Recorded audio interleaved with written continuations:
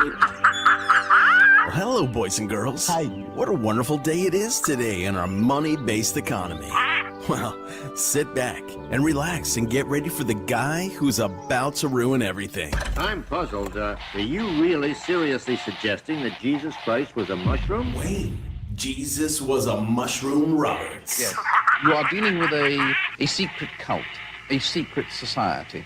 Welcome to Waning Interest. Welcome to the Waning Interest Podcast, number 89. Why'd I fucking put 90 on here, you stupid cunt? April 16th, 2022, either way. The Babbling Dabbler, the smallest click on the internet, the pinball brain in your favorite machine. It's like a diary or a book, but not as stale or coherent. From a more mentally challenged Forrest Gump. And I'm craving some peas and carrots. Beckham. I said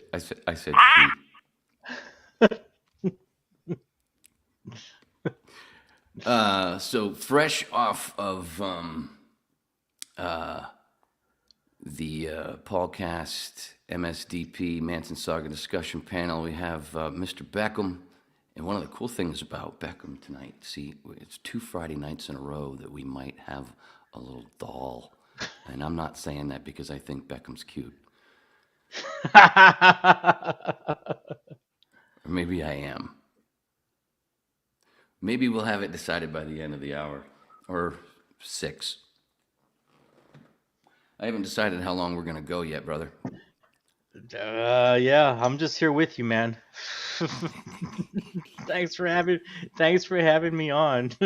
Dude, I thought it would be perfect Easter weekend, and how deep you like to dive into stuff. Somebody say Crisco in the chat. No, you go deep, and you go pretty deep in some stuff. So I'm like, fuck it, Easter weekend, man. Let's talk to fucking Beckham about. It's all about the mushy. Oh, dude, yeah. Fucking Easter eggs, rabbit. You know the ET thing that I've done, right? Yeah, you told us about it a little bit, and Yeah. you have me completely looking in a different window when it comes to that.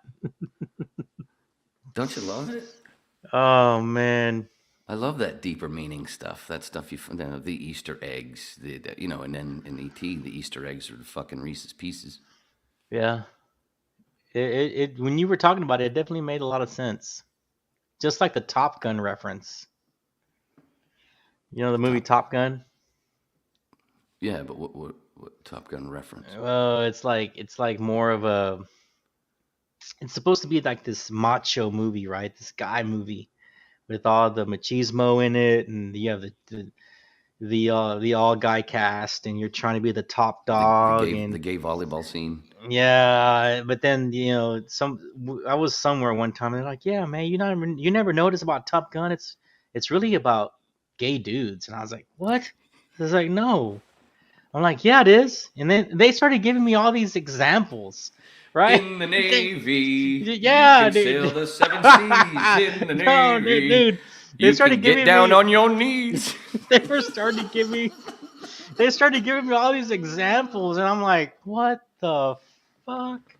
I'm like, "Dude, you're like ruining a fucking movie for me, man." And then okay, Top Gun 2's coming out. Top Gun, yeah. Top Gun 2, the bottom. It's like coming out next month, and I'm like, "Oh man, here we go again." And then the third one will be the subtitle will be versatile. No. And then it'll get so fucking bad by Top Gun 5, there'll be Tom Cruise with a can of Crisco. For his joints, right? It'll be for his joints because he'll be so fucking old. Ooh, Jesus No, Christ. man, yeah. We're not even 5 minutes in, and we're already slipping all over the floor. Thanks, James, for that joke earlier. Oh God, that's Oh, so fucking dude. funny. Dude, I'm supposed to. My military buddy, my military intelligence buddy, is supposed to get us tickets on a fucking carrier to watch this part 2, man. And we'll see how that What? goes. Yeah, You're gonna go watch it on a carrier? yeah, supposed to in San Diego. Fuck, that'd be insane, dude. I know that's what I'm talking about. But like, I'm telling you, the first part is ruined for me when this other person was like, "Have you not You're just noticed gonna- the Have you not noticed the gay references in this movie?" And I'm like, "What the fuck are you talking about, dude?" And he's like right at the beginning when they do the flyby and they have the colonel, and he's like, he's like, I want, he's like, I want some butts and I want them now. I'm like, what the? Oh, fucking A. dude. Okay. If you go back and rewatch Top Gun, You're gonna walk onto that carrier and you're gonna wonder if every dude on there is wearing a jockstrap. No, I might just go to the local theater now, dude. Wayne, I might just go to the local theater and just watch it on my own. Oh, I think, did I ever tell you? Speaking of cruise, way back, what was it, 95 or 96? Live, we did it live. I was Phil Hendry. I think I've told you about Phil Hendry before. He was a radio host who did voices, characters, shit. And I was his backup producer. And I said to him once, because he talked a lot about movies, we were both into movies, and I said to him once, "Hey man, if I transcribed a scene from a movie, you want to fucking do it on the air?" And he went, "If you sit there and transcribe it," and this is 95, so fucking VHS tapes. Yeah, it would be different. It would be a little different for sure. So I transcribed the final courtroom scene in A Few Good Men. Oh, Took me a long time. So I typed it up. I wrote it out, and then I typed it up when I got to work, and gave it to him, and he went, "Motherfucker, you did this shit? We're doing it." And so Phil did the judge, Jack, and Kevin Bacon, as dirty as that sounds. And I was Caffey. And we did it live on the air. Fucking phones lit up. bro, Holy that is shit. an intense. I just literally watched that movie like maybe a week ago. I watched that scene. That's an intense. That scene is intense, man. It's one of and the I greatest scenes in movie history. Is it? It's I thought about that. Is it considered one of them? Absolutely. To me, Oh, it is. For dude. sure. And like, did they let Jack do it on his own? Did he follow script? Do you know? Yeah, no, that was all script pretty much. Okay, There was maybe a alright. few things maybe he added here and there, but if I'm not Okay. mistaken, I think they got that last little piece. I think they did it in 2 takes. That's what. did- he That's did. what. No, I'm sorry. You're right. That's what it was. That's what think it so. was. Is that he was perfect. He was on, and it was just like you're right. 2 takes or something like that, and they didn't have That's to why he gets redo paid it. what he gets paid. Yeah, dude. That's what it was. That's what I read about it. That it Look- was and so. look- That it and was now we're- so we're- on. Yeah. And now we're talking about Jack Nicholson. Jeez, it's the fucking the 2 degrees of Manson. Oh, Here we are. man. Here we are. It always leads back to fucking Manson. Listen, I'm gonna look at the chat here. What do we got? Sydney, but they're just talking to each other. They're just Top Gun. Someone do a current Val Kilmer impersonation. Oh, that's fucking. No, I don't know, show me. dude. I don't. I'm actually looking forward to it because of all the extra footage that they filmed. That it's supposed to be badass, like all the Oh, the new Top Gun. Oh yeah. it's yeah, gonna- all the pilot stuff or whatever. Yeah, all the action scenes. That's the visuals and stuff and the music were the main thing that grabbed the audiences back in the day. That was unbelievable. When you go back and realize that was fucking late 80s, it holds up on that. That's the fly, a lot of the flying shit. The flying stuff. And then you got my mom who did the song, Danger Zone. Really? That's my opening joke in stand-up. That don't bother pulling your phones out to Google it. It's true. 51 years ago, Kenny Loggins and Chuck Norris played a lot of bareback leapfrog, and then I squeezed out. And yes, Kenny's a great mom. But seriously, when I was born, I wrecked that man's vagina. But that's what gave him the voice you all know and love. So I'm all right. Right. With the little beaver guy. That's look the little beaver dude. Look, the little beaver guy hopping around. Fuck, what's the movie? Jesus Christ. The golfing movie. Yeah, Why I can't know. say it? I almost Caddyshack. Caddyshack. There you go. I almost said Stripes. But yeah, that's my because I got I get you must get. I'm still trying to figure it out who it is that you look like because everybody does. Nobody. I'm the same way, bro. You know who you look like. You know who you look like. I watched a movie tonight. Well, I was getting ready to go work out, and had the TV on, but you look like an '80s version of. God damn, I can't remember his name now. Kenny Loggins. No. Before he had all the plastic surgery, he came Mickey out Rourke? on.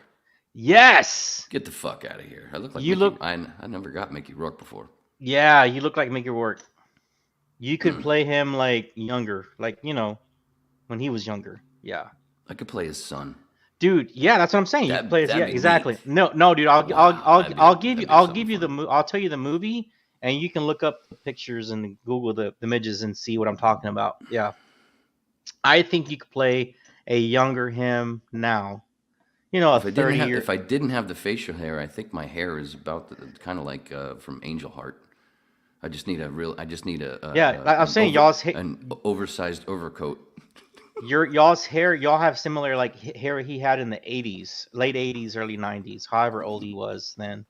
I know he's like 70, probably early 70s now, but He's getting there, yeah. yeah. There you. How did you know I was gonna say that? Must have heard it before. Then you must have heard it before. What, Make no, your work. no. What gave it away was when you said the face work. Oh, okay. There you go. But some of that's from boxing. This is the first time I've seen someone smoke during an interview since Tom Snyder.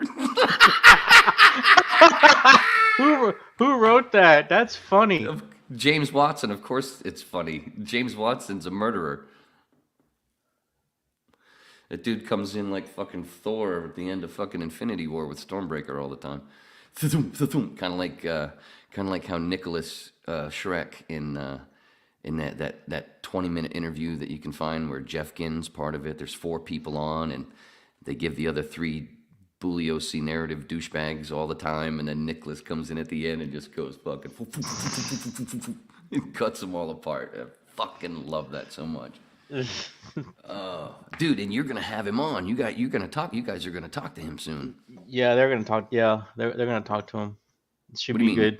What do you mean? You're not gonna be part of that? No, they do the interview stuff. I'm in the background, man. I don't. That's insulting. I just do the research in the back. That's what I do. That's disgusting. Now say something revolting. So we have a trio.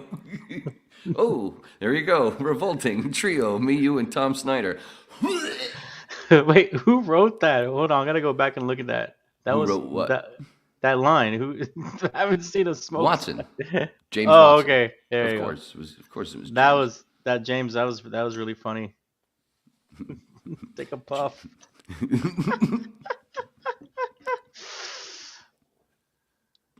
And Snyder is sweating his fucking nuts off. He's inside that hot cell, all those lights, and Charlie's not even sweating, and he's the one with he's the one with the beard and the long hair.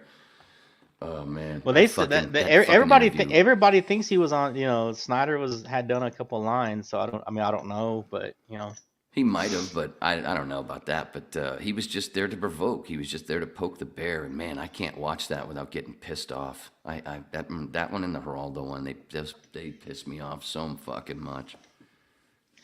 Sometimes it's just better just let the person do their thing, man, and just sit back and watch, or just don't ask them any questions. Just let them talk. Exactly. Let him fucking talk. You kept cutting him off. Oh, Charlie, come down from the clouds. I'm trying to tell you, man.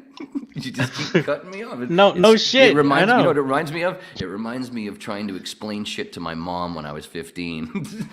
She get cutting you off. She Yeah, get cutting you off. You're not listening. You fucking asshole! Why did you do that? Wait a minute. Wait. Go ahead. Give me your No, reason. it was the other way around. And you I called her the asshole. No. Maybe a couple of times. Oh shit, that's funny. Okay, can you imagine? Okay, so Charlie. Okay, you imagine Charlie being like complete ADHD, like completely, right? And he's gonna give you some truths in this moment, but you say something you completely derail his thought process. Like you just completely derail his thought, and you don't ever get anything from him. You know, because yeah. It also reminds me of when I was married. It's exactly like it, dude. I sit there. I think that's one of the things that makes me. How long were you makes me so married? angry. How long were you married? 02 to 08. 6 years. Wow, that's a long time. Well, at least And that's we a got long together time for me. And we got together in 99. Oh yeah, so that's a long time. My daughter was born in 01. Wayne, if you need help and are there against your own free will, blink 3 times.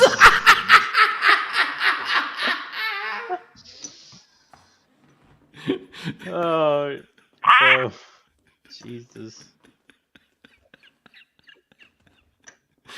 I love Danny. She's so goddamn funny.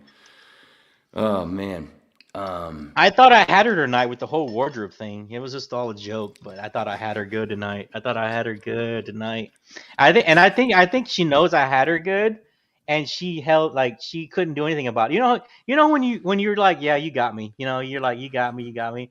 I think how you got Paul the last time you guys were on. Yeah, exactly. And I think you tell him a joke or something. Dude, I think I had Danielle tonight, and she knew she just had to take it. She was like, you got me fucking an hour ago at 11:30. I'm set to go at midnight and 11:30, and then you're like, I'm ready to go. I'm sitting here watching you guys going, I'm not ready. What are you talking about, Holmes? I'm like, dude, I'm like, let's go, man. Let's fucking rock. I'm looking at my watch going, we got 30 minutes. I have a date coming over when we're done. So I was like, yeah, I'm on a time punching card here. Oh, wow. So this is going to be a threesome. Yeah, it could be. Yeah. We're not in LA, though. I had a few of those in LA. Yeah, I bet you did.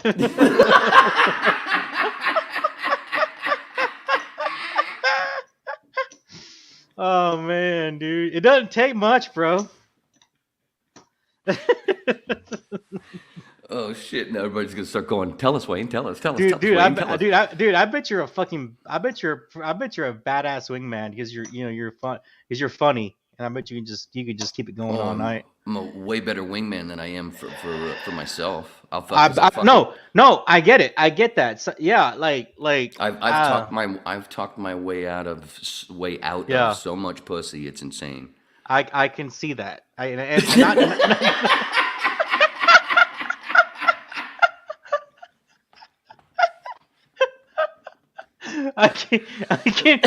can, bro. I can see that, but you would, dude. I would bank with you. I need you to come. I need you to come with me, and dude. I would be like stamping that shit. Yeah, I don't think Danielle could print enough fucking shirts, dude.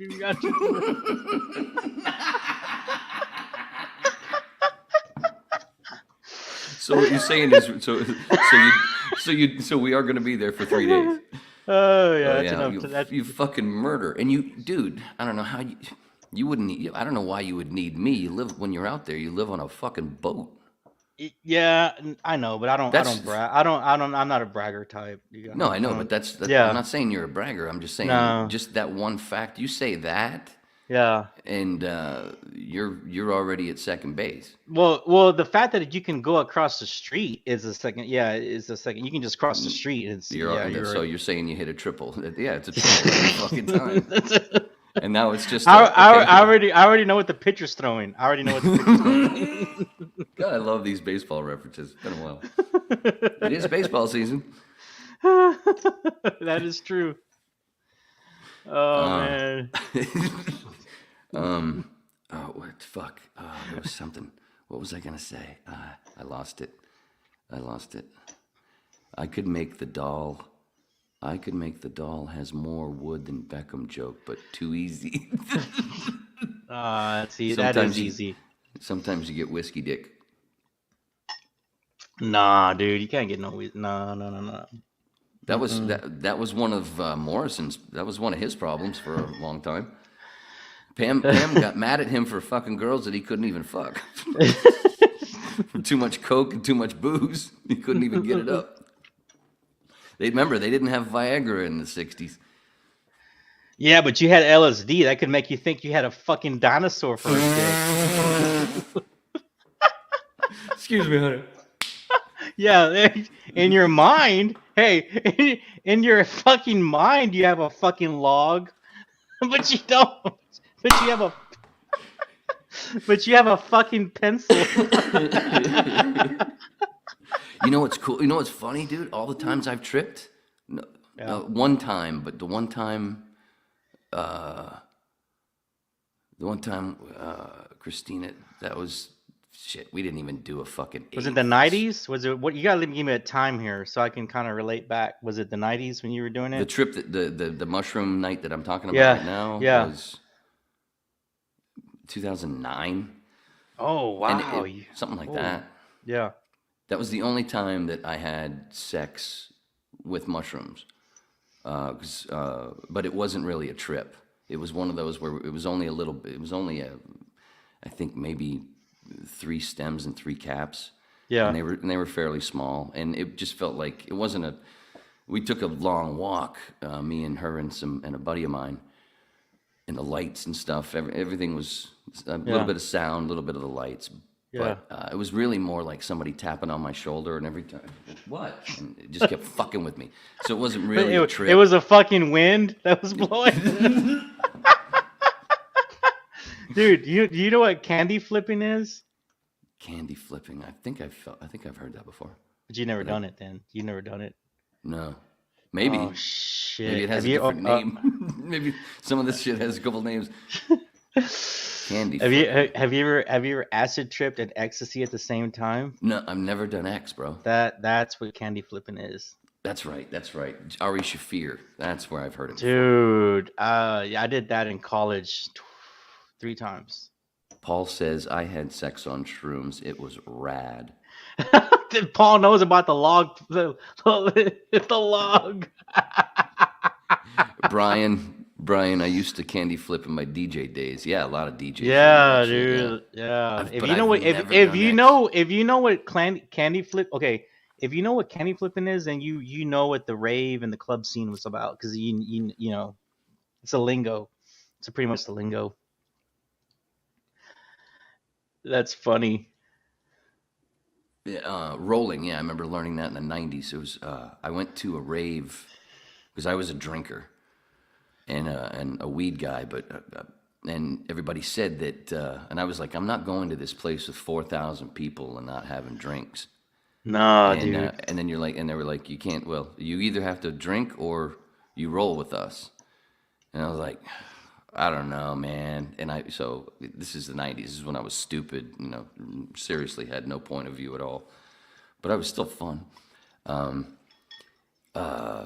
It was funny too, because back then I had way more people around me when I was a dumb cunt. And as I got smarter and smarter, I got less and less people. Like, wait a minute, where'd you go? I'm not fun anymore. Oh, it's you guys. Was this when you were trying to figure out what you wanted to do? What you wanted to do? I was in radio. Okay, so you're already in radio. Gotcha. Yeah, and I was starting doing voiceover stuff, but and it was some radio folks that I went to a rave with, and they were into Dude, rolling. the 90s was big in that. I mean, the late 90s. Yeah. Oh, dude, it was big in that. The club scene was huge. I think it was 4,000 people at this place, this big warehouse in Miami, and I think a couple of, if I remember correctly, 2 or 3 kids overdid it or something, or I think they probably ecstasy, probably. Yeah, they overdid it, or they had bad stuff. I like how now I used to tell people about the kits that they have now, the Fuck, who does that shit? Dude, my sister's in They have college kits so now. you can test it, so you don't test. You can test all your shit. Really? Wow. Yeah, you want to test it too, because Dude, my for fentanyl. Oh, that I've heard of that. See, I Yeah. wouldn't even mess with that stuff nowadays. But my sister's into that, and she's in college, and She's into fentanyl. no, hopefully not. No. But she's into that whole scene. She's in Dallas and in Houston, and she was like, "Hey, you wanna go with us to go buy this old guy because I guess he's still kind of fun to hang out with, or at least I can pay for shit, right? One of the two." So she's like, "Hey, you want to come out for New Year's Eve?" And I was like, "Well, if I'm gonna go to that scene, I need to be the older guy. I need to be the one in the suite and shit, first class, or up there. I ain't gonna be at the bottom with you doing all your Oh, we're back to Top Gun. twirling and shit, Sorry. But dude, have you seen what the girls wear nowadays to that stuff? No, dude. Oh man, But they wore cool. They wore some nice stuff in the 90s. But no, they don't wear. They wear. It's a They wear- completely different thing. It's a completely different thing now. Yeah, Wow. it's crazy what they wear now.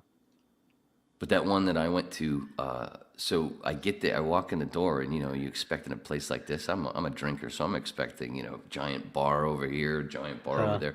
Dude, the bars, they had the tiniest fucking bars you ever saw in a place for 4,000 fucking people. The fucking they give a it was plastic like cup. me. Plastic I was cups. I was drinking beer. Yeah, I was drinking. I had a big. They had the pounders. The pump. Hey, And, did they start pumping the pump for you? They seemed, some of them wanted to. All those girls walking around with the pacifier. That's fire, yeah. And Yeah, because they're everybody- fucking Xing and shit on the Yeah. pacifier, dude. Yeah, I know. Yeah, I never thought of doing that. I should have when years later when I experimented with methamphetamine. I remember it was one point where I was like, man, now I understand. I never did ecstasy, but now I'm understanding the whole thing. Yeah, your jaw and the whole thing, and Dude, Jesus Christ. dude, ecstasy and sex. But I think That is a trip.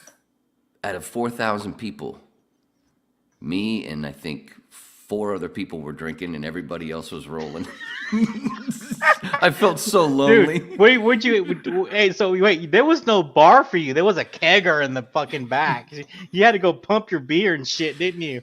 No, dude, dude, I'm serious when I say the bar was no bigger than the desk that I'm sitting at. It was so, and Who's it was this? only 2 of them. It was Dude, only 2 of them. There who's was this one here, there was asshole? one way Like, over there. hey, asshole, why don't you just fucking enjoy the trip and not fucking bug me for a beer? But they wouldn't let me. They wouldn't let me do it with the. And that was the funniest thing, of course. So I'm like, I don't know if I want to Bro. try it yet. I don't know if I'm ready, and I want some, and I want You some were- drinks. And then they were like, well, if you drink, you can't. And then after a couple of drinks, I was like, okay, I'm ready to do it. Like, now I want to do it. And they're like, no, you can't now because you've got alcohol. Like, Yeah, no, well, come on, man. bro, Only dude, 2 beers. I'm wondering what it would have been like to drink a fucking Red Bull with that shit. Now, can you imagine like doing that I and can't even drinking drink that. I can't even drink those things right now. Oh, dude, can you imagine candy flipping and drinking a Red Bull?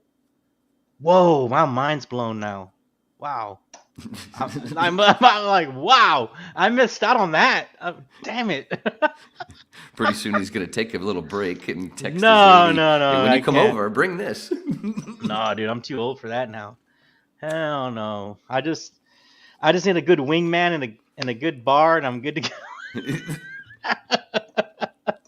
I stopped into today. I stopped into a place here in my town that I'm back in the town that I grew up in, and this one restaurant, this neighborhood restaurant that everybody and most people in Maine knows. They used to have a thing called One Stop, and it becomes a habit. Cole Farms. I actually, when I was working in radio in '94 in Miami, I asked on Mother's Day, I was the overnight board op, and then the host that came in on Sunday morning at 6 a.m.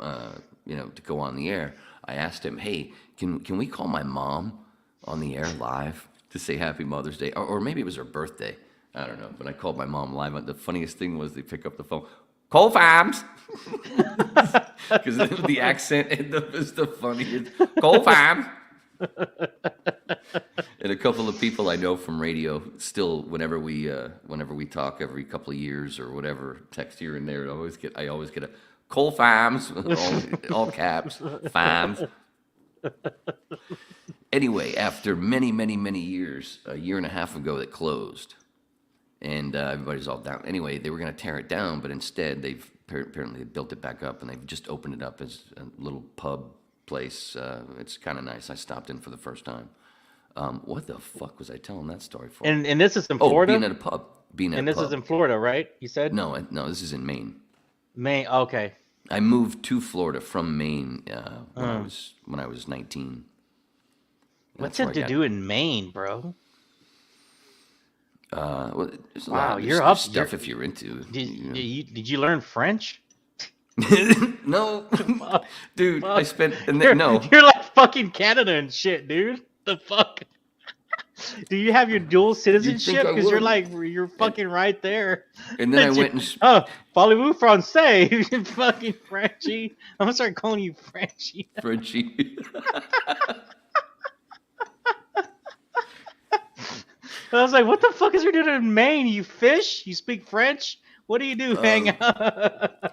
Yeah, I used to fish in the Royal River. And the Royal River was right down here. There you go. Remember the movie Stand By Me? Yeah, that's where they found the dead body. That was actually Maine. That wasn't Oregon. Like the producers fucked it up reading the script and assumed Portland, Oregon. So that's why. But everything in there is all Maine. The Royal River. Well, do you know why they call it the Royal River? I'm waiting. Hold on. Go ahead. No, there's no punchline. Oh, damn. Because it has to do with the fucking French shit. That's why.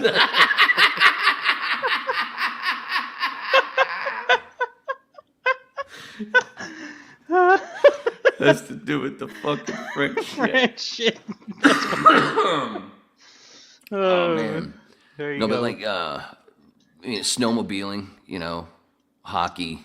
Even though my school didn't have hockey when I grew up, my school didn't have hockey until they didn't get hockey until 7 years after I graduated. Fucking assholes. But it's so small. Back then, of course, even smaller than it is now. So my school was 2.5 towns put together for one decent-sized school. I only graduated with 116 other people, 117 other people. That's small. Yeah. And you still couldn't get laid? I'm just playing. Oh, I got some of that. Here's a story. Your chances are better in Maine. Here's a story. And as a kid, we take a trip to Sunday. We take a weekend trip to Sunday River, which is a ski resort about 2 hours, an hour and a half, 2 hours north of me, and family thing. And my stepsister was playing in the band that weekend at the resort as well. So we were going to go skiing, stay at the resort, see her play the band, blah blah blah. Nice little getaway. And a girl that I was activity partners with. Right.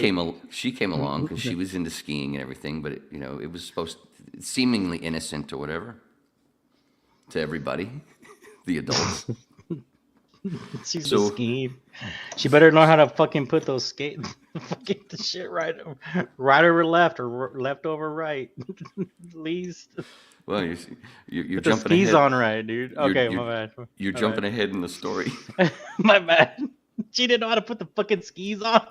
No, there never was any skiing. Oh shit. Well, there was in bed. The first night, we go to the resort, and my stepsister band plays blah blah blah whatever, and then the adults are gonna stay later or whatever because we're 16, I think I was 16. Me and yeah, my stepbrother was he's like 7 months younger, so I don't know where this was, but anyway, so me, him, and her, we go back to the loft where we were staying. And we smuggled our own booze. So we had our own little party, drinks and music. Just the three of us when we got back there. Tracy my stepbrother goes to sleep in his. Did you thing. dumpster dive?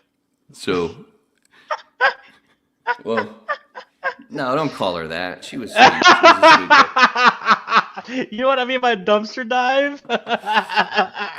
Well, that's got a bunch of meanings. These two are like two 8th graders telling dick jokes. You're goddamn right. Oh shit! Thank you, James. Man. What? Where was I? Oh, so Dumpster diving. What's your explanation? What are you talking about with dumpster diving? Nothing, dude. No, I'm gonna enjoy your story. I'm gonna enjoy your story. Go Dude, you for it. can't do that, man. Do you have a vagina?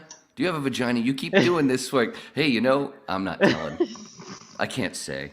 Is this because the first time like I had a similar story? No wonder Daddy calls you a bitch. Nah, fuck you, dude. No, kidding. man, I'm just trying to be respectful, but I know, I'm kidding.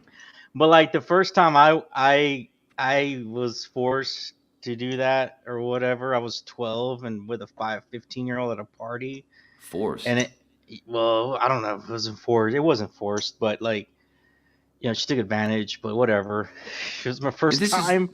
And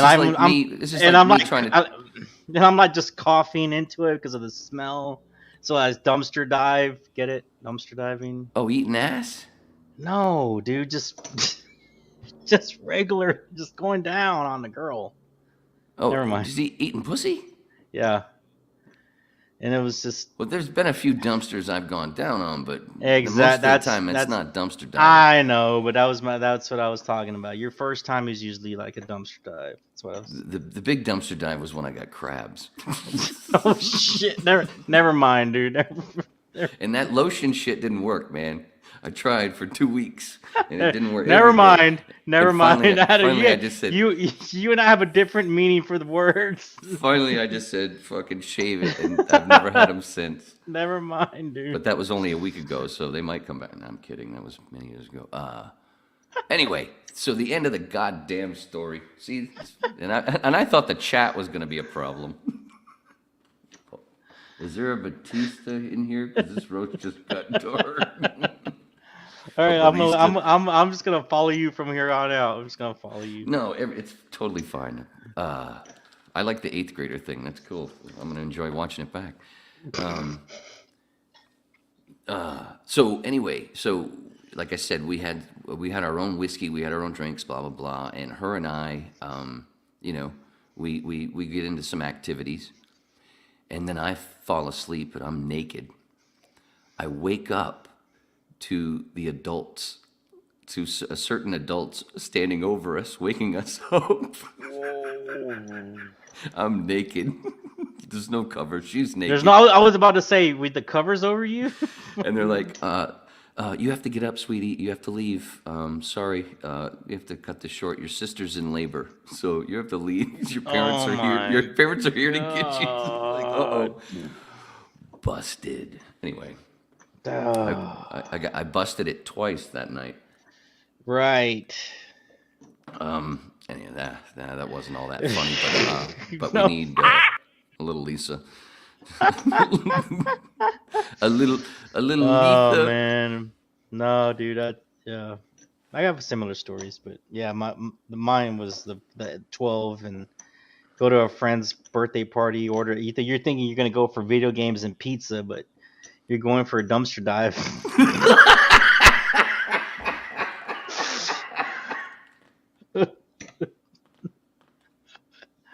There's a promo. 39. You're 12 and you think you're going for pizza and video games, but you're actually going for a dumpster dive. Oh yeah. All right. Oh, now what you're making me think of is remembering how the girls back then might not have been as hygienic because they weren't aware of things. So yeah, it could, at that age, certainly. We have like 3.5 hours to go. Dude, if we ended it right now, this would be a best of. Dude. The chat is the least of your problems.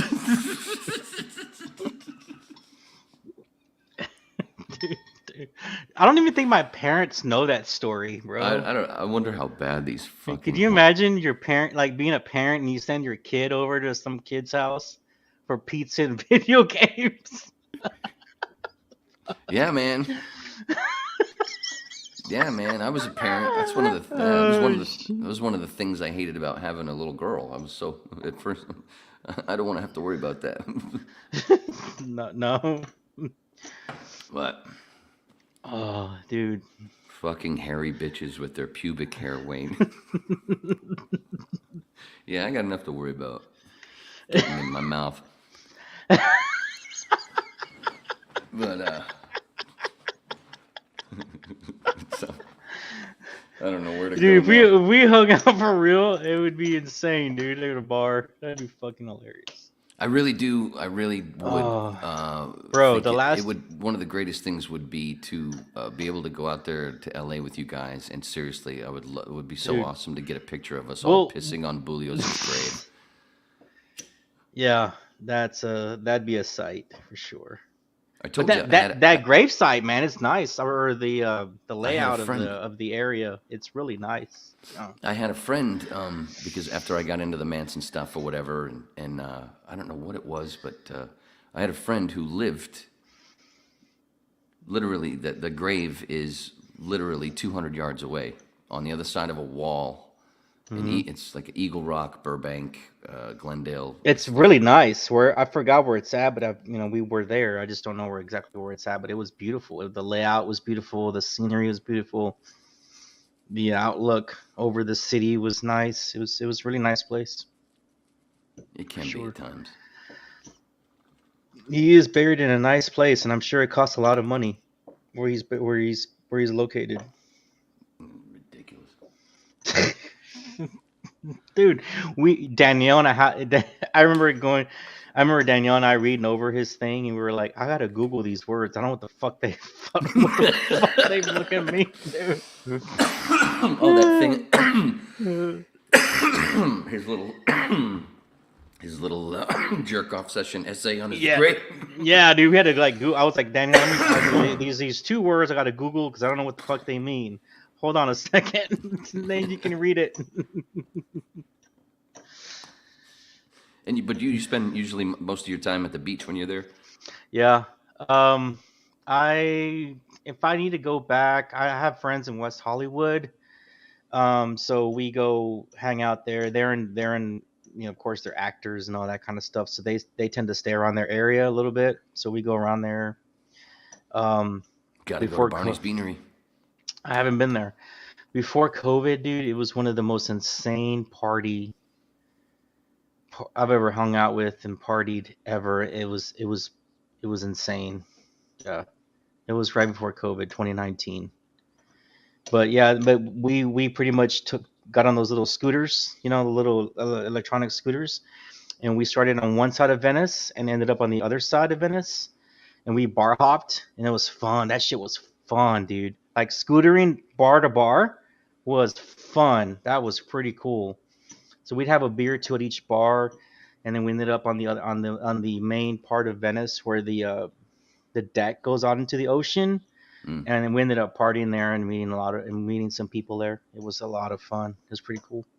And you remind me of that crowd because of your background and stuff like that. So it was pretty fun. It's pretty fun when you.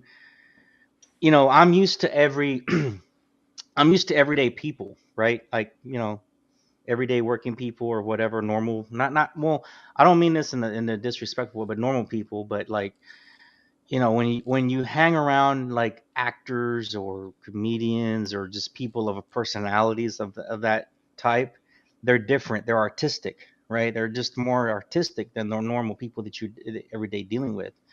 So it's definitely so it's definitely different, and it's different. It's fun. It's different, and you can be in for a wild night, and that's what it was. It was a wild ass night, dude. It was fucking badass. It was pretty cool. Yeah. So, but you know what I'm talking about. Then And A bit. you got to hang with them, dude. If you can't, yeah, you got to fucking hang, and you got to be able to, you got to hang with them. You know, you got to be able to fit in and hang with them, for sure.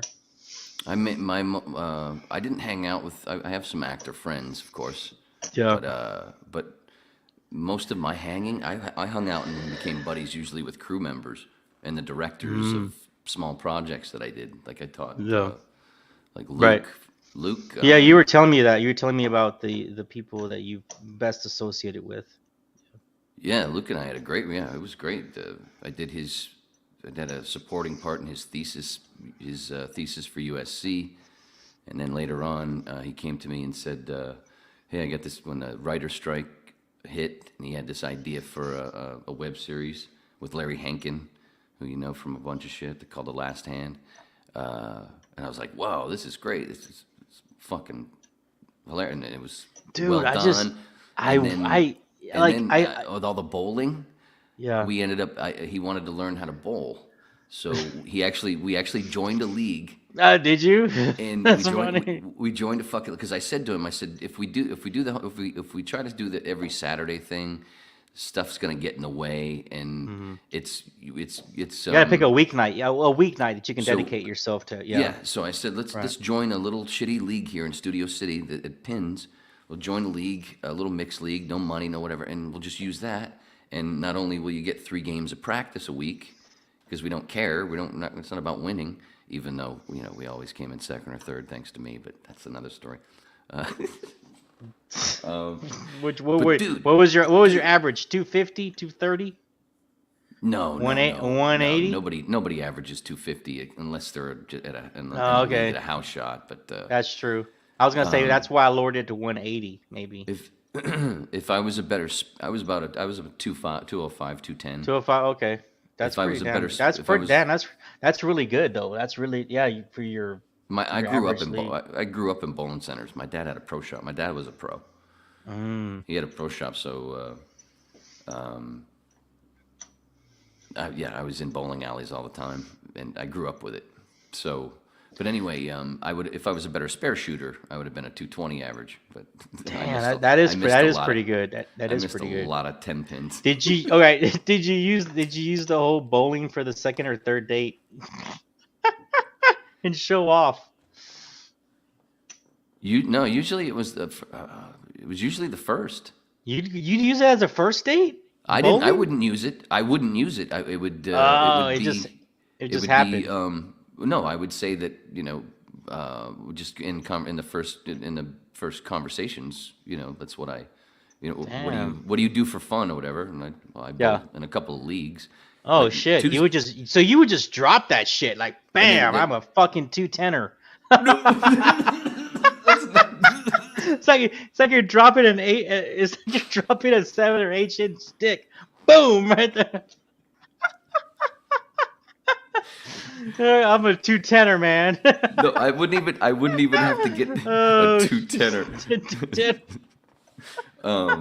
I wouldn't even get to that. I wouldn't even have to get to that part. As soon as I would say the bowling stuff, I love bowling. Let's go bowling. I wouldn't even have to do it. I wouldn't even have to suggest it. And I'm like, all right, let's bowl. And I was a good teacher. So like with Luke, dude, You're a good teacher. Put your fingers in the holes. Oh well, Bill says the Kingpin. Dude, I've always wanted to do a bowling movie that was more like The Color of Money or The Hustler. That's a real one, but not Kingpin with. With somebody who can really bowl too. Because watching these guys pretend that they're really good bowlers, I hate it. It's like when military people watch shitty military movies. Like that's not how it works. Exactly. Same kind of thing. Yeah. Like, fuck, Right. it drives me nuts. Or like watching somebody smoke on camera that doesn't smoke. I could see a fucking shirt that says 210er, 210 ER. So 210 with an ER. So check this out. Along the lines of what you're saying, this is Luke's creativity. This is the director, creator, writer. My buddy Luke, dude, his wedding was at Henson Studios. I'm sitting there at a wedding listening to vows, and I'm looking up at Kermit the Frog up on the fucking roof, dude. They had In-N-Out Burger. In-N-Out Burger truck was dinner. Don't tell Danielle about In-N-Out. And dude, they're the geeks that creative geeks that Luke and his wife were.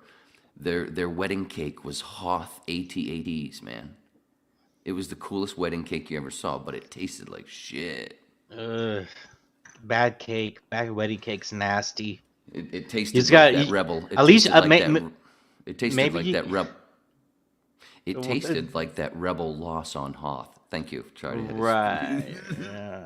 Yeah. Sorry, what were you saying? No, I said maybe you could chase it down with a good champagne that they had on the table.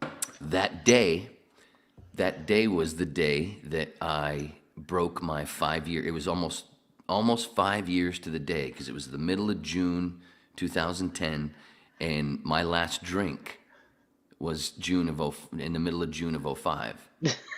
So, dude, 5 years, and at that wedding, I decided, fuck this, I'm having some beers. Dude, And then on the ride home, I had to pull over at the Ford Theater and piss in the parking lot because of traffic. I've done that before. Dude, the fucking traffic is a mess. It was my first reminder of, I haven't drank any beer in 5 years. Fucking A, 3 of them, and I was pissing like I had 12. What was your goal? Was your goal to stop drinking for life, or what were you doing? Or just like AA or what? I had gotten a DUI, and I knew I needed a break. I'm not laughing at you. You're laughing at a story that happened to me. Yeah, it's a lot of people do quit for a while after DUIs because they keep hearing that if you drink again, you keep drinking, you're gonna drive again. Dude, I have a funny story. Well, yeah. I don't know if it's funny or not, but I was at a New Year's Eve party, and it was a two-topper, like, two-story house, whatever. And I'm upstairs. I'm pretty the top thing. Go ahead. Yeah, I'm getting pretty hammered. I'm upstairs, and I'm bored. So I'm like, oh fuck, I'm gonna get me a refill. So I go downstairs, and there's a guy walking around the kitchen. I'm like, hey, what's up, man? Me, Beckham, whatever. And he's like, what's going on, man? I mean, we started shooting the shit, we become friends. And I'm like, dude, let's take some shots, because I wanted to up my level, right? So we start shooting and back and forth, and we're having some laughs. All of a sudden, this girl comes out of nowhere and slaps my arm. She's like, what the fuck are y'all? What are you doing? And I'm like, whoa, I don't even know you. And she's like, and then she looks at him. She's like, Billy, you fucking asshole. You told me you were going to stop. And he's like, what? And I'm like, what? I'm thinking what the fuck? Because we're having me and this dude are kicking it off, right? We're having a good time. We're drinking. We're taking shots. It's New Year's Eve. And she's like, and she looks at me. She's like, you fucking asshole. He's a recovering alcoholic. And I'm like, what the fuck? I was like, so then my friends come down. They're like, dude, you gotta just go outside. You need a breather. I'm like, what the fuck did I do? I didn't do anything. I'm just made a fucking friend, and this guy's cool as shit. This guy's cool as shit, dude. And then she's like, of course you hear her going off on Billy, or the fuck his name was. I don't know what the fuck his name was, but she's like, she looked at me. She's like, you asshole. He's a recovering alcoholic. I'm like, how the fuck? So I got an alcoholic to join me in drinking, dude, for New Year's Eve. Why would you fucking bring a guy that's alcoholic recovering to a party? It wasn't even my fault, but it was pretty funny. How long had he not been drinking? Do you know? I have no idea, dude. I don't know, but it was pretty funny. But it was funny because my friends were like, they thought it was my fault, but then I had to explain myself, and I'm like, we're just hanging out. We're just having a good time. Just go outside, get some air, and then come back inside. It's like, dude, yeah. I had the same feeling on the show before yours a minute ago. The same feeling. What? Which one? on the podcast, the show before yours. No, I know, but what feeling? The whole blame it on Beckham. I don't know. Oh. Oh, because you made that racist Asian joke? No, it wasn't. Whatever, dude. Stop. It was not. I'm joking, brother. No, there was all kinds of things that got mixed because of the chat. I mean, Bill, by the way, it was 5 years almost exactly.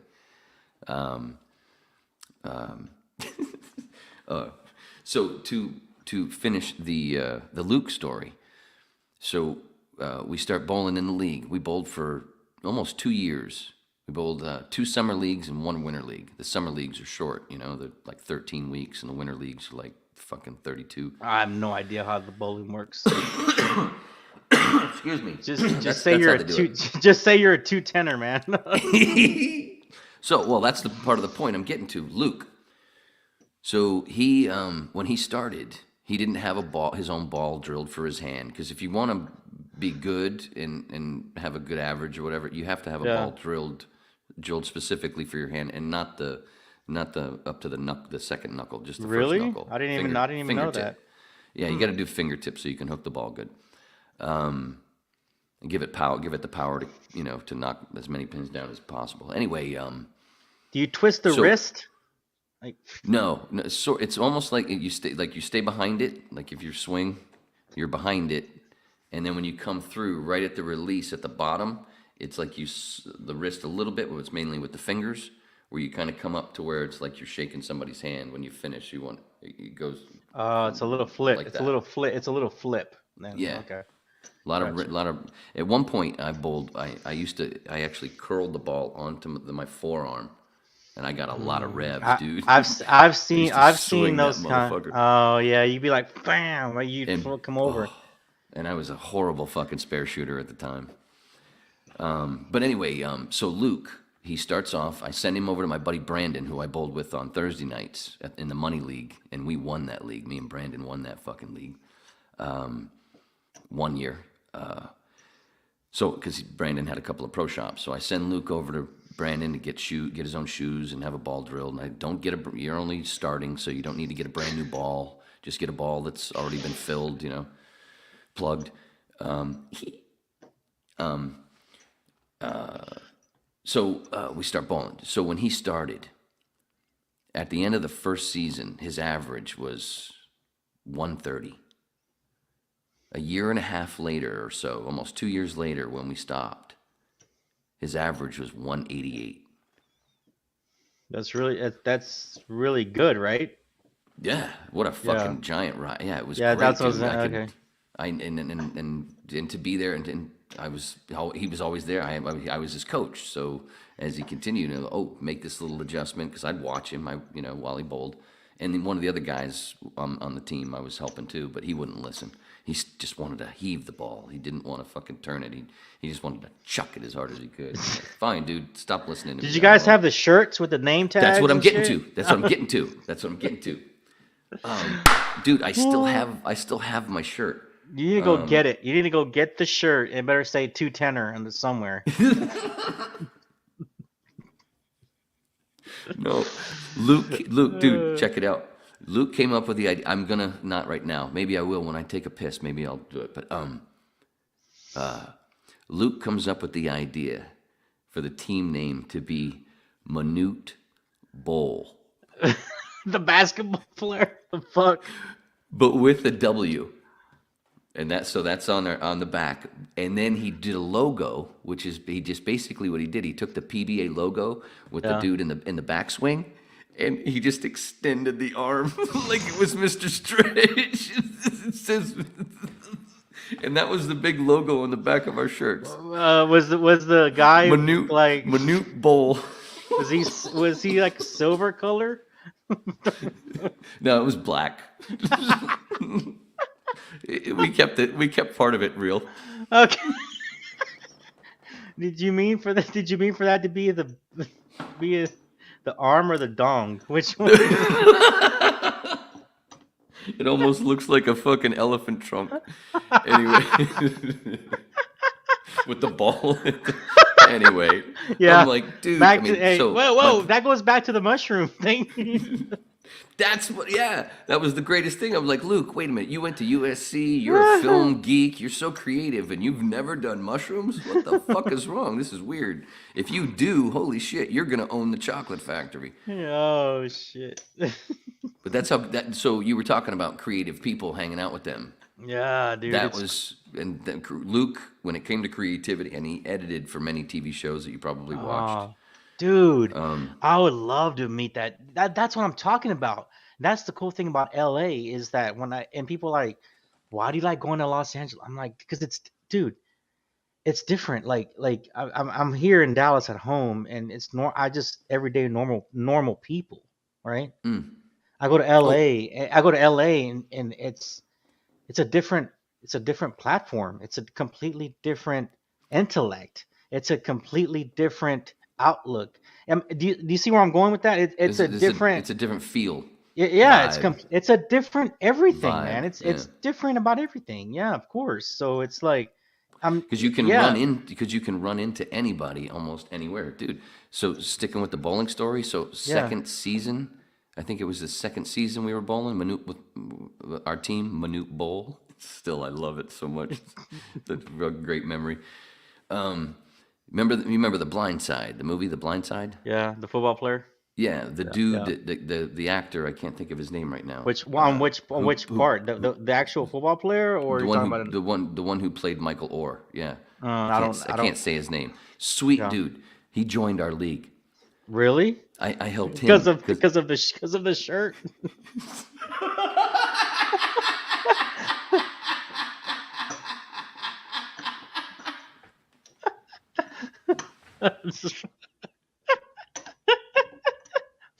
Oh, dude, I'm sorry. oh good I have a napkin. Oh shit. Oh shit.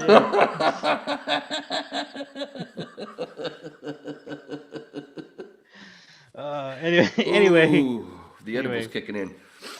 No, that was great.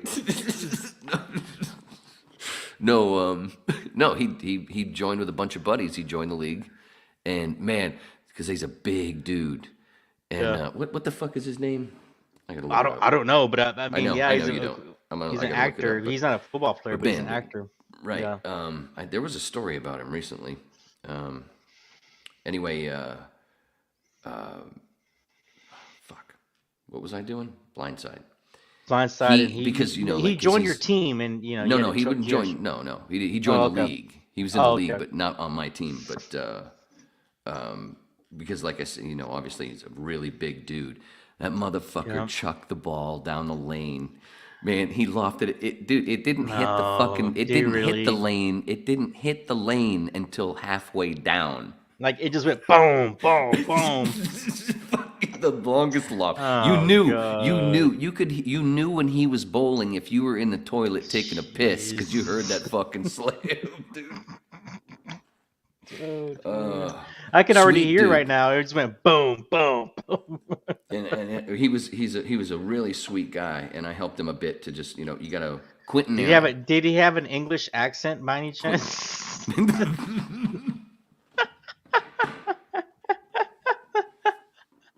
No, but he didn't have no. But I tell you what, his voice really is not all that deep for a big man. Right. Yeah, Yeah. he's a huge teddy Exactly. bear, and I That's what helped I'm him. talking. That's what I'm talking about, dude. Like I'm telling you, man. Like So I hanging. helped him. Helped him. I said, first thing, brother. First, I know it's difficult. First thing you gotta do, you gotta Feel the slow the fuck down. feel Slow it down. in. Bring the ball in. Feel Slow. it. Yeah. Feel it. Feel it. Let it just rotate off your wrist. Just let it rotate off Just your wrist. slow down. That was it, man. Because it just fucking ran to the line, and because you could almost hear the. Boom. Anyway, Bro. so he improved. I got him to improve. He slowly slowed it down, and then fucking Chad Michael Murray. Chad Michael Murray, the actor. What was it? One Tree Hill. He was on. He's been on a bunch of shit. I think he was on ER for a bit, maybe in the last few seasons, or maybe some. Dude, if you were on else. ER, knowing your personality, and you're trying to hook up with a chick on that show, I'd be dying laughing. I'd be like, that's bullshit. That's acting right there. That's acting.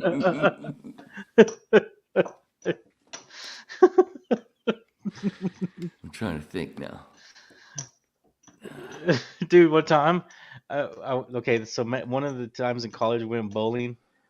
I decided to. I'm remembering this. I took X, and I was so fucked up. I walked out of the bowling alley with for the bowling shoes.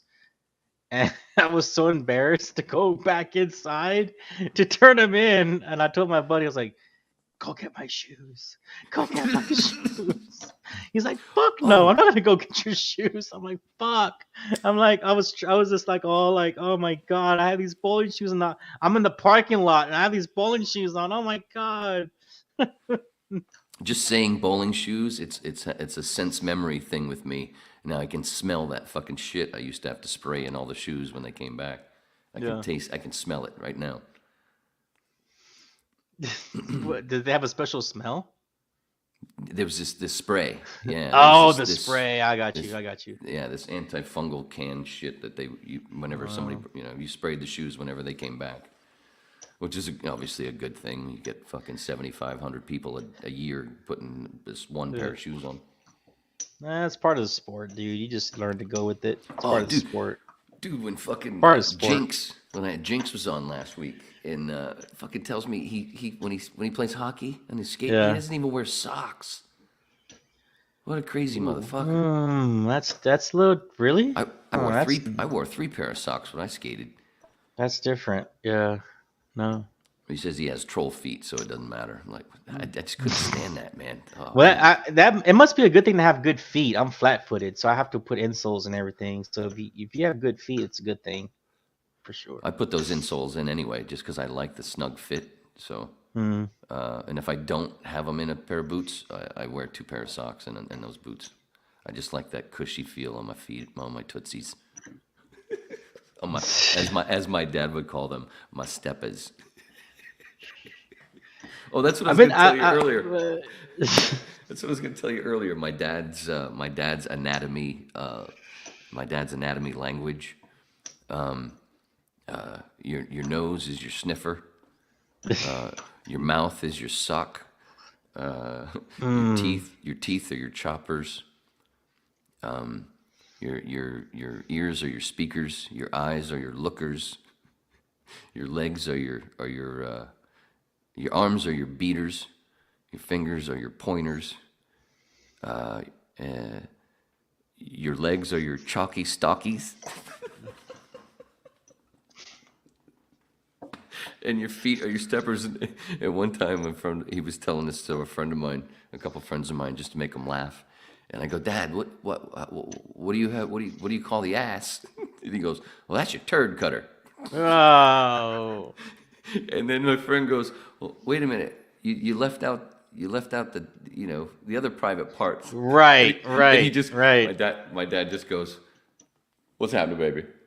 And he just throws his forearm on the table. Dude, he fucking 210 that fucking conversation.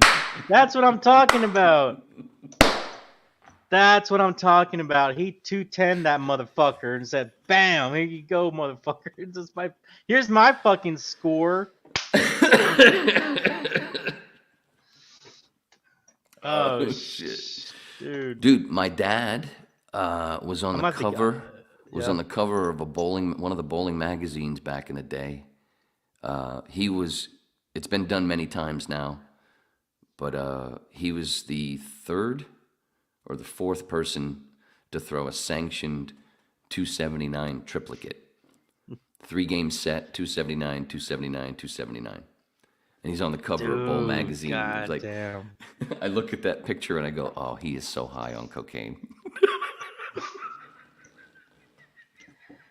It was the 80s. It was the 80s. Okay, how many times did he hit? Did he ever hit? I mean, it's probably a dumb question, but did he ever hit 300? Oh, yeah. He had a bunch of 300s. Okay, I was going to say. Damn, dude. That's fucking awesome. He retired, quit, and stopped bowling altogether in, I think it was 96. And at the time, I think he had 12 300s. Damn. And back then, it was harder to shoot 300. Now it's easier because the equipment is so strong. And did they make the surface? They make the surface probably more smoother, maybe now. I mean, I don't know. I would think so. It's the surfaces are more synthetic. There you go. Years have gone by. The lanes are more synthetic. As back in the day, they were more of a wood. Right.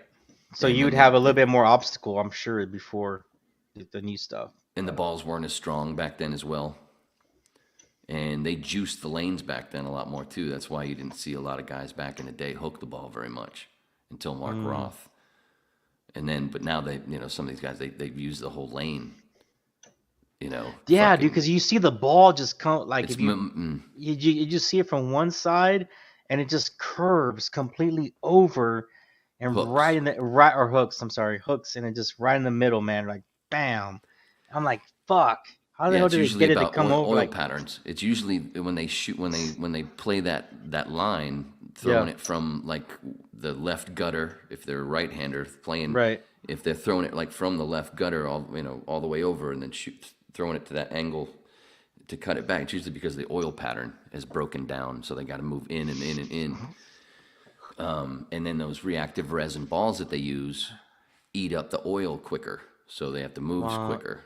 Damn, I always thought it was the flick of the wrist and shit. Dude. Oh, that's got a lot to do with it. Oh, okay. Yeah, the wrist and the fingers have a lot to do with it. And now I fucking, yes, some of them are really good, and I take nothing away from their talent, but I can't fucking stand all the two-hander bowlers. I hate. Oh, when they do this, two hands. Yeah, and, or like Jason Belmonte. Oh, they do. Wait a minute, they do this two-hand? Yeah, like when you were a kid. Really? Yeah, many pros do it that way now, and there's a good reason for it. They I get didn't know They that. get a lot more power. Yeah, you get a lot more power because you get more revolutions, so you carry better. Oh wow. You carry shitty shots, more shitty shots than you normally. I'm gonna have to watch those pros There's no yawning. nowadays. There's no yawning on the Winning Interest podcast, by the way. You fuck. My bad, dude. Dude, I'm gonna have to watch that because I didn't know that. That's fucking crazy. I did not know that. Yeah. And the last time I saw one guy just fucking grab it and was just like, he had sunglasses on and shit, like thought he was badass. And Pete Weber. He's fucking through a strike and shit. Pete Weber was one of my heroes, bro. Yeah. But I haven't.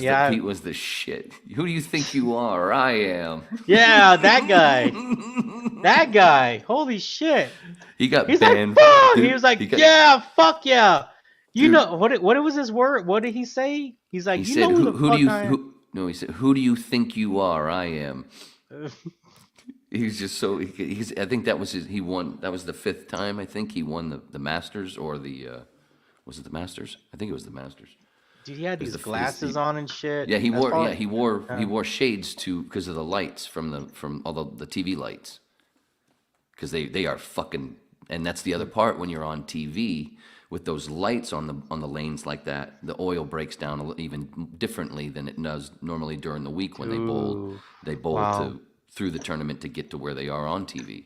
Okay, so you said he got kicked out or he got kicked out? Yeah, he got banned from the PBA twice for cocaine. Are you fucking serious? It was the 80s. They fucking drug tested or some shit. Dude, the fuck? Dude, Pete was hardcore, man. That little guy was hardcore, and he still Really? is. He's still not hardcore cocaine now, but I mean he's a hardcore dude. He's just a hardcore dude, and he grew up like his dad in bowling was Dick Weber.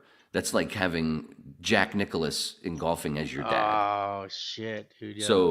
So he was a little different. He was like the John McEnroe of bowling. So he grew up with the bowling groupies at 13. He already knew what those games Dude, about. yeah. He was on the tour. He was on the tour at 18, I think.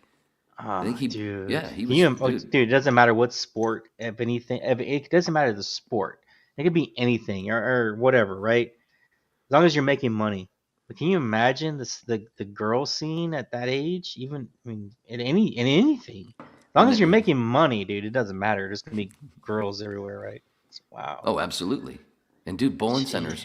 And I learned that that's how drug deals went down. Bowling centers were a certain spot for drug dealers, thanks to the payphones. Oh shit, the payphones. Oh, dude. In league, people coming and going. I have people this coming picture. in saying, "Hey," all this shit. Yeah, dude. I have this picture of this '70s dude That's on the one payphone. of the reasons. That's part of what I want. That's part of the story that I've always wanted to tell. A really cool. That would be a cool TV bowling show. movie. Or a movie, but you'd have to go set back in to the 80s or the 90s. Yeah, or, I was gonna say you'd have to go back in time to set the scene for that. Mm-hmm. Dude, I have this picture of this guy. Somebody out there write it on a payphone, and he's got the whole look, right? 78 look or whatever. And I guarantee I would be willing to bet some cash that fucking picture was taken outside of a bowling alley. I gotta show you the fucking picture, dude. It's fucking hilarious. You're gonna be like, yeah, if you just move the camera over a little bit, like you can see the fucking bowling alley the sign. lanes and the pins, Yeah, the and lane, the neon fucking, yeah. Yeah. Classic shit, dude. My, when because before I got into radio, bowling was the thing. I wanted to go out on tour. I wanted to do that shit. So I painted during the day. I bowled every fucking night. And, you know, if I wasn't working, I was at the bowling center. And if I wasn't bowling, I was in the bar. How old were you? I started, when I really started into it, when I really got into it was when I was 20. So, yeah, from when I was 20 till about 23, I was hardcore. I was, yeah. And, what the fuck was my point? Oh, and my boss, when I was a painter, was a buddy of my dad's, and he was a bowler. My dad actually had helped him as a bowler because they'd known each other for years. And like I said, my dad had that pro shop, and this was in Virginia. But now at this point, everybody, almost a lot of people from that area had moved to South Florida when I moved down there. So there was a lot of people that I knew from growing up in Virginia. Whoa. South Florida in the early 80s? No, early 90s. Early 90s. Oh, you still had the cocaine thing going pretty strong. Oh yeah. That's why I really learned it. I got the shit. Dude, shit. We got stories coming. I got the shit beat out of me from a cocaine dealer, and I didn't even do blow. I hadn't even done it yet. Whoa, dude. I was pissed off at him. Dude, check this out. I had a buddy of mine who was epileptic, but he didn't have the grand mal seizures, the heavy, you know, the tremble, not the trembles, the you know, episodes, the convulsions. Okay. He had the kind where he just basically, like looking at me right now, and just all of a sudden, you just go, oh wow. And he'd drool, and he'd just be out, and it'd basically be like a blackout for 5 to 10, like 5 minutes. Anyway, Scott was a little, because of the medication that he had to take, he was a little on the slow side, even though he was 6 years older than me, it was more like I was the big brother. Anyway, when I found out, I started wondering, what the fuck, why is he acting, why he is so juiced up? What the fuck is up with Scott? What is going on here? And somebody tried to tell me that he was taking B12. And then I found out that no, somebody was fucking selling him blow, and I fucking lost my shit. I lost my shit. An epileptic? Fuck is wrong with you, man? Yeah. You know and he knew it. He knew Scott's condition. Dude, I just kept fucking taking fucking hits, fucking bam, because I kept saying his name wrong on purpose. Nobody calls me that, only because I shortened his name. And I lengthened his name because he's normally known as a certain name. I'm not going to say it. And, you know, but his name was actually, you know, it's one of those names that can say, you know, and I kept saying the long version. You know, like, Wayne, don't say that. Only my dad calls me that. Whatever you say, so-and-so. Wham! Dude, he beat the piss out of me because I tried to, you know, I got in his fucking face in the parking lot. Anyway, and yeah, and I got really drunk before I did it too, so there was a lot of whiskey backing up that. At least, the dude was fucking twice my size. I was such. At least his name wasn't Julio and belonged to some cartel. And check this out. Now jump, and we made up sort of whatever, and we got along after that. And then I left bowling for a bit, and then I'm in radio. Bunch of years later, one of the rock stations, late 90s now, it was called Zeta Fest. It was, you know the local rock stations have those little fest things, you know, a couple times a year. Yeah, welcome. Halloweeny Fest, or, you know, the whole thing, you know, welcome. 94.9 Zeta, the rock station. See, you have the fucking, you go to the voice, dude. Go to the fucking radio voice. It's mainly from the cigarettes, brother. Thank Marlboro and American Spirit and Camel. So anyway, Zeta Fest, right? So I'm part of the station, part of the company, whatever. And I think this was the same day of a menage a trois that I had later. Anyway, point is, I go to the VIP spot to get a free beer because I could get in. I was part of the state, part of the company, the station. Right. And there he is. He was there in the VIP. I'm like, hey, dude. It's like I hadn't seen him in 5 years. What are you doing back here? We're going with Julio. You saw Julio. Yeah, I wonder what he was doing there with his really skinny girlfriend. And all those rock bands. And all those DJs. All those roadies. Gee, I wonder what he was doing there. Right. Anyway, jump 10 years later. No, maybe not even 10 years later. 5 years later, I'm talking to somebody that knew him and me at the same time or whatever. Mm-hmm. Oh, dude, he flipped it. Yeah, he's all, religion and totally clean, that whole thing. He totally, he did one of those vanity deals. Anyway. Next time he's like, whatever happened to Julio? Welcome back to the show.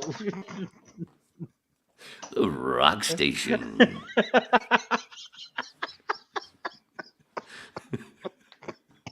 South Florida's coast, 97.3 FM. The best mix of the 80s, 90s, and today, with less talk. Dude, some people just have the voice, dude. Some people just fucking have it, man. God, it's a practice thing. One of the things that got me started with doing voice kind of stuff was my dad, my crazy dad. I'd sit there and watch movies with him or watching football, whatever. Like he would do this thing. I don't care about the fucking name now. It doesn't matter. It's not racist. That's what the name was at the time. I grew up a Redskin fan with him. Oh, he turned me into a Red. We were in Northern Virginia, and he grew up there. Yeah. So, and I was I was a little guy. This is the mid '70s.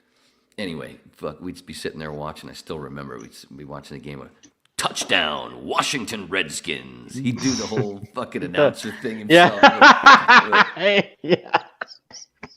That's cool. That's funny. You would do the whole announcer thing. I remember one time we were watching bowling. So I think I was 6 or 7. He was basically so excited he was being obnoxious, but you enjoyed it. Yeah. No, yeah, he was being funny. He was right. K-Rock. Right. No, and my dad was funny. My dad, dude, basically, think of, for a visual, my dad basically looked like Bill Lumbergh in Office Space. With the glasses? Yeah. Or the other? Yeah. Okay. That'd be just, I can't remember. Was it? That guy. Great. The guy with Gary Cole. Why don't you come in on Saturday? That'd be great. That'd be great. Work 12 hours and then Gary Cole. But that's what he looked like. Yeah. But most of the time when my dad talked, he sounded like fucking Richard Pryor. Usually when I tell those two things to people, then they usually go, "Oh, that's where you get your sense of humor." Dude, Richard Pryor. Oh my God. But what was the story? The radio thing, and with my dad doing that voice stuff, and he would do that crazy shit, and he'd talk funny, he'd talk like Richard Pryor, he'd do all kinds. So that's, and then and he wanted me to be a sports broadcaster, but I got into talk radio instead, and here we are. You remember The Toy? Fuck yeah, man! I remember I saw it in a theater. I'm old. I saw it in a theater, dude. I think I saw it twice in a theater. I don't know if that movie could happen nowadays. Oh yeah, there was something. With a little rich white kid with the. Never mind, dude. Yeah, but you know what I mean. Oh goddamn, that movie was hilarious. Especially as a kid. I mean, because I was that kid's age, so it was even better. It was, dude. Because that's Richard what you dreamed Pryor. about, man. Fucking hey, dude. I barely remember any of the fucking lines from that movie. Well, it's been too long. I just remember it as a little. I remember it as a little kid, And the only thing I liked about it is that the little white kid, all these fucking toys, and you're like, oh my god, I wish I had those. In that toys, room, yeah, that huge room, Yeah, and yeah. like Richie Rich. I didn't. I never. Of course, I'm too young to get the race thing, right? But so.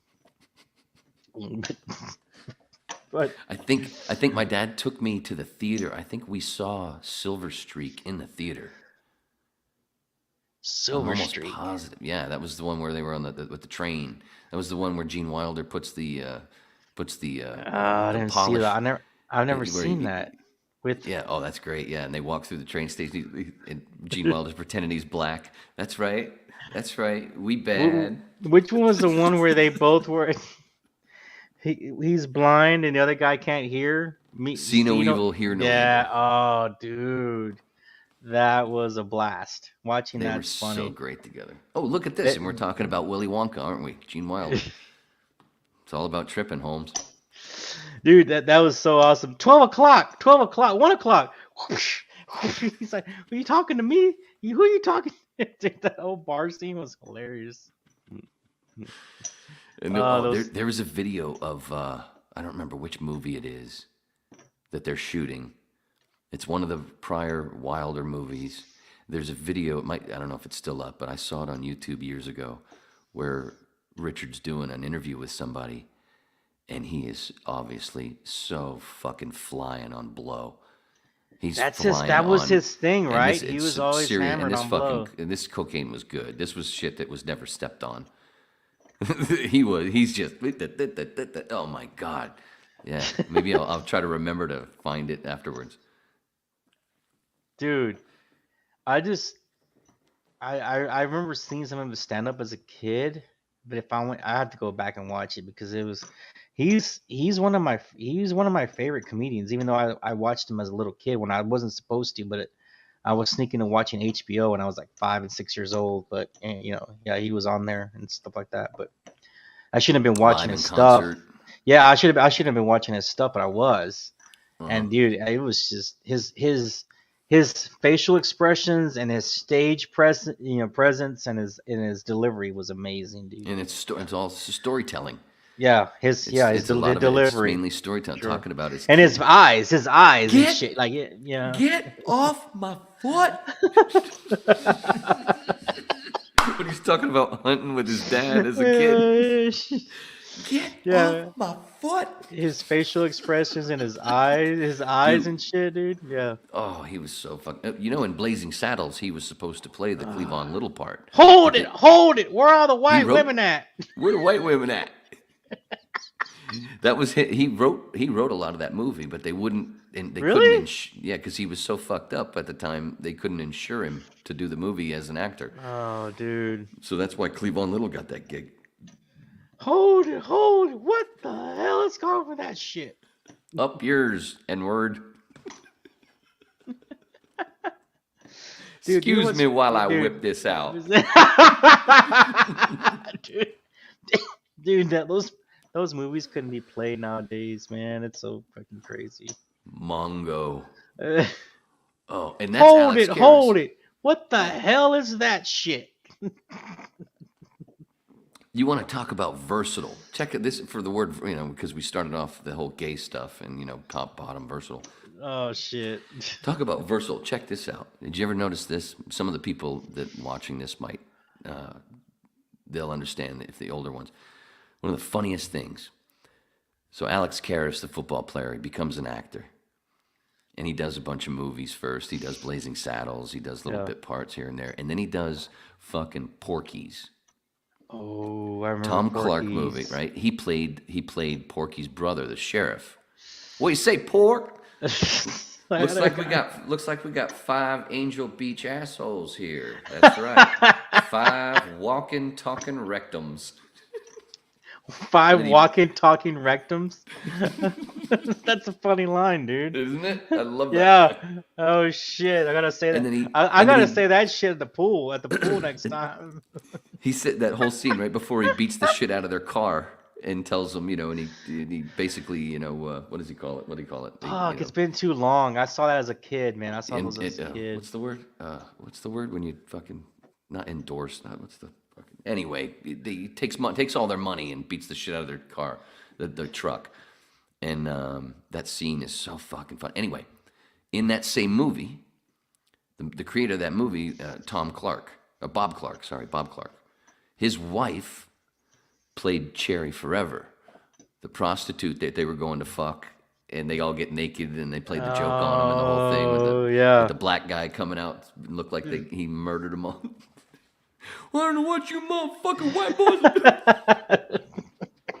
Frankie, you been screwing around corners? And she gets to meet. Oh my God, the boy's deformed. Looking at everybody's dicks. She's like the Pee Wee. What did she say to Pee Wee? Wrap a 2x4 around his ass. He's about to fall in. He's liable to fall in or something. Oh my God. Anyway, that's Susan Clark. She plays Cherry Forever.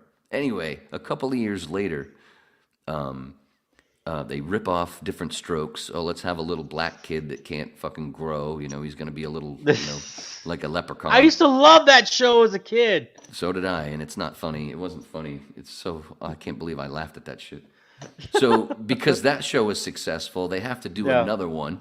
They have to do another one, and they call it Webster. And they get Webster. And who play the two parents that adopt this little black kid that doesn't grow? Mongo and Cherry Forever. Shit. Are you fucking... I didn't know that, dude. Are you serious? That's versatile, man. They go with this filthy movie, Porky's, and then they do Webster sitcom. That's fucking great. Wow. I did not know that. Holy shit. That's the kind of dork I am when I watch TV and movies and stuff. I put all these, Well, there's there's all these connect. Yeah, I mean, there's all these. Well, you learn Sure. if you get into it and you know it. You know, you want to know it like you know. I do that now. If I see something or I want to know about an actor, I just Google. Of course, you just Google and I know the backstory. You learn the backstory of the actor or the actress, and you learn about the budget and how it came about, how the script came about, and all that kind of shit. I love like that stuff about Hollywood, man. Just how everything comes together in the project, and everybody comes together, and then they put out this piece, this artwork, that has a lot of that a lot of people were involved in. Right. I watched the Guns of Navarone the other night, right before I fell asleep. And the old movies, go back and watch an old movie once in a while, and you're like, oh look, I like how they put the credits in the beginning. So all those people that deserve all that credit, because most people get up and walk out at the end with the credits. And those people, in that long list, especially now with all the CGI stuff, and you get that long list of so many people. Oh man, I can only imagine, right? Like these DC movies and all these, yeah. Yeah, that was a game on the Ron and Ron show. That was a little inside thing, a joke about, because one of the things Bennington and Fezzi like to do with their movies, they were movie geeks like me, to where they could remember the guy, the grip from one of the grips from Goodfellas from the credits and stuff, and they used to pull that shit out. It was fun. I'm interested. This is pre IMDb. This is 90s, so that's how geeky they were. Damn. Like, okay, so like later in my career, you of course you get up with your career and stuff like that. So you start becoming maybe a supervisor, or you start supervising people or training people, or you start going over budgets and that type of stuff. So in the last 3 or 4 years, I've done that stuff, and it makes me knowing about certain budgets and what it takes to to get certain things accomplished or processed or get done. It for me, I take that over to Hollywood, and it would be interesting to learn to see how that aspect of Hollywood works. Yeah, especially about the way they cook the fucking books.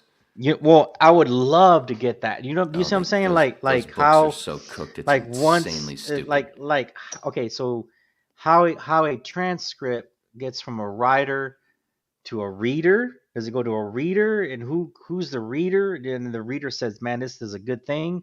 Let's go to who does it go to next? Who does it go to next?" And then how does the decision making go to, man, we got to get a budget for this movie. I would love to learn that aspect. And then you got to put the crew together. Right. That's where I would love to learn Hollywood and how that gets done. And that's going back to learning about the Manson case and learning about Paramount Studios and Polanski and how his workings with his boss and what's his name, Evans. head of Evans and all that kind of stuff. Yeah, learning about Evans and learning about the studio and how they work together and how they were always over budget and all this other shit, all this other shit. So just learning from that aspect of old Hollywood, I now would love to learn how new Hollywood or this Hollywood works, man. From the person writing the transcript to the reader, who decides to present the script, how they pick a script, and who do they present it to? Is it a board? Is it a group? Do you see what I'm saying? And then It's how do they many different ways. There's many different. and then how do they things, approve yeah. the budgets and shit, like all that kind of stuff. To me, Yeah. to me, I find that fascinating for me personally. So that's what I would love. A lot of times, a lot of those seats, those seats in productions are filled by people that they know already from other work. Right. I'm and they sure. get, and they get deals. Like, dude, there was in the comedy boom in the '80s. And the late '80s and the early '90s, the whole thing with guys, the thing was to do a bunch of stand up, hopefully get discovered, and then getting a deal, a development deal with one of the TV studios for a sitcom. Dude, there are so many guys, so many comedians that made so much money just from deals for shows that never even got to pilot. Wow, that's right. There you go. You got to go to the pilot, and then the pilot has to get watched and be a success, and then they approve for the show, right? Yeah. But what I'm saying is, a lot of comedians made a lot of money with development deals with shows that never even got to pilot. Didn't even get to the pilot process, but they still got a lot of money. They still got paid for the development deals. Yeah. Wow, that's crazy.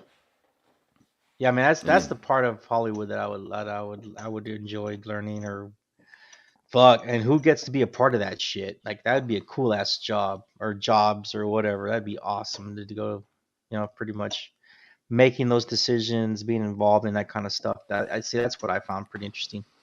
Well, I made in 2005. I made my own. I made was it 5 minutes?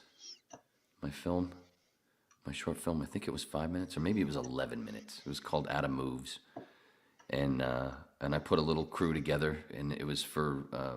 I was at Playhouse West, the acting school, and they had started doing the Playhouse West Film Festival a couple of years beforehand, and because of the technology and people could make things, whatever, they started. If anybody had small stuff that they wanted to show. And so people started making these little short films and everything. So the festival got bigger and bigger, and a lot more films got submitted. And you're just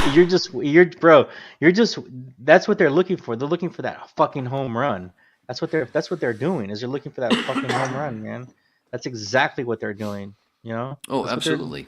Same thing with the casting process. That's one of the things as an actor that you have to get over. The weird thing is, because you're so intimidated, you're going in and it's very cold. It's there's nothing involved. It's very kind of weird, and it's What are the walls like? White? Just white. A lot of times, yeah. A lot of times it's just the fucking office, just a little seriously an office. But you walk in. But the thing is that the thing that's hard to remember, and all of them will tell you. All the good ones will tell you. The casting directors will tell you. We want you to be good. We want you to make us go, oh, that's the one. Dude. So and they would tell us that to help get our nerves away, but it was still hard to not be nervous, even though you're going in. Every time you walk in the door, they want you to. Did you do this?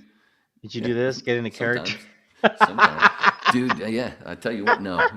But I tell you one thing, that auditions are what... Or got me more into breathing techniques and stuff to calm down, and going on stage, whether it's a play or stand up. How do y'all do it? Some breathing things. You know where I learned, dude? Right back to E.T. You know where I learned the fucking the breathing thing that I would do, which is, what is it? It's inhale for 10 seconds. It's just. Count to 10 while you breathe in, nice and slow, and then hold it for 10, and then count to 10 also as you exhale, and then nothing for 10 seconds, and then do it again. And you do that like 4 times. You know where I learned that? Dee Wallace from E.T., who played the mom in E.T. See, back to E.T. It's all about the trip, Holmes. It just keeps coming. That's what this podcast is about. These circles and these synchronicities and Yeah, pussy. we've been back to Manson, we've been back to pussy, we've been back to ET for sure 3 times over. Tell the story. Tell the story. I need to remember that shit in an interview process to do the whole fucking breathing shit. This is the part where Wayne takes a break for a second and his guest has to tell the story. Oh, all right. And I can't hear you when I take this out. So right, of course you're all not. alone. Yes. No, but God, man, you're definitely going down a path where even if you don't have to go into a not necessarily go to a casting call or that type of thing, but even in an interview process, or if you have to engage with a higher level person within your environment, there's definitely that point where you reach a nervousness. I know I can think of a case right now that I worked that I've had to go before the chief financial officer of a certain bank and explain to him my portion of the investigation.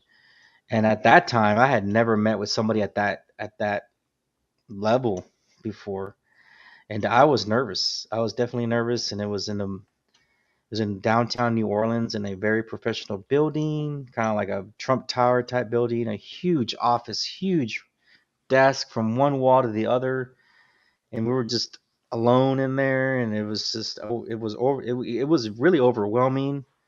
And but I had to present myself. I had to present my part of the case to him, and I don't know what I did, but it came out real. It came out good, and I just think I said fuck it and winged it. I don't know. I don't remember. I mean, something like that. I didn't do the whole breathing technique thing, but that definitely would probably work nowadays.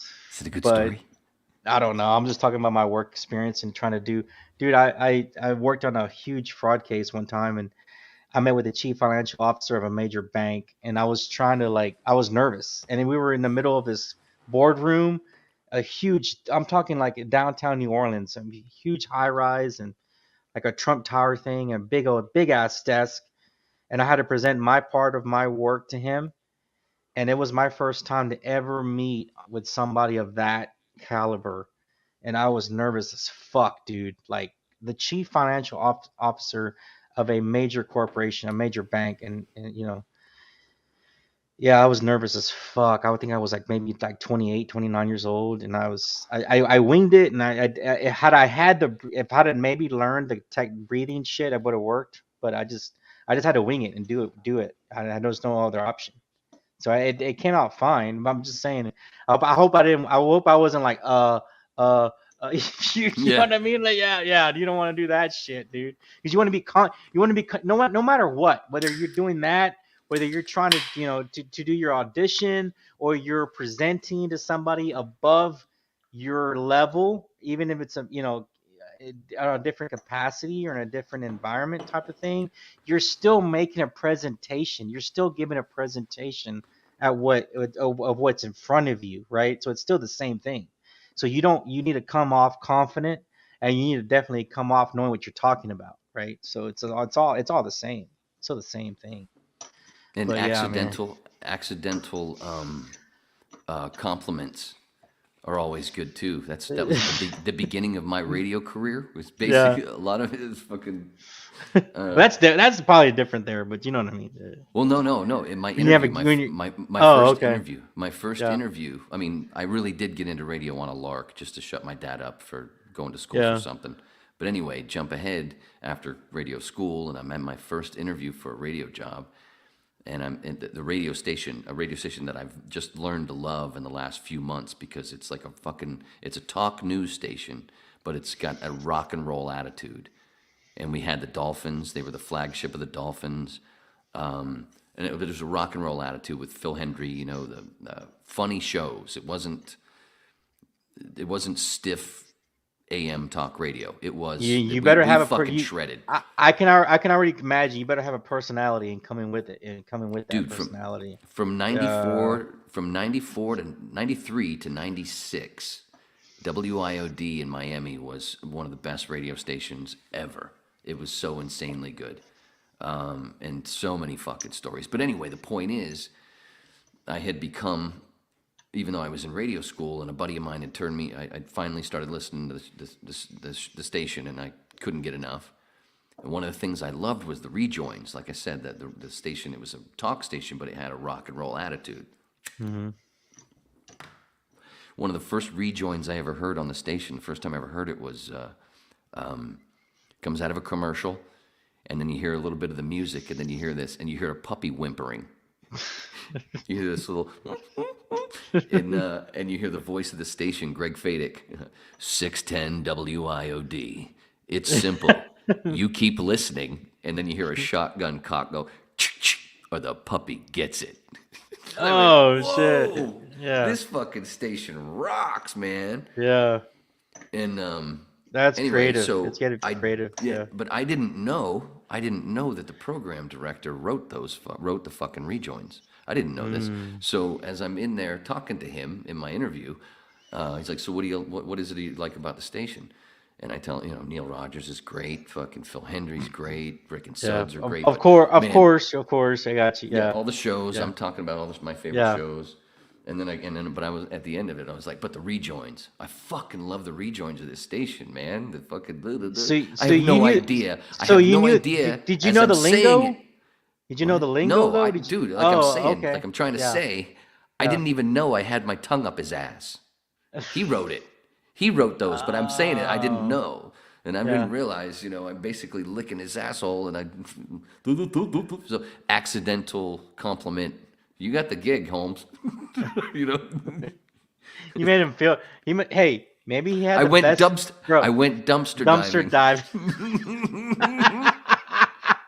Now you're gonna remember dumpster diving for the rest of your fucking life. See, it all comes full circle. Dude, no, but he must have had. He might have had the best fucking sex in his life the night before your interview, and the fact that you told him the fact that you told him that you liked this fucking work or whatever, he's like, "Fuck it, you're hired, dude. Fuck it." And I'm feeling good right now, and you're feeling good right now. We're both let's fucking do this. He was definitely feeling good. He was a party animal. He was known as a party animal. Phil Hendry had a bit where he did the voice of this guy. Yeah. His name was Steve Nickel. He was a fun program director. And the general manager of the station was named Bob Green. Well, Phil Hendry did this bit where he did both voices and he had the sound effects and everything. It was once a week. He would do cocktails with Bob and Steve. So you got the host doing this theater thing where he's talking like Bob and Steve, like they're having, and then Steve, oh, hold on, Bob, I got to go to the restroom, and then he plays fucking like a pissing sound effect, so it sounds like Steve's in the toilet pissing. That was that station. I mean, I was like, but you don't I can't have believe that. I get to fucking work here, man. Bro, you don't fucking have that nowadays, do you? No. Dude, a lot of stuff changed, that we did, right? It's changed. Yeah. Phil Hendry changed the whole thing with how we had to screen phone calls, because he used to do a lot. We'd get wrong numbers, and we'd go ahead and hold on 1 second, right? And then I'd put him on hold. Is Al there? Is Al there? And then I'd hit it in his talkback. There was a button to hit from the control room that went into his headphones but didn't go out on the air, so you could tell him things, right? And it just went into his headphones. So I would say, "Oh, dude, wrong number, line 6. They're looking for Jim." So then he'd stop whatever he was doing. Oh, blah blah. Oh, hold on, and he'd pick it up. Western Mutual. Dude, this is live, man. Or whatever, Western Mutual, Great Western or something. I don't know, bank or something. Western Mutual of Omaha. Whatever the wrong number was that they were looking for. I'm sorry, who are you looking for? I'm looking for this bank or whatever. So, you just tell him, dude, There was one where a lady called in. She didn't know she was on the air, and she was talking, and she called in to talk about one of the other radio shows, Passion Phones, and something about. Anyway, Phil did these characters. Like he was talking to her. She didn't know she was on the air. He did all this stuff, basically giving out her bra size, all this fucking shit. She goes the next couple days or whatever. She runs into some friends who are laughing. Like, what's so funny? It's like, we heard you on WIOD. It's like, what are you talking about? What are you talking about? She didn't know. So then she gets all pissed off and tries to sue the station. We had to change the thing to where whenever we had to tell them twice before we put them on hold. Remember, you're going on the air. So we had to tell everybody, and it kind of killed a lot of cool shit. No, well, yeah, because you're not able to wing it. That's the best part of it. You know, just being able to just go off the cuff. You're not gonna go off the cuff. Yeah. And Phil but could some do that people really have well. that fucking skill set, dude. That's a skill set. Well, Phil had been doing radio for a long time, and and he was dude, there was some so classic shit, dude. One of them, it's on a best of CD from '96, and it was I was working with him, and it was Edelman. It's called the Edelman Call, and it was a woman that called in, and she was looking for a bank. And I told him on the thing, you know, he was doing something else, and I told him, oh, there's a lady on line 8 that she's trying to call for a bank. He comes on, he's like, this is Mr. Gonzalez. What's your name? He just goes to dude, 10 minutes. And he's like trying to get her name, and she's trying to tell her name. So what's your name? And she's Edelman. E as in Edward. Who's this, your husband? No, I'm giving letters to the words, the letters of my name. He was fucking with her Edward. the whole... So he's like, so E as in Edward, D as in Donald, and I hit it, and as soon as I heard that, I hit the talk back in his ear, and I went, as in duck, and he goes, as in duck. She goes, yes. Y'all are wrong. Dude, you were causing her fucking high blood pressure to go fucking out the roof and shit, dude. Dude, she sat through a commercial break and came on, and he did another fucking 7 minutes with her. Oh my god. Fucking awesome. It was so good. And he's still telling her that, oh, we had a hurricane, we had a tropical storm come through, and it went right through new accounts.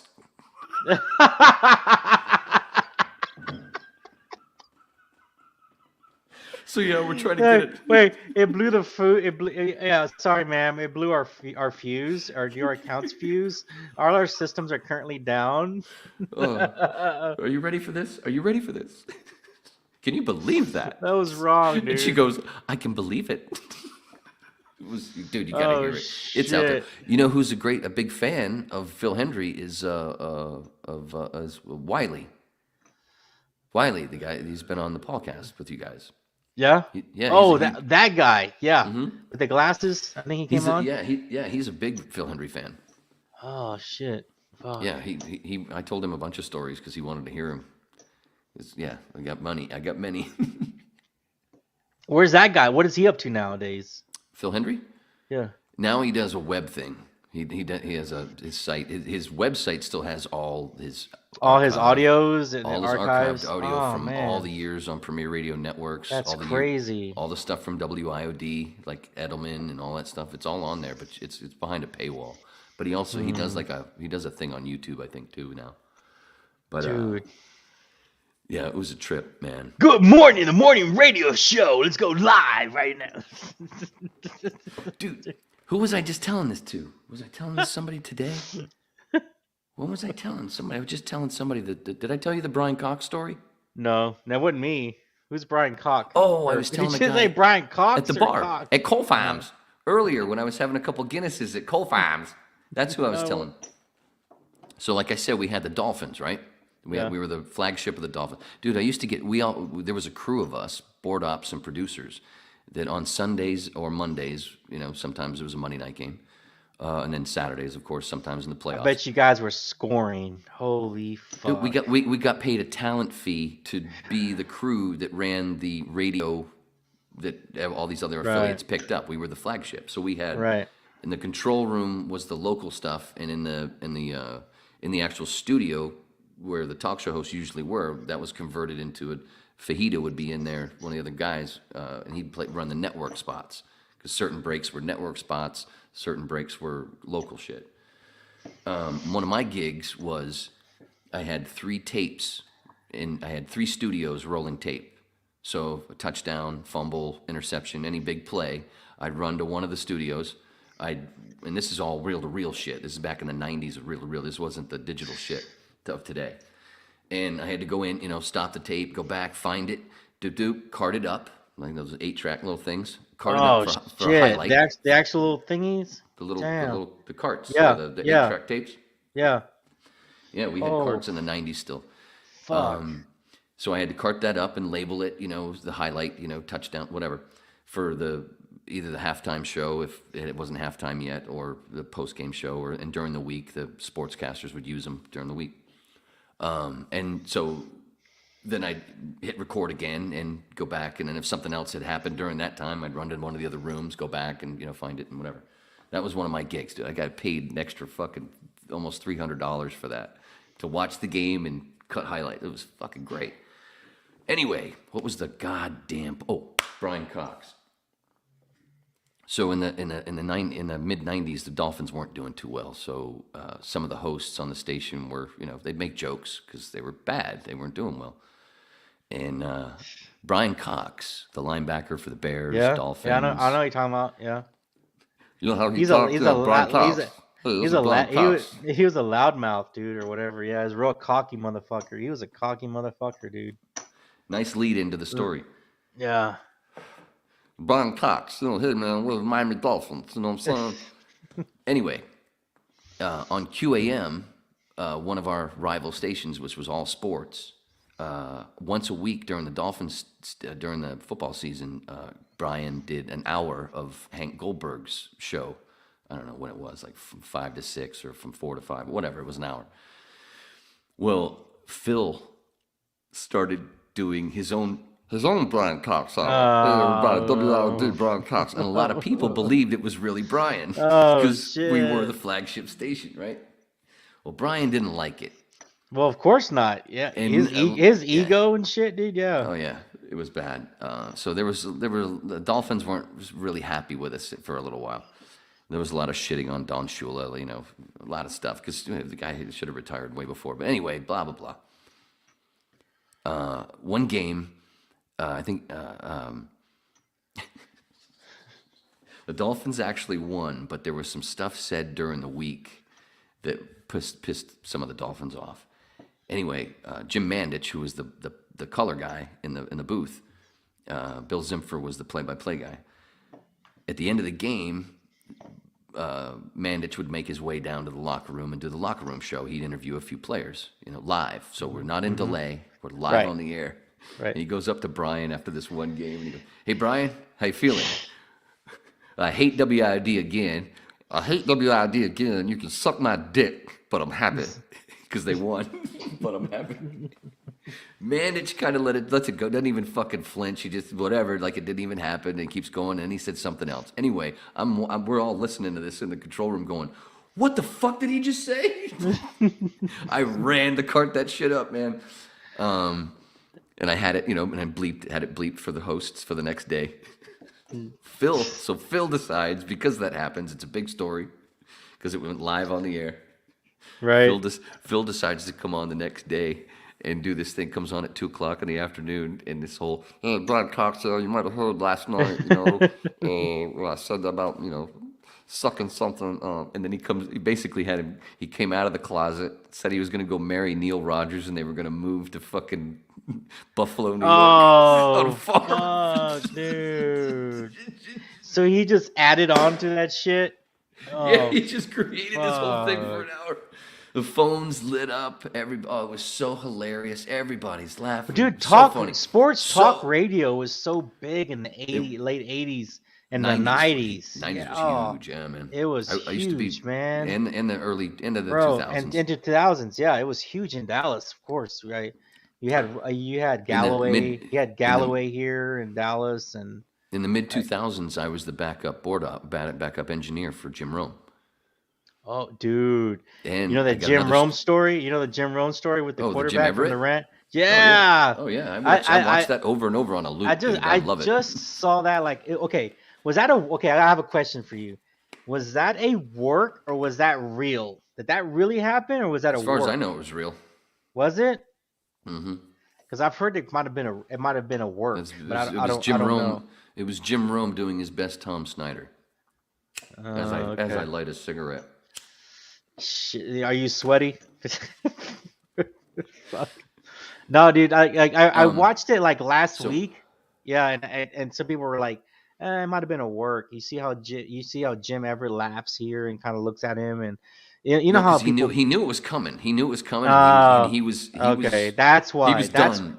And there was a lot of jocks that weren't really go fuck yourself. What the fuck you Go talking leave to? the people in the chat. Oh, I everybody's heard asleep. something about everybody's asleep. Go yeah. Oh yeah, well it's late, Um, dude. We have people watching those 7. That's surprising. Yeah. Where's the number? I don't even see the number. Oh, I see it. It's 7 people. It said 7 people are watching though. Oh, Dude. there it is up there in the. Anyway, there were a lot of jocks that weren't happy with Rome because of the shit that kind of shit they didn't like. Anyway, finish the other story. Where was I? Fuck. Phil Hendry. So he does that Brian Cox thing where he comes out, he's saying he's coming out of the closet, and he's gay and all this stuff. Well, Brian loses his shit because apparently his kids are going to school, and a lot of his kids' friends are WIOD listeners with parents who are WIOD listeners, and they're hearing shit. And that So shit he just fucking sued him. ran. So he tried to sue, yeah. So one of my gigs, when I had to get, I got paid to, when the court shit started to come down. I don't remember how many hours. It was somewhere around 56 to 60 hours, somewhere around there, somewhere around between 50 and 60 hours of Phil Hendry tape that I had to go through wherever he mentioned Brian Cox and have it all cut. Oh my god, dude. Like, sit there and listen to Phil and get paid, and then make little edits. Oh, so you enjoyed Great it? gig. I mean, okay. Damn, I was gonna say. Nowadays they probably do it a lot faster. You just But dude, god damn, I can then just see you. I can just see you sitting there having to like. And then do it. years later, now go out. Phil goes out to California, and he's on KFI, and then he goes on Premier Radio Networks to be syndicated. And and then Fox, we're in the same building with Fox Sports, and Brian's on Fox Sports. They run into each other in the courtyard while Phil's smoking cigarettes, and they become buddies. Really? Yeah. Well, Brian that it was Brian all became a fan. But it was all a joke. I mean, it was all a joke, dude. But I just remember. Yeah, I mean, I remember Brian Cox and and when he played, his ego was extreme. He was a very egotistical player. Yeah, he was a fucking player, man. He was a Bill Parcells guy, first. Yeah, I believe so. if I remember Yeah. correctly, it's been a while. God damn, that's funny. You can suck my dick, but I'm happy. That got carted up as like lightning. And then I think one of the Say hosts Cox was like, again, one of Wayne. the hosts. I did. That's why I said it 20 seconds ago.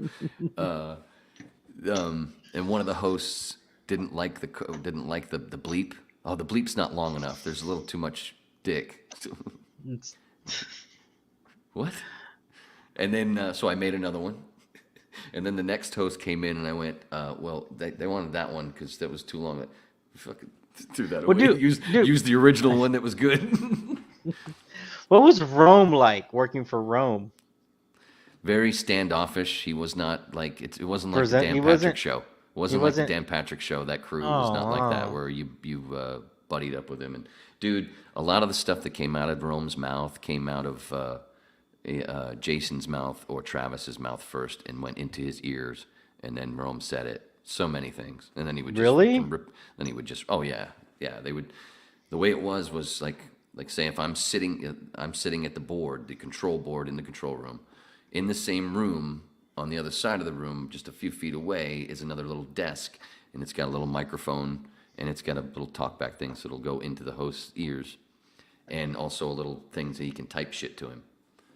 And then I ran, then I was behind the board for the commercials, promos, all that stuff that you hear in between the music, the rejoin music and stuff. He used to have his own show on CBS. Does he still have it in the morning? Rome? Yeah. Well, he moved. I think he went to CBS after he left Premier Radio Networks, which is where Right. it was when I. And worked with him. I know he had his own show, but like early in the morning, like 6 in the morning. But I don't know if he still has it since COVID or not. I don't know. You want to hear the shittiest story? Go for it. I was the voice of the Jim Rome show for one segment. What did you say? One segment, I was the voice. The Jim Rome show. The Jim Rome whole show. thing. Yeah. For one segment, dude. There was a bunch of people that would go to the one of the guys, the program director type. I can't remember the actual title at Premiere that my boss had. I can't remember exactly what it was. Were any of Anyway. these people in power? Were any of these chicks or just all dudes? Mostly dudes that I worked with in those days, but a lot of times, at IOD, the lady Cheryl that was like the general manager's secretary, she was the one that seemed like everybody who held the power. She knew everything that was going on.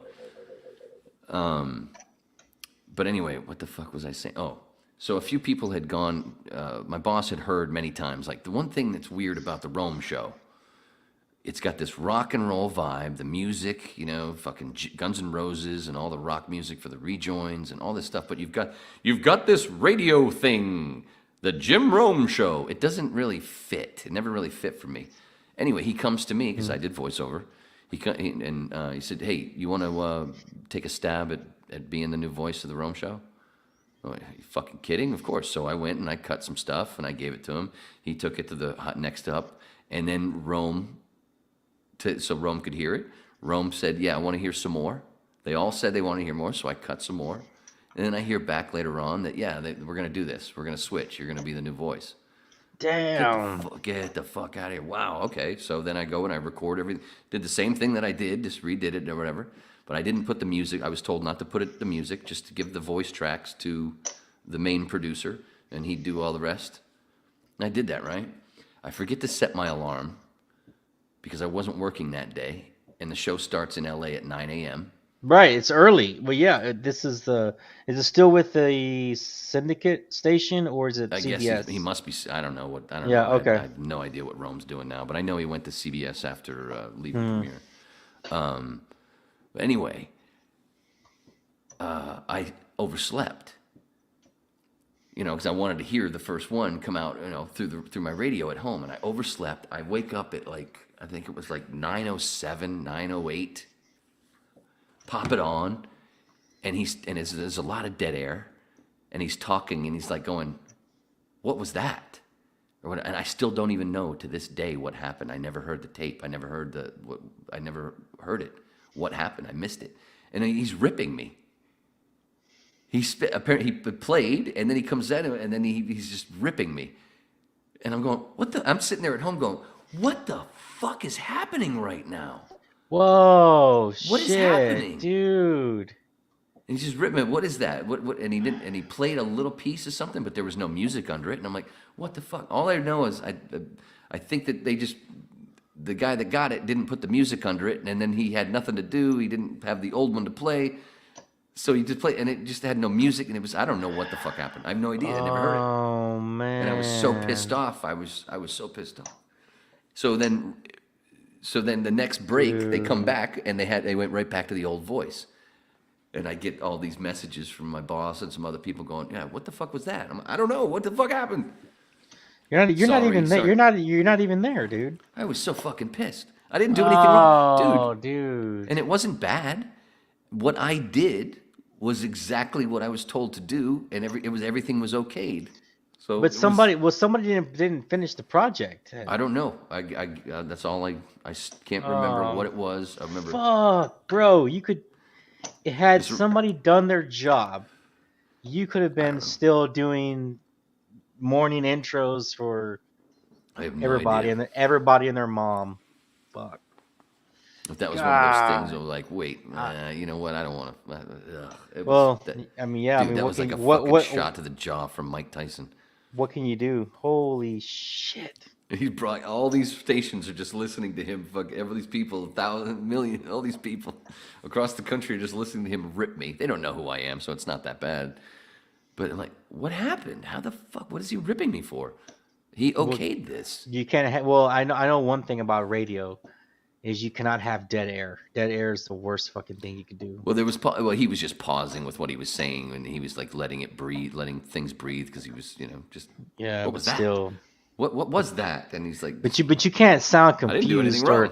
you can't sound confused, and the dead air doesn't. Confusing and dead air don't mix good on at all. That's a no. That's a big no on radio. Yeah, that's one of the big anybody in radio, that's one of their big nightmares. You have Nope. nightmares. How many nightmares have I had where I got locked out of the studio because of dead air? You can't do it. You can't have confusion and dead air, bro. Can't do it. No way. All right, perfect time to tell this story. I told you I did that little thing, South Florida's coast, 97.3 Here, FM. I mean, let me get a refill, and I got you here, so I can still hear you. Oh, okay, and you don't have to turn your camera off, but go ahead. So, Jesus. So, my radio, there were 3 stations: WIOD, Hot 10, Coast 97, and Hot 105. In the hallway, right next to each other. A lot of listeners of WIOD knew that those 2 stations were in the same building. I was working overnight one night, and the phones don't really light up. Once in a while, and you learn not to answer it because there's crazy people in the overnight, and you're just running tape, best ofs or whatever. And my buddy Fred was next door on the air at Coast doing the overnight. And I must have been like 4 something in the morning, and all of a sudden, the in the WIOD control room. Jesus Christ! Did you fall? Did you slip in Crisco? No, that was the ice. So, in the WIOD control room, there was a spot on the board where you could click over and hear Coast or Hot 105 on the air. So there was a little switch you could do, but you always, kept it in IOD, but you could switch it over to listen and check things. Anyway, it's somewhere between 4 and 5 in the morning. Fucking phones light up in IOD, and I'm like, what the hell's going on? What's with the phones? I'm on the air, right? I checked I'm on the air. There's nothing that went out over the air that's bad. What the fuck's going on? And it kept going for a bit, so I'm like, fuck it. So I answer it. I answer one. I'm like, and I said WIOD, and he goes, some dude that goes, hey man, you guys are in the same building as Coast 97, right? And I go, yeah. And he goes, you might want to check and see what's going on over there because there's been dead air for like 10 minutes. And I was like, what? So I click on the little thing on the board. I click the little thing over, and sure enough, Coast is dead air, nothing. Oh shit! So I take off the headset. I go, thanks, man. Hang up. I go running down the hallway, and as I'm going down the hallway, there's a big window from the hallway into Coast, and you can see. And all I see is Fred on the board, like right at the board, and this is Fred. This is all I see. So I go down through the little hallway and through all the airlock doors, and I finally open the studio door, and I go, Fred. And he goes like this. He goes, boop, boom, and hit the next song. Just sat right up and hit the next song. He goes, what's up? And I go, dude, you've been asleep for a bit. And he goes, no, I haven't.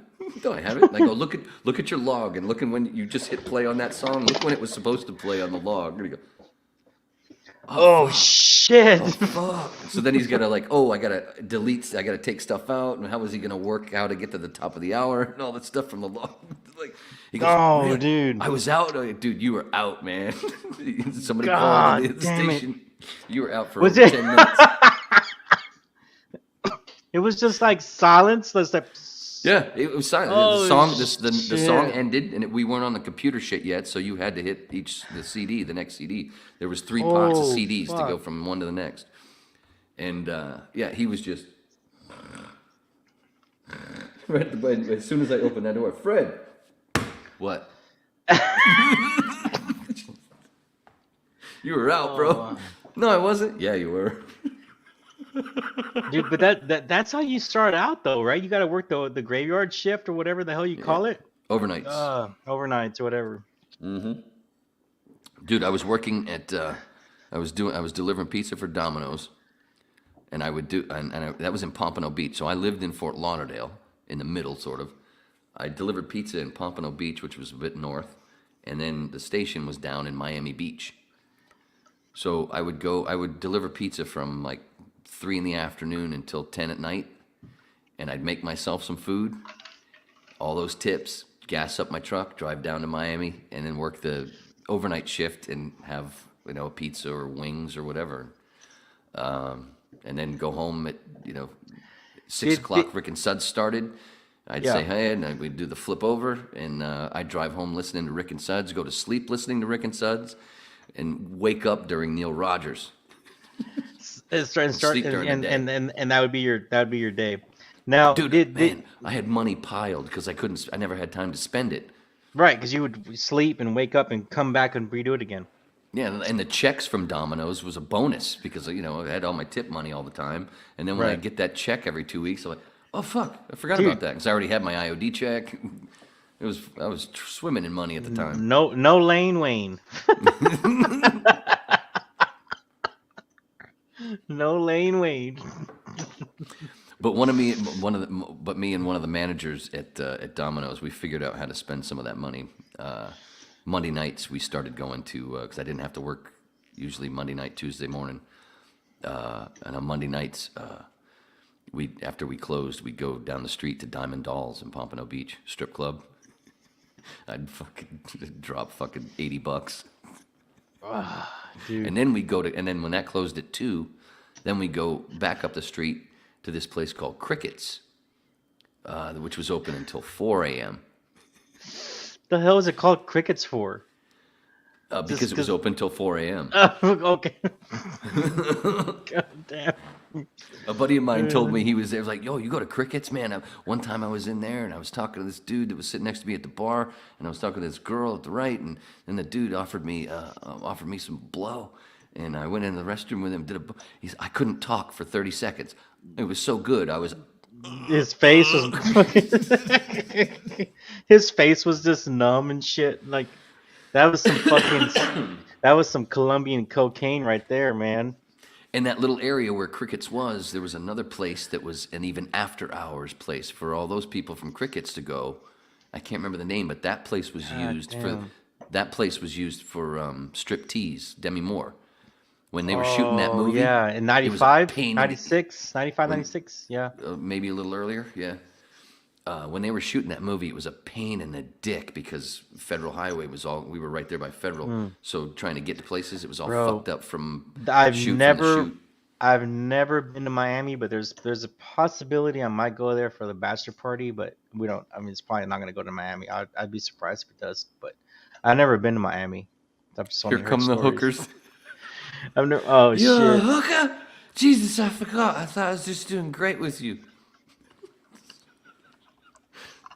No, I was gonna ask you. I've never been with a hooker. No, never paid for sex. Well, except for being married. Whatever. Get out of here. Right. No, I never did. No, never. But right. But serious. So going back to my question, I'd tell you. I'd fucking tell you. It'd be a good story. But like in the overnight show, did you have any freedom to do what you wanted, or you had to stick to? Okay. Or did you have to stick mostly to it was almost all because during that overnight thing, it was mostly tape. So it was Best of Neil. When I first started, it was fucking 3 hours. I had to play back Dr. Laura from that day. Ugh. Oh, and then years later, I became her backup producer. Did you really? Oh my god. Well, engineer. Yeah. Yeah. And we actually strangely enough, I actually got along with Dr. Laura. We only got into it once. And it was something about religion, over the talkback thing, and it was silly. Did you bring up the mushrooms? That was when I was starting to get into the whole thing about mushrooms. Yeah. That was that time. The guy, one of the guys I worked with at Premiere, he said it to me. He was the first one. The first time I ever heard Jesus was a mushroom. Was from Jeff Clark. Check this out. Jeff, and the first couple times he said that to me, I was like, "Get the fuck out of here, dude!" And I'm not religious, but I was like, that sounds weird. And then he said a few things, and I started digging. I went, oh my God, and I've never looked back. That's how I felt about Top Gun.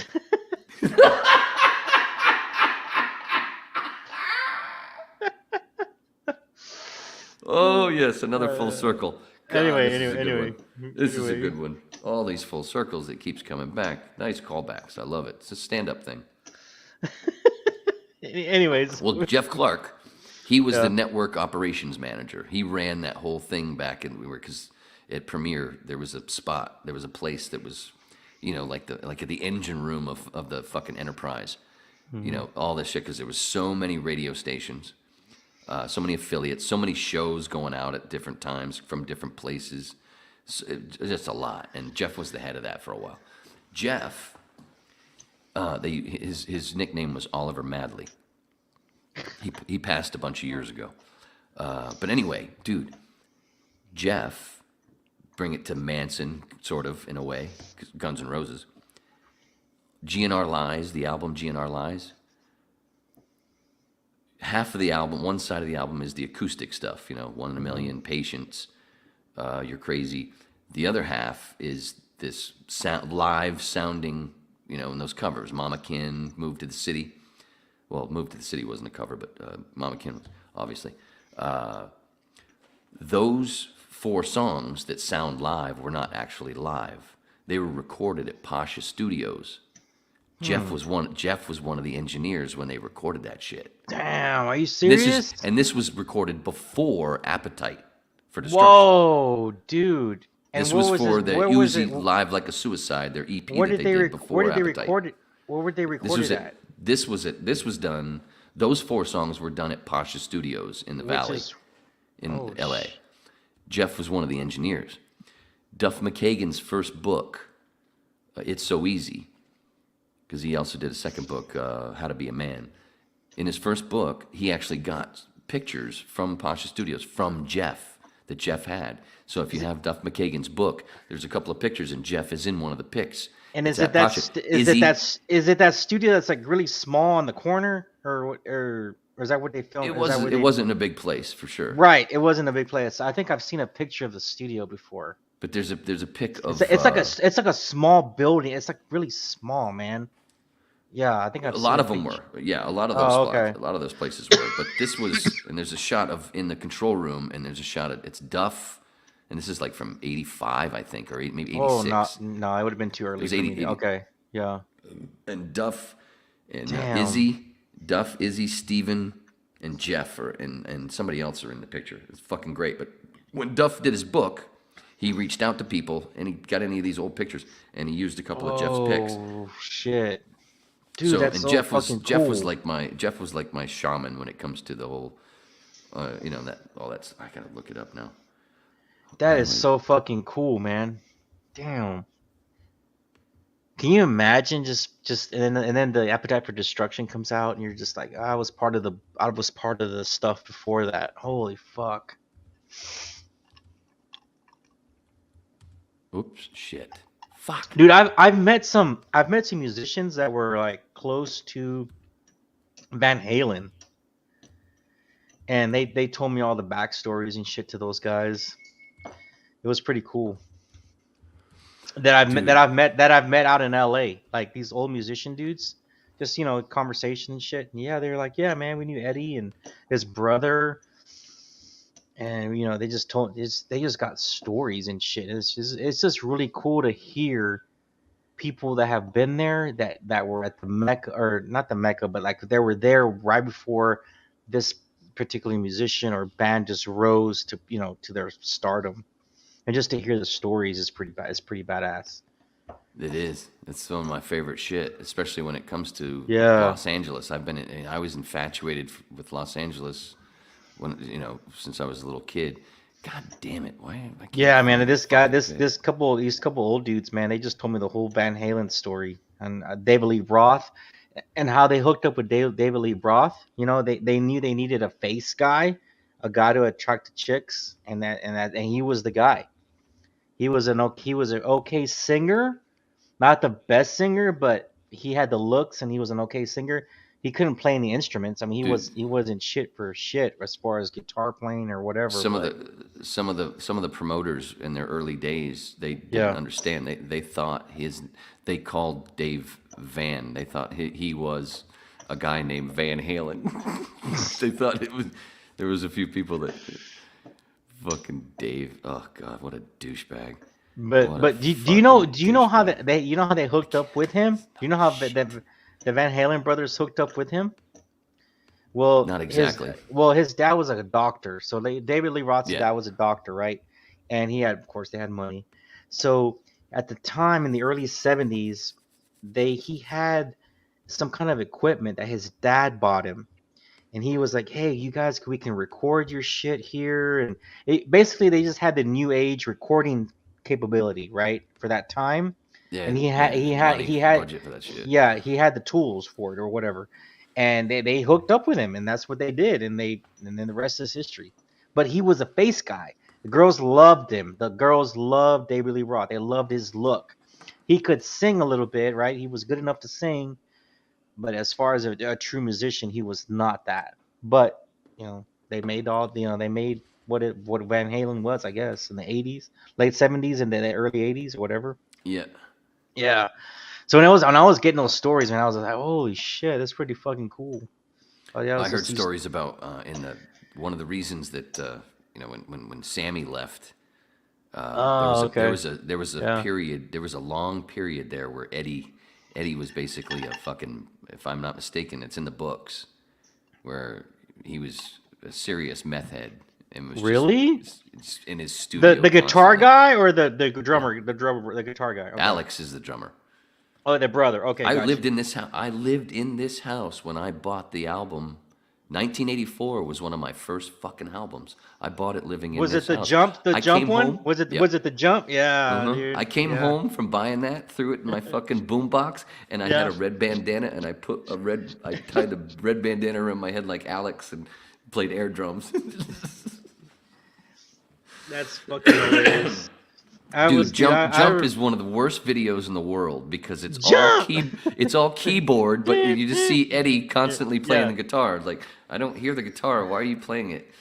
Why are you doing this? The video. Oh, it's so bad, dude. I know, but it fucking sold records and shit, dude. Right? So yeah, it did. But yeah, dude, I grew up with MTV, man, like when I was little, like 5, 6 years old and shit like that. So I was watching MTV before I was watching anything. And maybe that's why, dude, I don't have a lick of artistic ability at all, like nothing. Like yes, you do. Zero. But it's a skill like anything else. And I think that's where I like interacting with other people that have those abilities, because maybe growing up watching like MTV and all that shit like that was the first stuff I ever watched. Was MTV. Literally was my first. I didn't grow up on Sesame. I never watched Sesame Street as a little kid. I just didn't know about it, and nobody ever showed me what that was or anything like that. I watched MTV. That's what I watched. So do you see what I'm saying? Even though I can't play a fucking instrument or sing or anything, but I appreciate the music and the creativity. No, and the act. Michael Jackson. Remember Michael Jackson Thriller and all that shit. I enjoyed the theatrical part of the whole video of all that stuff, man. Maybe that's where that stems from, my enjoyment of being in LA and being with hanging out with those people, Dude, about a decade ago, it was a decade ago. Well, Jump. I didn't mean that. I swear to God, I didn't mean that. I didn't mean that. But in the 90s, one of my coworkers, what the fuck was his name? What the hell is his name? I can't think of his name. Anyway, one of my coworkers, I became friends with her and her husband. She lived next door. They lived next door to the parents of, was it also Johnny? One of the guys, Johnny Depp, before he moved to Los Angeles, was in a band. Was it the Kids? Oh, wow. Was it the Kids? Because he had a band. In Fort Lauderdale. In Fort He had a Lauderdale, band. yeah. He was part of a band in the late years, right? In the early years. That's originally why he moved to Los Angeles, because that band, I think it was the Kids, right?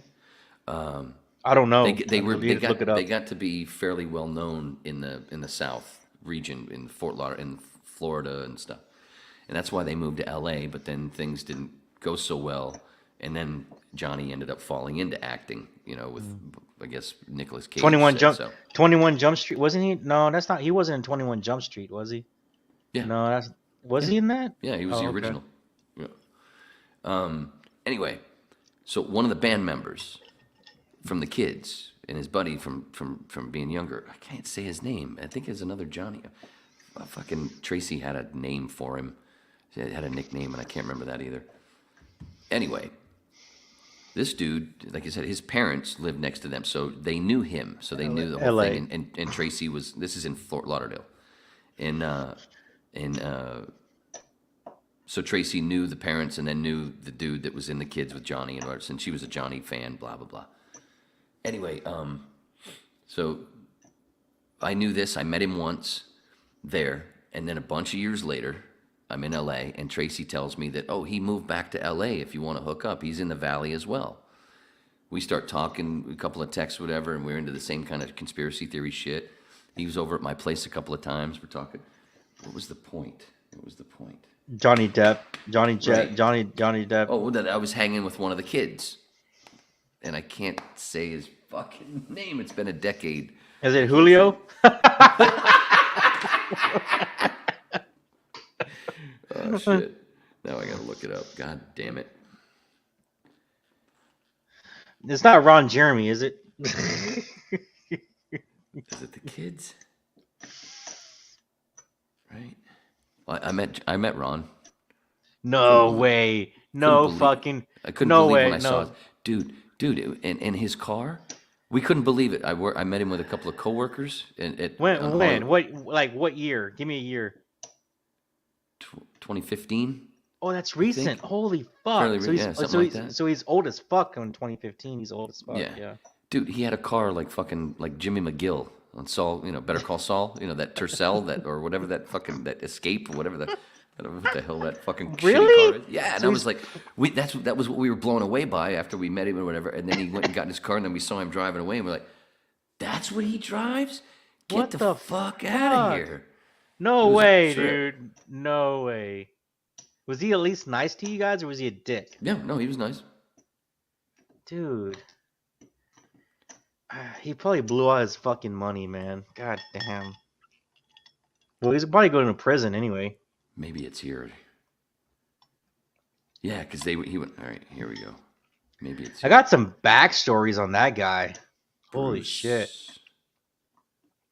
I got some backstories on fucking Ron Jeremy. Do it up. Do it up while I'm looking for this name. Fuck, God damn. Well, it's crazy that he was like a fucking teacher growing. Joey Malone. Joey Malone. He was the other guitar. He was the other guitar player for the Kids. Yeah, I used to hang out with Joey. And then he flipped out on me when I told him that I didn't. Was he in the conspiracy shit? Was he in the conspiracy? Yeah, we got along with all kinds of stuff. And then when I told him that I thought that I didn't believe that we landed on the moon, he flipped his shit. Whoa, wait a minute. My dad worked for so and so. This isn't about your dad. This is about they faked this bullshit. How can you believe this, not believe this stuff, but you believe this? It's so silly when you really look at the fucking evidence and you look at the fucking aluminum foil. How could they have that signal all the way across the moon, but you have trouble? It's bullshit. It's just, to me, it's bullshit. Did they go out into space a little bit? Yeah, but come on, man. I don't know how anybody believes it anymore. I don't know. I mean, I guess you just got to believe what they tell you because they're saying they're going out there, right? I mean, I don't know. What I do know is that we have satellites orbiting the Earth. That's how your cell phone works, right? And that's how cable TV works and all that kind of shit. So. No, that stuff I don't have a problem with believing, but once dude, this whole Russian thing is about to get real. We might have to launch some weapons we've never used before if we go with toe to toe with Russia here in the next month. And if we do that, we might have to show our cards, which might be evident of what we have in space when it comes to that. Yeah, when it comes to that kind of stuff. Yeah.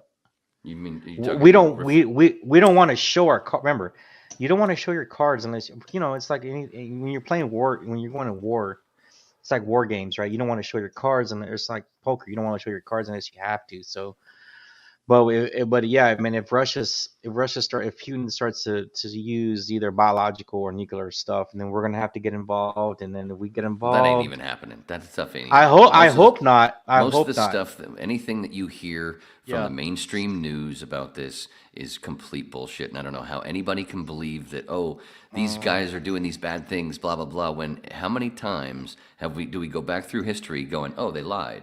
Well, right. WMDs right. and Syria, the whole thing. Every one of them is all lies. My only point is we're poking the bear. No. The United States right now is actually being Tom Snyder. The only point that I'm saying is I don't want to have to show. I don't want us to have to show our cards. And what I mean by that is the space shit that we have capability I get of. That. That's it. That's all I'm saying. I totally. You don't want to show your cards unless you have to and all that. You don't want to go there. So. But, it shouldn't even go there anyway. I mean, it's right. The people that are telling you that Russia bad are the ones that are actually doing all the bad stuff. That's they're behind everything. Yeah, the Ukraine government lie about everything. The Ukraine government's they're not stealing. The Ukraine government's dirty. They're gangsters themselves. And who put them in there? They're the gangsters themselves. We did, and we continue to fund them. Yeah, just like we did ISIS. But that's a whole other. ISIS is bad. Oh, this is bad. Al Qaeda's bad. But now we're funding them. But that's a whole other show. Exactly. But that was the deep part. That's what I was thinking we were going to be actually. Well, dude, I have doing friends a lot more of that. I have friends that have fought in those wars, and I have friends in military intelligence and stuff. So, and they can attest to all that. They can tell you. They'll tell you the truth. Yeah, fuck that bullshit. They'll tell you fuck it. This is what really happened. I was there, and I'm here now. Pat Tillman, bro. Pat Tillman. Pat Tillman was that. Do you? How many lies? How many times did they change that story? And that was a hit. That was a hit because they knew he was going to come home because he was the poster boy for the military after 9/11 because of leaving NFL. He was going to tell. He was going to talk to Noam Chomsky. He was going to tell all kinds of stuff that he realized, and they fucking took him out. Yeah, end of story. Anybody that believes otherwise has not looked into it at all. No. It's like if you don't understand, if you don't think that. Dude, there was a CIA guy that I saw an interview. I think he gave an interview in like 2011 or something like that. He was like, this is what really happened. I don't even know why we were there. He's like, I fucking wasted 6 years of my life. He was like, I wasted 6 years of my spine line, you helped Raytheon and Halliburton. You know what I mean? Others. Like he felt he wasted his career, his prime years as being a spy. He could have been doing, you know what I mean? He could have been doing something else more worthy of his time, his intelligence, and all of that stuff, rather than helping a non whatever you want to call it war that wasn't real, basically. Yeah, just there to make money for corporations. Exactly that our politicians work for. So he left CIA. He's like, fuck, I'm leaving. I'm gonna go take my intelligence and my abilities somewhere else. And he became probably some kind of corporate whatever he could do. So yeah, man, it's all bullshit. And that's with. My dad was a Vietnam vet, so that's one of the first lies that I learned about, all that bullshit. And then, this guy's dad actually was part of the Gulf of Tonkin, Yeah, he was his dad was in intelligence, or was in World War II intelligence or Korea intelligence, one of the two. In Vietnam. Yeah. Vietnam? Yeah, he was the head of the Navy. Admiral Steve Morrison. Was that what it was? Okay. Yeah. You got to give those guys credit, man. Like those guys are amazing. Those military that when we really were at war against the Germans and Korea and all that other shit. Well, you know, the more you go into like something like the Manson case, or you go into other things that are total bullshit, and you just keep going back in history, and you're going, wait, it's all wait, and then you wonder, and then you know, And then and you then feel start you feel understand, and you're then like, why was I lied to in school? Like, oh my god, yeah, dude. Yeah. yeah, and you start learning things about Germany back then, and you're learning other things like, oh, yeah, and it just goes on, and you understand. You start understanding why some people might say why some people are called quote unquote deniers of certain things that happened back in that day. You know, Well, they just want, it's just that they just don't want to believe in the horrors, which is true. Well, they don't want to know that. See, some of the pictures that you see from the Holocaust that are supposedly, people in concentration camps. One of the reasons that those people were really skinny, it wasn't because they were being treated so badly. A part of it, some of it was because we purposely and allies cut off food supplies and certain things. So what you don't see in the picture is the soldiers are just the German soldiers are just as fucking skinny. Who's gonna eat first, the soldiers or the captives? Who's gonna eat first? But the soldiers don't look any better, really. Right. But you don't see that part. They only show these things to where, and then they don't see other. There's so much more. And you have to understand the war too, right? That was one of Hitler's problems, is that he big time his strategy failed. He didn't think about, well, if we invade Russia in the wintertime, our tanks are going to fall apart. Our oil supplies are going to be there. Our food supplies are going to be there to the soldiers. He didn't anticipate. Sounds like you're creating a movie. Yeah, he didn't anticipate all this. Just put it all together. He didn't anticipate all this shit. Right, exactly. And it was just one thing after another, man. I did. I think I told you before. You're a gamer, right? No, I don't. I'm not. You certainly look like one. No, I'm not a gamer. I'm only good at. I bought the headset only because it had the microphone thing, right. And if I were to pick up a PS5 or something out of boredom, it would sync in with the computer and the PS5. That's why I bought it. Yeah, but I'm not a gamer. I was saying because speaking of the World War II, was it not Call of Duty? That's the only one I know of. European assault. European assault. Fuck! What game was I the voice of? You were in a game? Yeah. Fuck, dude. What the hell is it? You need to be in fucking Call of Duty. That's what you need to be in. No, it was the one. It's one that's like Call of Duty, and there's a bunch of them. I don't know, but. Fuck! I have it. God, it's in a box. Damn, dude. But yeah, I have a buddy. I have a work buddy that he's like, man, if you talk to me, I can sound like this pro like special forces guy, but I'm not. It's because I know all these guns and shit in Call of Duty. He knows all the fucking lingo and shit about guns. Like if you talk to him, right, and like he would sound like a special forces guy, like a real military dude. But it's all because of Call of Duty. Oh, dude, yeah, he was part of like some hit team in there and shit. Like, yeah, I'm part of a squad, and we're just going off taking people out within the game. And I'm like, oh shit, that's funny. Fuck, I can't remember the name. Getting talked shit by a 15, 13-year-old. You fucking suck, man. Fuck your mom and shit, like mom jokes.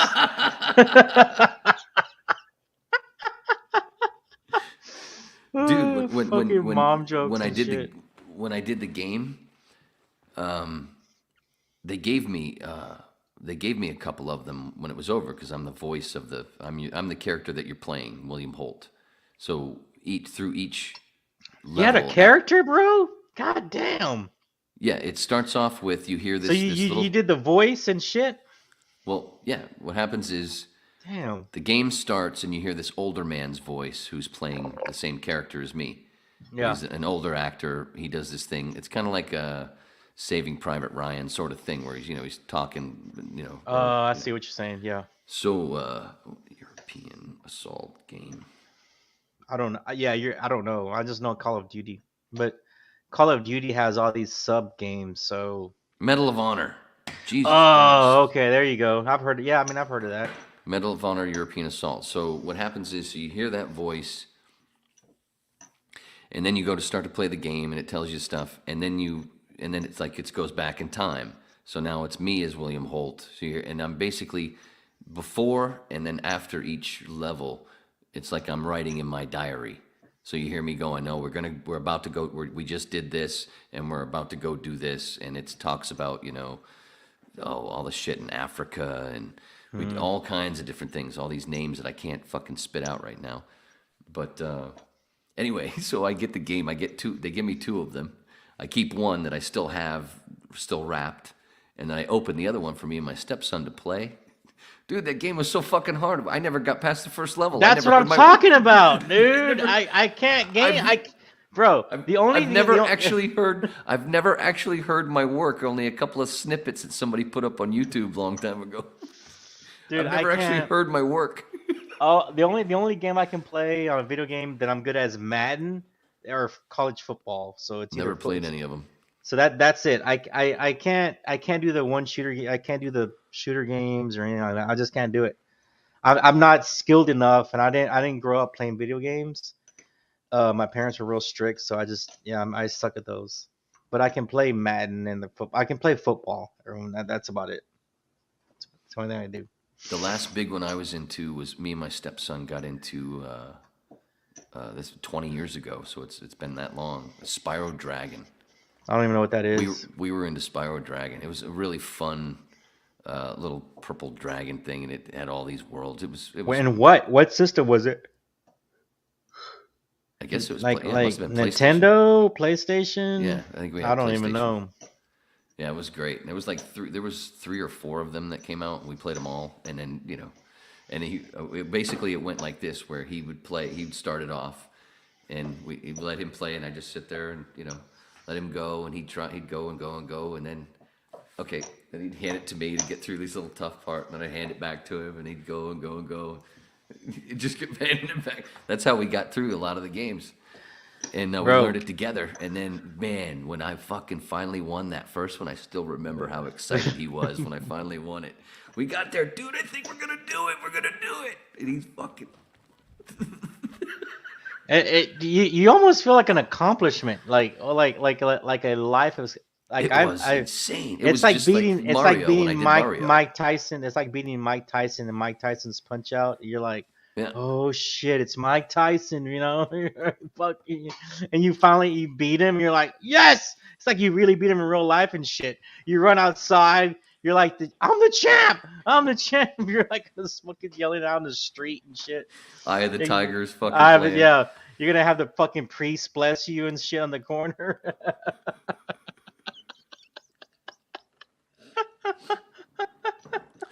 Oh my god. Yeah, that's what it felt like, Ooh, dude. Speaking of Tyson, he just did a new Rogan.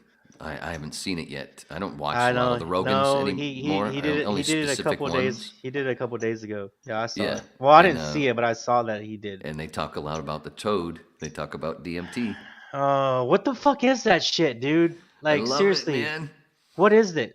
Would you? Okay, it's do DMT. You know, do you know what it is? And my next question is, okay, so you know what it is, but would you do it? Would you try it nowadays? Even at your age now, you do it? Fuck yeah, DMT. Yeah, but I've never been in the presence of it. I've never. Fuck. Just mushrooms and LSD is all I've done for. It's like, well, I did ibogaine, but I couldn't do the flood dose of ibogaine because I would be scared. It lowered my blood pressure too much. I would be scared to try it though, dude. It's short. It's quick. Like, what do you mean by short and quick? What do you mean by that? It only lasts like 10 minutes. Really? Yeah. DMT trips only like 10 minutes. Does it make your heart go up or anything, or? A little bit, but it's pretty safe. It's always good to have somebody there in case, but you just sit there, you take 3 hits. A lot of people have explained it, right, where if you don't take the 3 hits, it's not as good because you don't really truly blast off. Yeah. But when fucking people talk about DMT to me and that whole thing, like a shooting through a rainbow blast off thing, it's like Thor leaving Earth and going to Asgard, man. Bro, fuck. I don't know. I gotta meet somebody in LA to be able to hook And me with that shit. Mjolnir is really represents the mushroom or any natural psychedelic on the planet. I wonder if I would become this guy. Sticks and stones will break your bones. Hey, that's not a bad idea. Dude, I bet this thing would become real, or I would become him or some shit. Fucking A, man. 2 weeks in a row with a puppet. It's so hilarious. Now there's a delay, and now I'm seeing it. I'm seeing it on the big screen now. Oh my god, that's so fucking hilarious. Oh, dude. Did you see I- that clip from Jinx when it started out with him? Yes, Oh my yeah. god. That was funny. That was I was hilarious. losing my shit. That was funny. And that's one of those. Wow, just a minute. I watched y'all's show for a while. Like I watched a pretty good portion of it. Good God, yeah, we went. Yeah, it's tough. I mean, Jesus, we did what over 4 hours. Yeah, it was good. I watched it. I mean, I watched about almost 2 hours of it. For sure. It took me 4 days to go through it. 'Cause Damn, dude. It was fun But- every time I. But that beginning was hilarious. That shit was funny. It was a great open, dude. Yeah. That was so That was awesome. great. That was awesome. I was howling. Dude. Oh shit, that was funny. Well, fuck. Tell the other guy to go wait. No, I'm that taking was- over the fucking show. No, yeah, right before that was my favorite part. When I'm like, I'm about to throw it to Randy, and I'm like, oh no, we can keep talking if you want. Sure, it's your fucking show. Yeah. He's like, fuck it. Tell the other guy to go fucking wait a while or some shit. It's I don't know. my time to shine. That was so great. Yeah, dude, that was Oh, funny. God damn. I laughed at that shit myself. Sure, it's your fucking show. You're like, who the fuck am I talking to? The fucking doll or you? Fuck. And the best part is the way it's you... done, where he's not even looking at me. He's I know, he's I like know. you, where he's looking at a different screen. Where I'm looking at you, you're not even looking at me on the screen. So you don't know. That's what I'm saying. Were you drinking yet, or were you completely sober at that moment? I'd had a couple of beers. Oh, okay. And weed. And I tell you what, and see what I try to do is if I know I'm going to do it, I try to time it out to where I eat an edible usually about 30 minutes before I hit record. So then there's like, somewhere in that first half hour, there's a part where I'll lose my shit on whatever, the smallest thing, and just laugh my ass off, and I'll sit there and I'll think, oh my God, I don't know if I can keep going. I'm fucking high. That's what I'm saying. Like, were you sober when he said that shit, or were you like you kind of were tipsy? that was pretty fucking funny. I wasn't fucked up, God but yeah, damn. I'd had a couple at the beginning. Yeah, I'd like to have a couple before. This pregame drinks. fucking drink just put me back tipsy. I was already getting kind of mellowed out, but now I'm back. I'm back, Jack. I'm back. What's with the girl? How come she's coming over so late? Well, now not anymore. No, it's too late now. What do you mean? Why does it sound like you have poker chips at your fingers? Oh, it's because I have these chips. I have stuff You with do my have chips. fingers. Yeah, I do. I have tokens that I play with. It's just like I don't know. I started doing it with dice. I have dice. I have poker chips, or not poker chips, just chips that I play with. I don't know. It's just something I do. Just to hand things instead of it's better than smoking cigarettes. Yeah, I think it's an ADD mine. thing, but I don't know. I don't know if I've never been diagnosed. But even when I work, I just do it with my hands. I don't know, and that's when that Danielle, you might hear Danielle or Paul be like, "Oh, we can hear it," so I have to like calm it down if I'm rolling the dice too long or too loud. A lot of times. So can you hear it? Can you hear it right now? A little bit. That was real small, but earlier there was yeah, one that was right there. I was popping it It's pretty fine. hard. I don't care. I was like, is that what I'm hearing? I just wanted to know if that's really what I was hearing was Yeah. chips. It sounded like I was It's just sitting at because a I'm. poker table. It's no, it's because I'm playing with my fingers. Yeah. Can you hear the dice? Yeah, it's small though. It's faint. No big deal. But you know what I've heard that takes care of a lot of these tics and stuff of people like that, like the leg, the nervous leg or whatever they call that shit, and all those nervous things. thing. It's just something. Yeah. We know what takes care of that. A healthy dose of psilocybin mushrooms. And it just, because it frees you. That's why it's healing. That's the whole Jesus mushroom thing comes from the healing part. Nah, I mean, I don't know, dude. Even when I'm working, I do it. I do it when I'm working. So I know, I understand. But what I'm saying is, if you went this weekend and did it right, got prepared, fasted for 6 hours, had a person that was there to, because you don't want to do, if you haven't done it in a long time, you don't do a heroic dose alone. You want a sitter, a cool sitter, and a glass of milk. I never did the milk thing. I washed mine down with wine, or I made tea. Oh, I make tea. The tea is good. The tea hits faster, but the problem is because it does something to where you do end up having to piss a lot more because it has something where it helps to flush you out as well. But that's one of the things where holy water comes from. I learned this after a couple of trips. Is it really holy? There's two reasons. There's the two explanations. The two Here, explanations. I'm gonna refill, but keep going. The two explanations for holy water are this. There might be I think there's a third because it's usually in threes.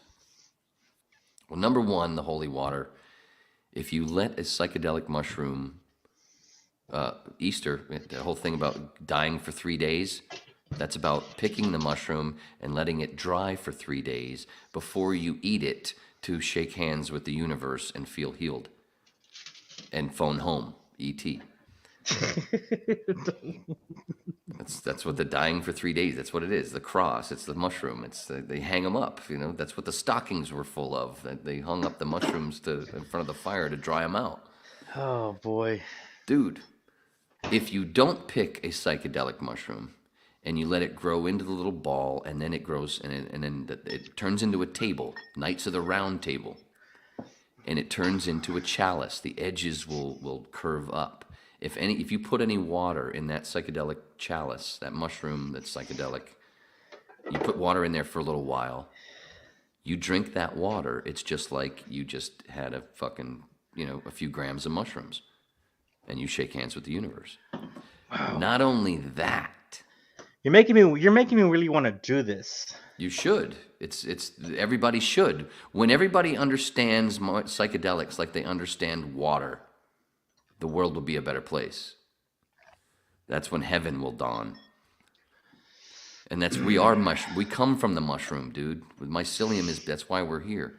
Anyway, not only is that way the holy water, and that's the chalice, the cup, the cup, what do they call it? From Jesus, the cup. Yeah, you're talking about the chalice. The Catholics have the cup. And... Yeah, what do they call? What's the Holy Grail? Oh, the Holy Grail. It's a fucking mushroom.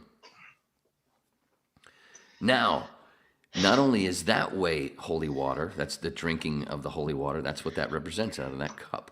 And the little wafers that they put on your tongue, the little bread thing, that's a fucking mushroom cap. Yep. That's a mushroom cap in that ceremony, man. The fucking Pope dresses like a mushroom. If you look up Pope clothing, you go, hey, it looks like the Amanita muscaria from fucking Alice in Wonderland. I got kicked out of Catholic school. No, I didn't, but until now. 3rd grade, dude. No. I asked a nun out on a date.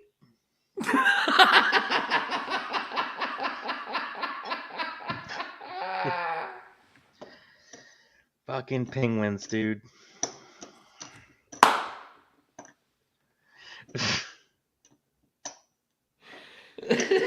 Do you remember how I told you how I grew up with MTV and HBO and all that shit? Yeah. I mean, I watched Arthur as a little kid. I watched all these. What's the rest of this moose? Dude, I need to rewatch that. I loved Arthur growing up, bro. when I saw you talk about him, I was like, holy shit, Wayne.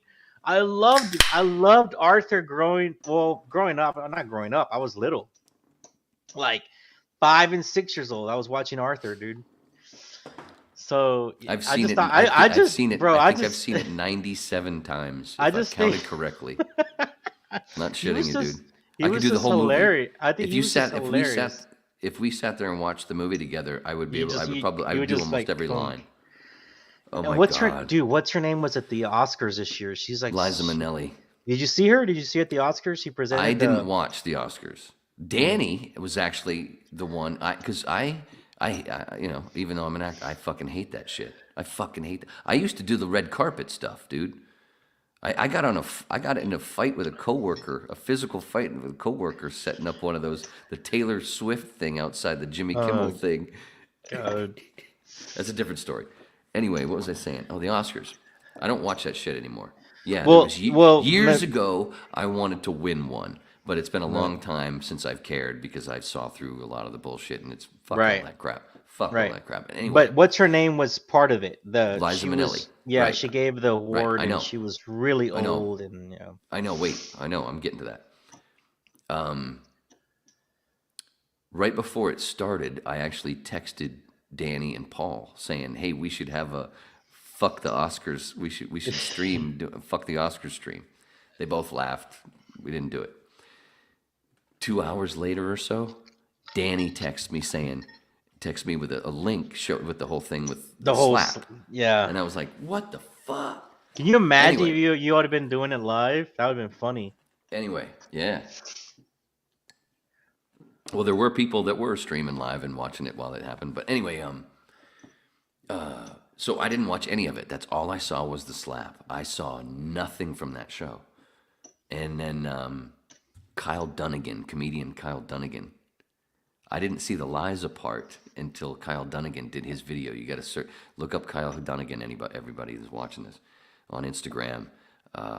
His videos are so great because he does voices, he does a great Bill Maher. He did this thing to where he changed it up with the video with Liza coming out and then doing actual worse jokes about Jada. Jada Pinkett lost her hair because her vagina smells so bad or something. It was so funny. But it's Liza delivering these jokes. Oh shit. Oh fuck. The way he spliced it together, got to go check it out, man. It is so fucking funny. It is so fucking funny. But that's the only reason that I knew Liza was there at this Oscars. Because of gotcha. Because yeah, of man. Kyle's video. She presented the last award, whatever it was. I think so, yeah. The director, I don't know what it was, but yeah. Right. And it just reminded me when I saw her, I was like, fuck, man, how old was she? I just made me think about, it was like, what's that word? Nostalgic or whatever. Just nostalgic or whatever, thinking nostalgic. about, yeah, there you go. About her and watching Arthur back then and how old she might have been back then because she's like 74 now or something. She might even be older than that. I think she's older than that. Yeah, maybe. Yeah. Whenever I see her, I hear John Gielgud. Nice to meet you. Usually one must go to a bowling alley to meet a woman of your stature. Good luck in prison. Hobson, did you see that? Did you see that? No, I didn't. What was it? That woman, she just stole that tie. It's the perfect crime. Girls don't wear ties. Dude, I seriously need to rewatch that, dude. I haven't seen it since I was a little kid, man. But so serious. It's the perfect crime. Girls don't wear ties. Dude, that guy. Can you imagine hanging out with that motherfucker? Oh, can you dude, imagine? I would have had a heart attack. No shit. Like out there's like dude, there's only a few people I'd want to hang out with, and I was, he would be one, and then what's his name would be the other. Toy Story guy, or what's his name? Pryor. Yeah, Richard Pryor. Yeah. Yeah, doing cocaine with both of them. I bet they did. They did some coke together and Can drank you together a lot. imagine those nights? They hung dude? out. They hung out. Holy fuck! Can you imagine just partying with those fuckers? Oh god A damn! cool rabbit hole to go down. Speaking of Dudley and being so funny, if you go through, go to YouTube and search Dudley and Peter Cook. They used to do. He was another British comedian who partied hard. They used to do a lot of stuff together. And I have to check him my out. I God. have to check Peter Cook, Dudley Moore. You'll be howling. The humor is so dry. Peter Cook is so fucked up. Oh my God, great shit. That's why, dude. That's why, like I said, I'm not funny. I'm not. Yeah, you are. No, and I'm not. But this Dude, whole you're one of my favorite. You're one of my whole, favorite promos of this dude, fucking podcast. The whole fucking Lee thing earlier in the piece. I thought that might have been funny with the whole Lee thing, with the doctor shit. Oh, you mean exam. on this podcast or No, podcast? the Paul's earlier. I was like, oh fuck, I don't know if that's gonna be too much or something. Yeah. I actually kind of missed some of it because I was in the other room as that some of that was going on. So Oh, okay. I missed the whole thing, but I didn't hear anything that was bad or whatever. But no, you're funny, dude. Like I said, that's one of my favorite promos. I'm not funny, One of my dude. favorite fucking promos. I gotta put this kid to bed. No. I'm the only one that can put him to bed. How so? You tell him a joke or something? Every once in a while, I told you I have I'll have a life. I'll have a life moment, and the life moments are just those. What's what it is, dude. You know, you're right. Dude, partying in LA with those people, that was a life moment. It was when you have those life moments, where everything just fucking just bridges together, and it just everything just matches, and everything's just it's a life moment, and you have those sometimes. It's just that's what it was. So. Absolutely, and the biggest ones are when you do 5 grams of mushrooms. Dude, I would love to be fucking LA and do that shit. That'd be fun. I was in Studio City when I did when my first. Well, I mean, I did mushrooms a few times, many times. Is that before Is that, okay? Hold on, but Studio City, Burbank, or Studio City is it's near Burbank, yeah, in the valley.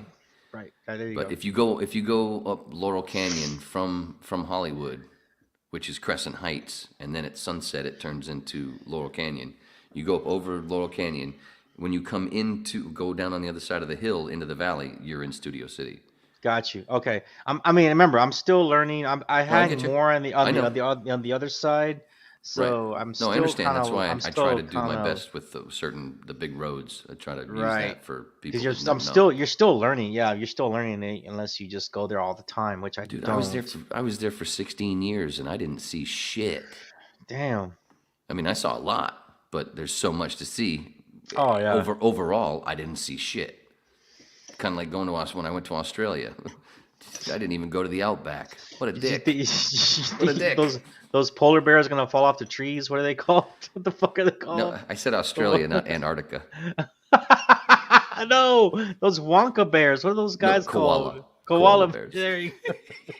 Wonka bears. The fuck are they called, man? I don't know what the fuck they're called. Koala bears. And apparently, Yeah. all of them have fucking syphilis. They're fucking horn dogs. Oh shit. It's either syphilis or the clap. I don't know. Dumpster divers. Full circle. I love all the callbacks. That's the best part of having a conversation. One of the best part of having a long conversation are all the callbacks. Dude, I don't. Okay, now that it's late, we don't have that many people listening. Who the fuck? Their first pussy they ever ate was fucking smell like fucking roses and shit. Like seriously. The first time I smelled it, That's what I was trying to say. It was a dumpster dive. No, I understand. I get you. I know. Yeah. And like I said, yeah, especially because the girls back then, when they were younger, they don't know. Their parents didn't teach them hygiene very well. Right. But so there are some where, there's been some where like, oh, come on, man. And there's some like, oh my God, I could eat this all day. Right. Oh, fuck yeah. Of course. God damn. Yeah. But the first time I truly smelled it,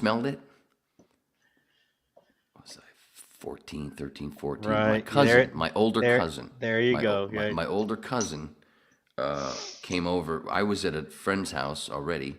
And then, because he lived right down the street, down the road here. And he was meeting me at where I was, at my friend's. to get a ride from, I don't know who it was that was going to bring us all the way back here because this was in town. Things are spread out, it's rural. It's Maine. It's Maine. It's Maine. So anyway, when he came over to the friend's house, he came straight over to me. He just come from the school. Anyway, he comes right over to me and does this. Takes these two fingers. He goes like this right across my nose. And I went, what the fuck, dude? What the fuck, man? What was that? What is that? And he tells me, oh, I just fingered so-and-so. Oh, shit. You yeah. motherfucker. He was such a he was a bully. That's funny. Fucking rubbed it right across my fucking nose. And see, now I remember those days. But see, it wasn't a very good initiation because with it being like, because he had done it like 15 minutes before. Right. So I'm sure 15 minutes before, it didn't smell as bad as it did when he rubbed his fingers across my face. So, nothing against her. So there was a timing issue. Right. It's right. But you see, the age difference at 12, I got taken advantage of and got face written. At 14, you're doing. Look, at 14. That's the story that I hold on. At 14, I kept cutting off that you were. At you 14. Got face sat at 12. Yeah. So like Was she so hot? Like yeah. Or was he hot? What? Shut up. Yeah. She was older. She was probably 14, turning 15. She just tricked me and said, "Here, you're gonna do this." Took me into a room and she was like, "You're gonna do this." She just used me to get off. That's what she used my face to get off. That's what she did. Wow, dude. That's what I was trying to say, dude. You go over there and fucking play video games and pizza and you get fucking written, face written.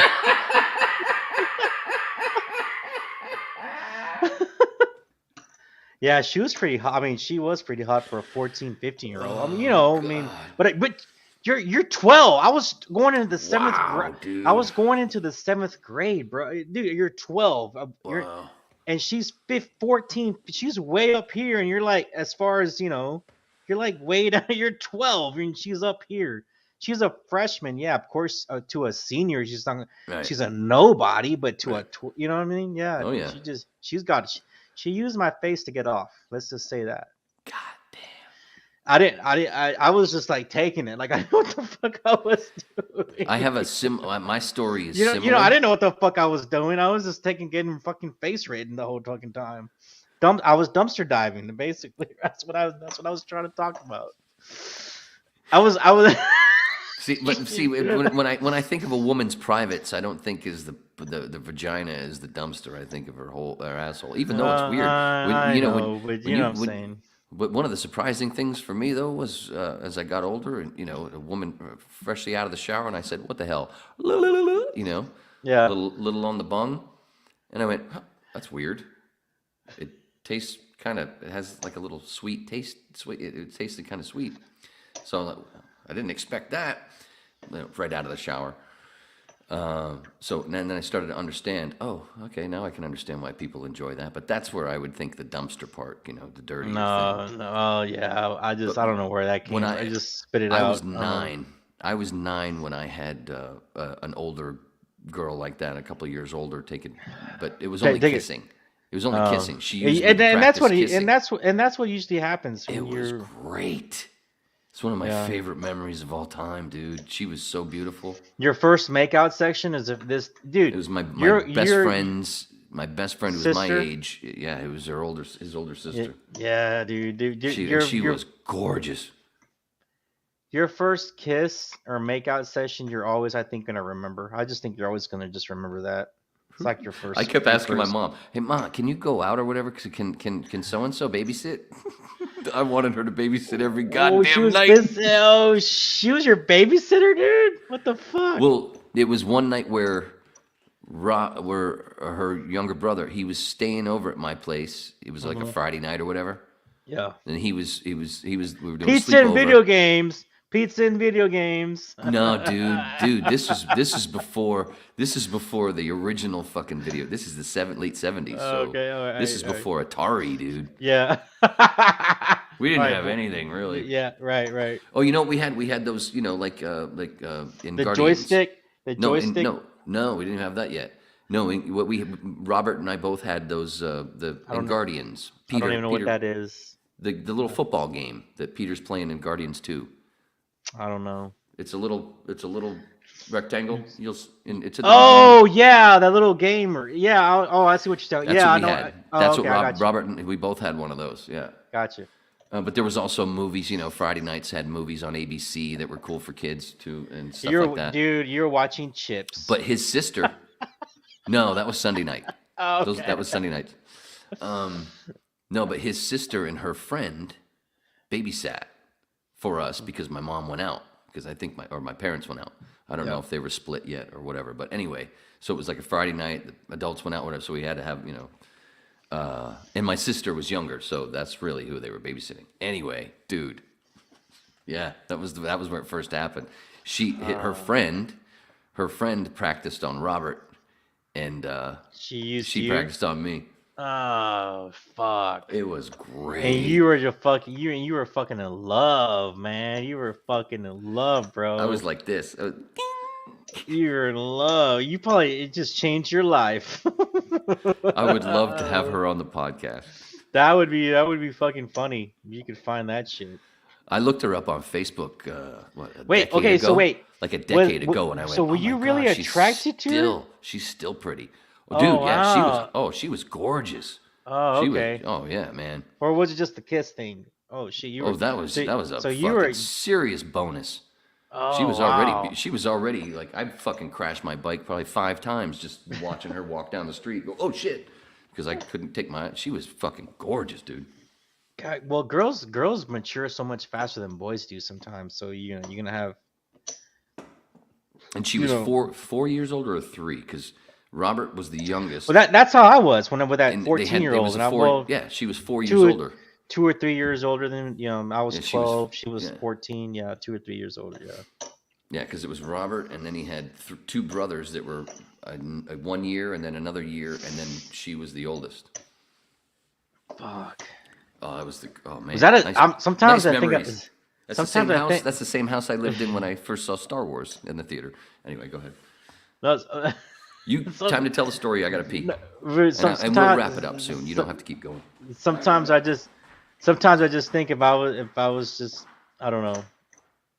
What was I gonna say? Fuck. Sometimes I just think that if I was taken. Oh man, that was funny. Going over for pizza and video games, but it turned out to be something different. Yeah, I think I was in a mental fog that 7th grade year. You're figuring out what happened over the summer. You start junior high. Your body's changing. You start football, all that kind of shit. That was a weird year, man. That was a weird fucking year. Oh man. But you definitely never forget your first kiss. I still remember my first kiss. I still remember her name too. Vady, that was her name. Vady Lynch was her first name. It was, and I think we made out in a garage, somebody's garage. Don't know why. He just did it. But there's definitely, dude. I didn't even. You know what? That girl that rode my face, like, we didn't even make out or nothing. It just happened. She's just like, she took over. She's like, I like you. You're cute, and I'm gonna just. I don't know. She just basically said, I'm gonna use your face. I'm like, all right. Oh, I didn't know what to do. I didn't. A great way to sit in. I didn't use your face. I couldn't hear all that through that. I can't hear it. So I was just saying, like, yeah, I didn't. Nothing I could do. You just had to take it, But you poor bastard.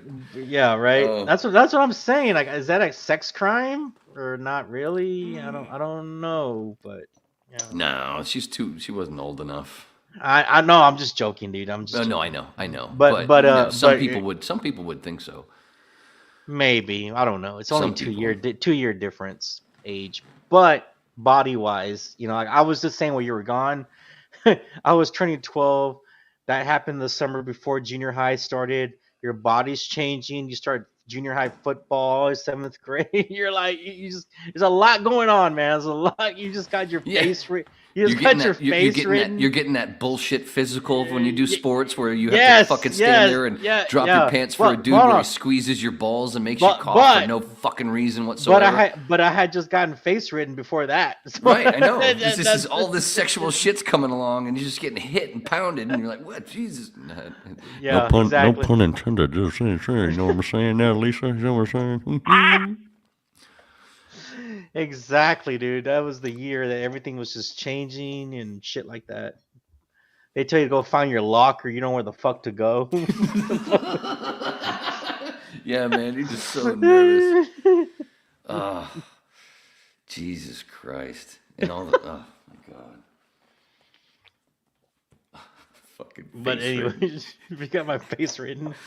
Dude, just remember, you're going for fucking pizza and video games. Did you get your face written? At least you got dessert. I wanted to beat Mike Tyson, dude. I didn't get to beat Mike Tyson. I got my face. Yeah, you were beating something else. Oh shit. Oh fuck. We still got 7 people watching, bro. That's funny. I can't believe James Watson. Oh my God, what the fuck's going on? I don't even know what some of these comments that I'm going back to. I don't even know. 301 because it's 3:34, so a half hour ago. Asteroids.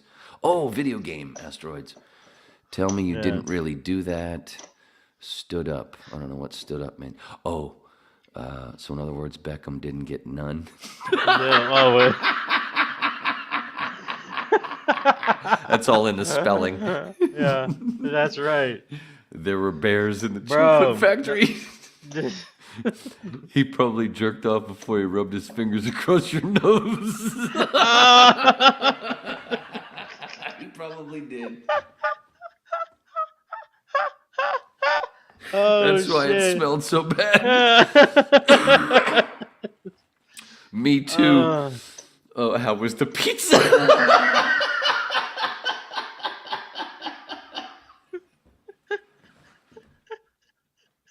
That was the pizza. I want to know who James Watson is, man. I'm his biggest fucking fan. He's gotten mentions on this podcast so many times. Dude is a crusher. Speaking of Me Too, I got Me Too'd on a TV show. Did you really? I mean, I don't consider it a Me Too, but I won't mention. Before all this shit going down now? Yeah. This was got to be what, 2014, I think it was. It's not that long ago. Maybe 2014, 8 years. 2013, maybe. It was one of the shows at the time. It was in the top 10 television shows. I'm not going to say the show. I'm not going to say the actor, but you might be able to figure it out with some of the clues I'll drop. Where's my fucking ashtray? Trash can. So I took this gig, just for the money. I mean, anyway, I was a dead guy. I was dead, so I had to spend a lot of time in the makeup trailer getting airbrushed. My skin, kind of like making like not zombie, completely zombie, but kind of looking like that. Yeah, definitely. Most of the blood is gone or settled or whatever. Because part of it, I'm laying on a table in a autopsy room or whatever. And at one point, so I'm not wearing anything but this little tan thing that you have, right? And anyway, one of the actors during a break. I hope it's not cold in there, bro. It got a little chilly.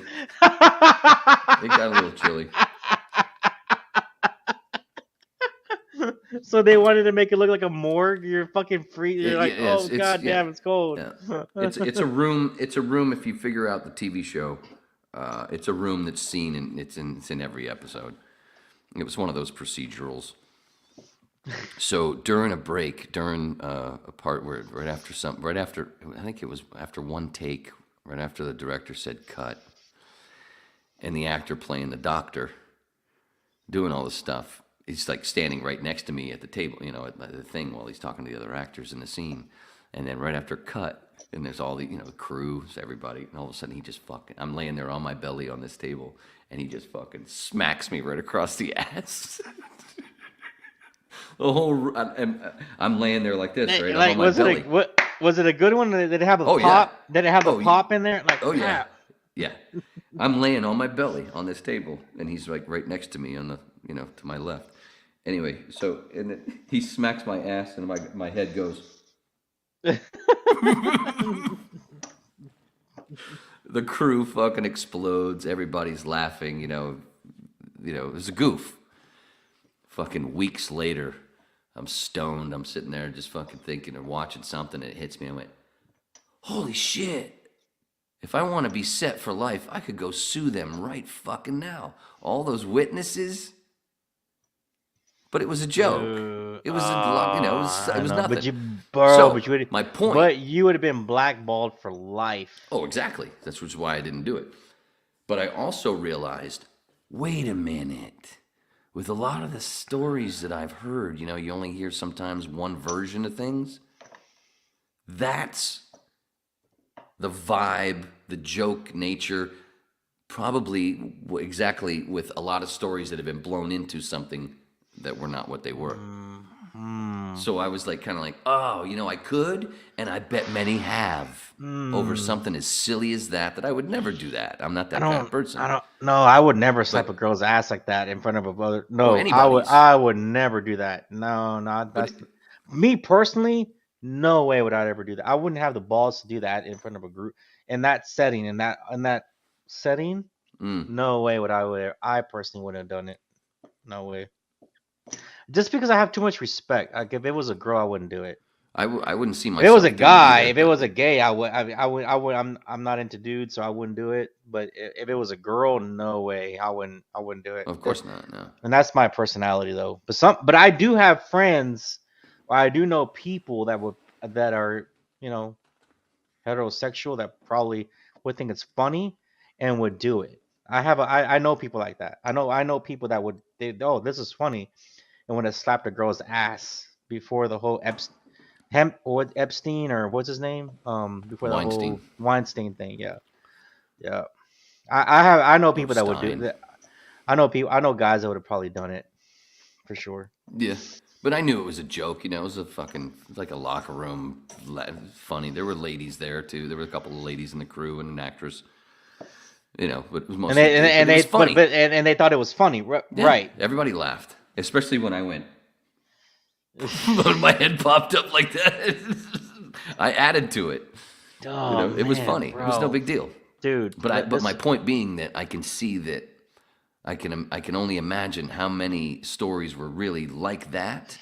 But for somebody somebody turned it into something that it wasn't and made to make money. Fuck yeah, dude. So it's Los Angeles, man. This might take us into another hour, but the whole Hefner thing coming out now, and you lived there for how many years? 13, 15, 16 years.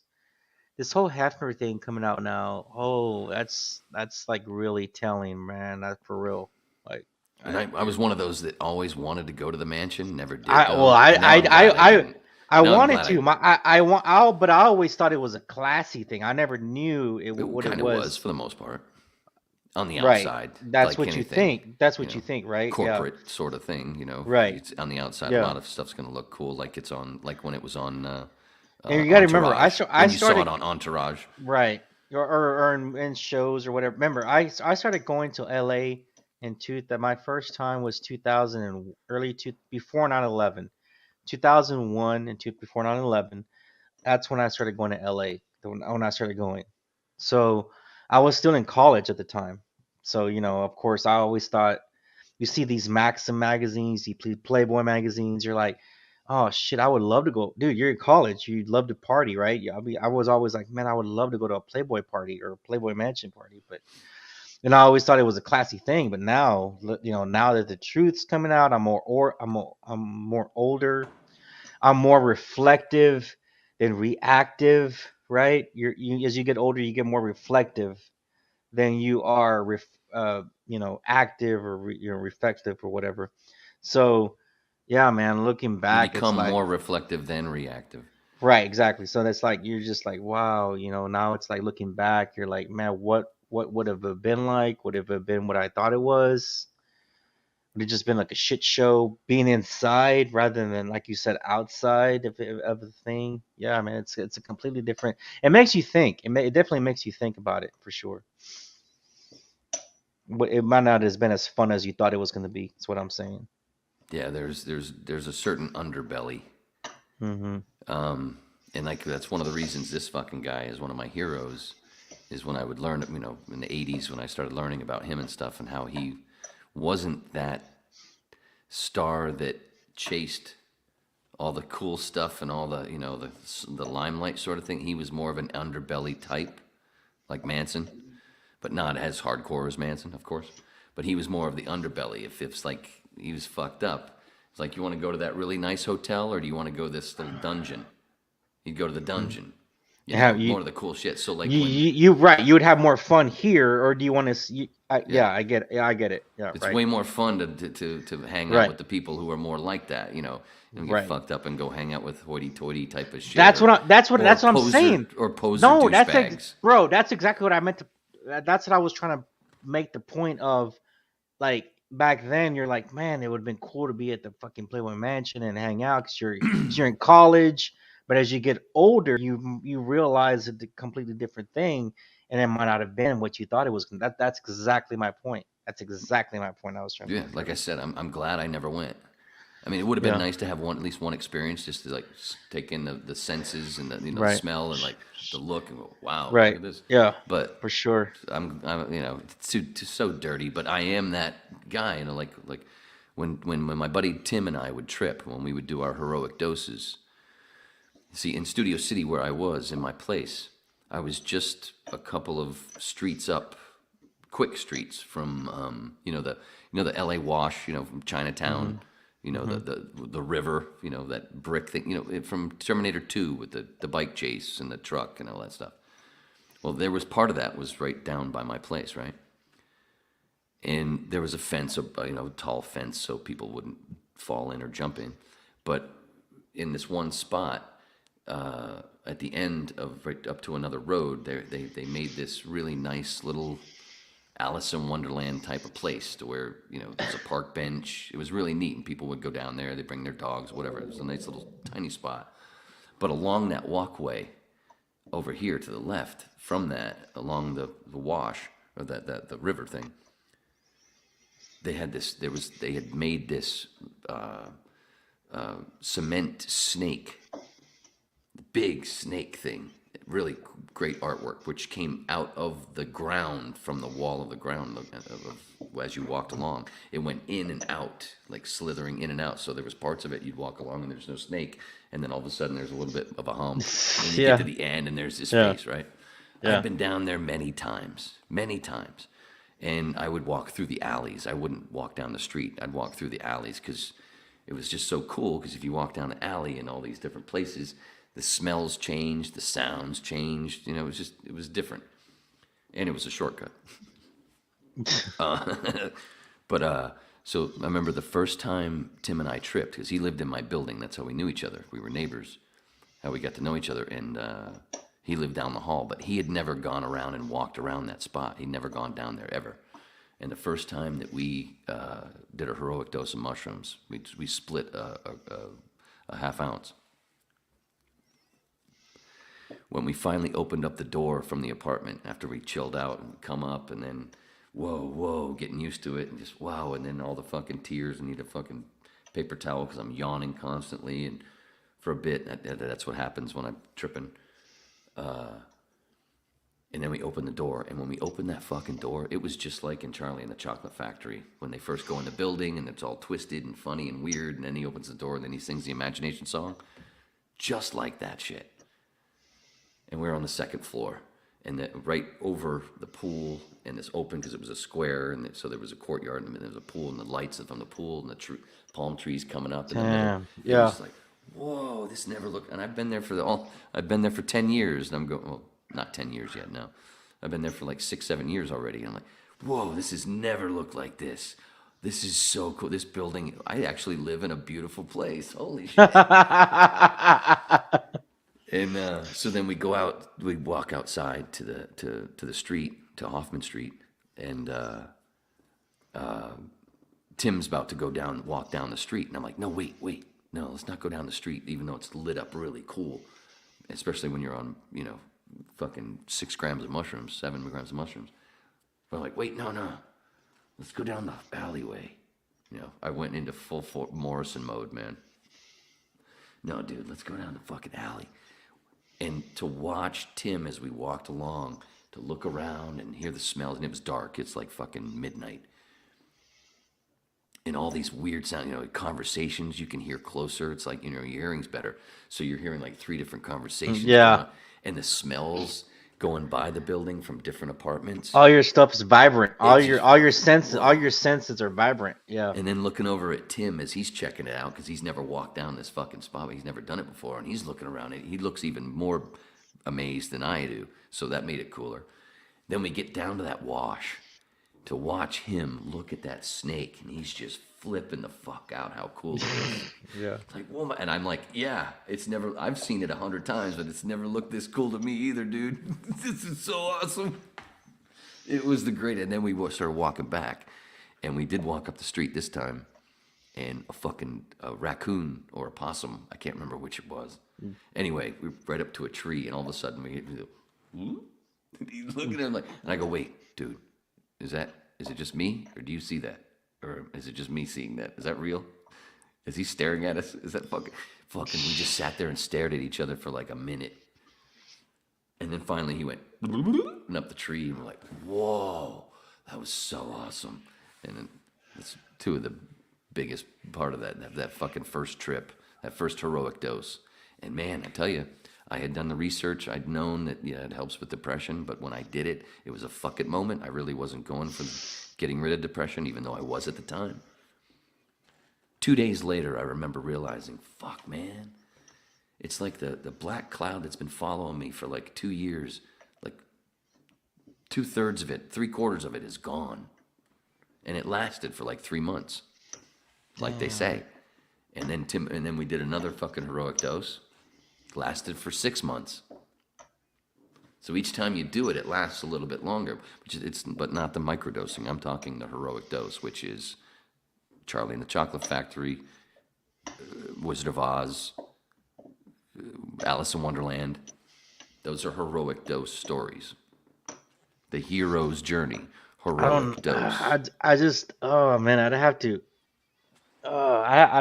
follow Rogan's advice or some shit to do it. I don't know. You're following the same advice as if you're listening to me. You do it right.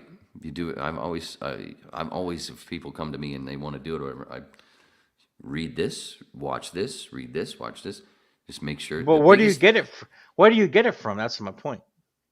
Oh, where? Well, it depends. You can grow your own now, man. There's fucking videos on YouTube showing you how to grow your own. I'd be scared. But no, you get them from usually usually a lot of decent weed dealers also have a decent mushroom connection. And you just do your homework first. The big thing is the come up, which is the tornado in Wizard of Oz, or the falling down the hole in Alice. What kind? Okay, so if you were going to suggest, it's a 20-minute. It's like a 20-minute window where it feels like. Sure. When it first starts hitting, if you've never done it before, it feels like your brain's being split apart. So that's where people get all squirrely and oh my god if they don't know. But what's really happening is your brain is being put back together in a way that you're going to recognize in a few minutes once you get through that little come up. And then you're in Oz. What kind of setting would you recommend the person to be in if they did it? Oh, definitely. I'd start at home. At home. Would you be in a desert? If you've never done a would you be in a hotel dose, room? Would you be at the pool? Would you be? It depends.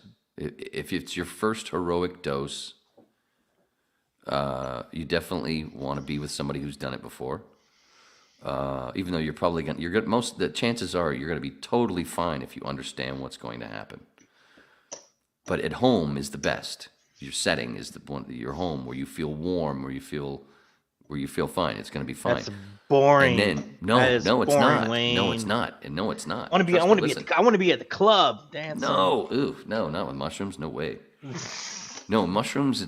Mushrooms is a. I want to be by some palm trees. As Bill Hicks said, they're sacred. Go to nature. Could it be on the beach?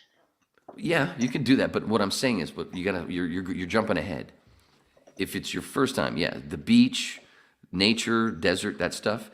Do you want to do that? If you're going to do it away from home, you're definitely always going to want to be somebody who's done it a lot, like a shaman, somebody who's done it a lot, who understands, you'll feel safe with. You definitely want that. But usually, to me, just me, I wouldn't do that. I wouldn't recommend that until after doing it at home first. So so you'll be a little more calm. You'll understand it more, being away and being out in the desert. You'll understand it more. So the first time you ever do a big dose, to me, you should be at home with somebody who's done it before. Dude, you realize, one of the things you realize is, oh my God, I'm always in Oz and I'm forgetting. I don't see it usually. It's like it pulls up a veil and then like, oh, that's right. My place is fucking cool. Holy shit. And then you get used to that. And then you're like, oh, now I want to go see some trees. And you open the door and it's like the imagination song. Dude, bro, it's been a while since I've seen trees. It's been You don't have any trees right near you? No, it's been a while since I've seen trees, if you get what I mean. I mean weed. No. You talking about weed? Seen trees. I don't. It's been a long time, so I took it. I mean, it's been like I think the last time I played around with anything of that magnitude was the year 2000. I still don't get the trees thing, but you're talking. Well, about no, I mushrooms. tripped. Oh, I tripped. Yeah, I tripped, and I was looking at the trees, and I just remember I had like a lunch date with a chick, dude, that day, and I decided to trip before I met her wherever we were meeting, and she was in my Spanish class. And I just remember walking outside and it was hitting me and I was looking at the flowers and the trees and I was like, whoa, shit. Everything was just so vibrant, the colors, and it was like right in my face. Dude, I don't even know how I drove to the restaurant and I was supposed to meet her, but I did. And I told her what I was done and I don't know. It was weird. It was a weird trip, but it was a fun trip. I mean, it was fun but weird at the same time. You know? And this was during the day? Yeah, it was during the day. I can't. And it was. The day. It's too bright. It was in the spring of 2000. I remember the time. Yeah. The best time. And I think I was dating a girl, but I really liked this chick, so I kind of was not. It wasn't cheating because I met her on a. Yeah, I was committed, but I met this Spanish girl or this girl from the Spanish class on a lunch date. Dumpster diving. No, there was nothing happened. We just had lunch. Oh man. So that was the last time you did any psychedelics. Well, the last time I did, remember, was the bowling shoes. Oh. Same year, but in the fall. That was in the fall. So, and that was that was it. After that, I never did it ever again. Well, to me, the best time to do it is to start imbibing. Don't have have the next day off, and start chewing or making your tea around 8:00. And if you're gonna chew them, just drink milk. The tea's good, but that's too much work, bro. I would. No, it's not. Work is eating those fucking things because they take forever to chew. That's work, man. That's one of the reasons why I've moved to the tea, because it was like, Jesus, when you're eating fucking 6 grams of them, it's, oh my God, is this ever over? But then the beauty part of that was I learned to, by the time I finished eating all the 6 grams, pretty close was the come up was going to come up pretty close because it took so fucking long.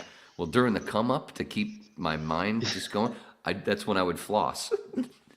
I started realizing, that's when I can floss to keep my mind, so I'm not just sitting there going, I'm gonna, yeah, the teeth, yeah, gotta floss, and like 5 minutes of the come up is, taken care of by flossing. Oh, dude. when I was in 2019, I was in LA and I went to a shop at the remember with the Hollywood people and my friend. It was my first time, and I was so stiff. I was so stiff. The girl was like, "Are you a cop?" She was like, "Are you a cop?" It's like, fuck. Like it doesn't matter. Like it's legal. What the fuck? I feel like a fucking douchebag in there. She's like, "Are you a cop? What the fuck are you doing here?" She was hot too, man. She was pretty cute. I was like, "Yeah, you're right. I need to chill. I need to just like relax, relax. I'm in California."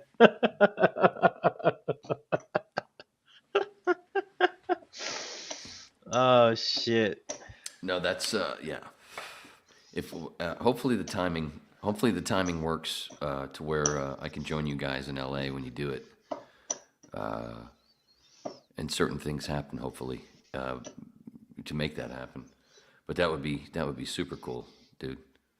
Is that I can knock a bunch of things out. I can see a bunch of people. I can see my kid, and I can hang out with you dudes, and we can go piss on Bugliosi's grave. Oh yeah, that's something we could do for sure. And we're definitely gonna go to Barney's Beanery, and I gotta take. I'm gonna I'll try to make take it out this. I'm gonna try to make it out this time when I'm It would there. be so cool to take the three of you guys on my little Morrison tour. I told you, like Barney's Beanery is right there. It's right near La Cienega and Santa Monica. Oh my And god, dude. go have a couple drinks, and then go over and you walk to the corner of La Cienega and Santa Monica. Go see the Alta Cienega Motel that's right there. Show you the building that's used to be the fucking phone booth strip club that's now a flower place. Liquor store right there is the same fucking thing. Across the street, the little restaurant now. It used to be the Doors office where they recorded L.A. Woman. And then the little bike shop that's on the corner used to be a fucking titty bar. And then a couple of buildings down La Cienega was Themis, Pam's little boutique that Jim funded. And go see that. It takes like fucking 20 minutes maybe, if that. And it's a real short walk. Dude, And then right back to Barney's for more drinks and food. Well, that's funny because when I'm coming from Long Beach, I exit La Cienega. I always just exit off of that. La Cienega. La Cienega, whatever. And then La Cienega. La Cienega. There you go. Yeah. I exit that and I always would go over and, that's where I exit off of Right. to go into LA because if you keep going past that, you're going to hit the 405 and you're going to get stuck and all that shit. So you just exit off that and you can hit whatever. You can hit You go. You could hit. I mean, if you're gonna go to Hollywood, you can go to Hollywood from there. You can go to Venice. If you're gonna go to Venice Beach, or you can just do all kinds of stuff from there. So La Cienega is the one that I La always Cienega. La Cienega is the one that I always go and take. Right. Whatever. I used to make the same mistakes, dude. I used La to call Cienega. I used La to call Cienega. La Cienega. La Cienega. La Cienega. There you go. And it's the Alta Cienega Motel where Jim used to stay all the time. I used to say Las Feliz. That's Las Feliz, right? I used to purposely mispronounce it as Las Feliz, just to fucking make people go. Do you have you ever stayed at the Beverly Hills Hotel? No, I don't think so. Fuck, I've thought about. I've almost stayed there, but I want to stay there one time. I might make reservations just to hang out. I don't know. I always wanted to stay at the Chateau Marmont. Where's that? It's on the Strip, Sunset Strip. It's just a little bit past, a little bit down from Laurel Canyon / Crescent Heights, right where it switches. It's right there. That's such a beautiful. Dude, that's so beautiful around there. Died. It's like so beautiful there, dude. Well, at least Laurel Canyon and all through there, man. Yeah, certain spots are fucking gorgeous, especially when you go through those spots that don't have many homeless people and tents. Oh yeah. It's beautiful around there, dude. It's so beautiful around there. But I never went into the Chateau Marmont, but I went the Bar Marmont, which is it's a bar that's not attached to it. It's a little bit separate from. It's a little bit of a distance away from the chateau. Yeah. Not much. It was walking distance. I went there. It was in the first year I was there, I think, and an actress friend was having a birthday party, so she rented out the Bar Marmont. So me and my wife went, and dude, I go into the bathroom. Like I think it was the second time I go into the toilet. There's this dude there right in the next urinal, and he looks right at me while he's pissing, and then he just goes like no big deal. He didn't ask the cop thing, and he just went boom, the little key bump. And I went, whoa, dude, whoa, it's open. He goes, you want one? I went, it's been a while. It's been a few years. Sure. Oh shit, dude. Dude. So you this was walked good out. stuff. Hey, This was you good walked stuff, out like too. you walked out like, whoa. I went, Let's hey, baby, let's fucking dance. go. Yeah, I was like, let's fucking go, man. Let's dance. I turned into John Travolta in Saturday Night Fever. And she's like, woo, what's going on here? I went, I don't know, but I'll tell you in a minute, maybe. But I got to go to the bathroom again. Hey, you going to the bathroom again, dude? I met him in there one more time. That's funny. Shit. And it was funny, too, because I was a big Mark Ruffalo fan. And I remembered, and in the middle of this, I remembered an interview from his best fucking piss ever. Thank you for being such a loyal watcher, James. You rip, shred. I remembered I read an interview with Ruffalo where he talked about he was a bartender at Bar Marmont at that same place for many years, and he said something about he got tired of seeing actors doing coke off of a women's tits at the bar. I was like, wow, I actually got that close to the story. Almost. I didn't do it off any titties, but anyway, yeah, that was my that was my the first time I ever walked into that bar, and yeah, we had a blast. And my wife was very happy for the next couple of days in bed for sure. Woo, where'd this come from? Some cocaine that wasn't stepped on. Oh I didn't- man, bro. I didn't tell her that, but I think I might have finally told her at some point. I'm pretty sure you probably did. It's just something. And then I didn't do it again for another. I didn't touch that shit again for another long time. I mean, of course, I've never done that. I just did I this. don't want to do it anymore. Well, I get I scared. did. I just did the stuff before college or in college, and that was it. So 2000 was my last time. 97 was my big year because I had free access to it. I was part of a project that it was floating around easy. So I went, oh sure, I'd have all these problems. I got beat up by a coke dealer years ago, and I've never even touched the fucking shit. So yeah, I guess this is the perfect time. And I ain't got to pay for it. Woo, let's have a ball. And I did that year. Yeah, in that year, yeah. Out of all the times I've done cocaine, I believe I only paid for it twice. I mean, actually, like made a purchase, because if friends had it, I would just give them a 20 if they just shared something or whatever. But making an actual purchase, I think I only did that twice. Out of all right, mini Robert Evans. So never really any dealing going on. It was just being with having. Did the you right have like friends. if the phone rang, you'd be like, oh shit, I gotta get that. I gotta get the fucking phone ring. Hey, do you see shit crawling on the walls? Dude, can you imagine Robert Evans and his 27 phones throughout his house and just doing cocaine and then and hold on, Thomas, hold on. 26 or 27, I don't remember the number, one of those 26 or 27 phones, like the ones that you used to pick up with the dial, right? Mm-hmm. One of those the old rotary school phones. Yeah, 26 or 27 of those scattered on the premises. You're on cocaine, and you also have a sex dungeon, and you have a lady tied down in the sex dungeon. What the fuck, dude? Could you handle that? All that shit going on if the phone rings. Remember, 26 phones. a sex dungeon and a chick in the maybe two chicks tied up at the bottom of the sex dungeon with Sometimes, probably, for sure. and you're if and not you're more. on and you're on coke. Holy fuck! And I one of the just most powerful people in Hollywood. at the time, yes, at the time. So Yeah. say it's like 1971. So you 72. already have an ego. Now let's add uncut cocaine. Yeah. So yeah.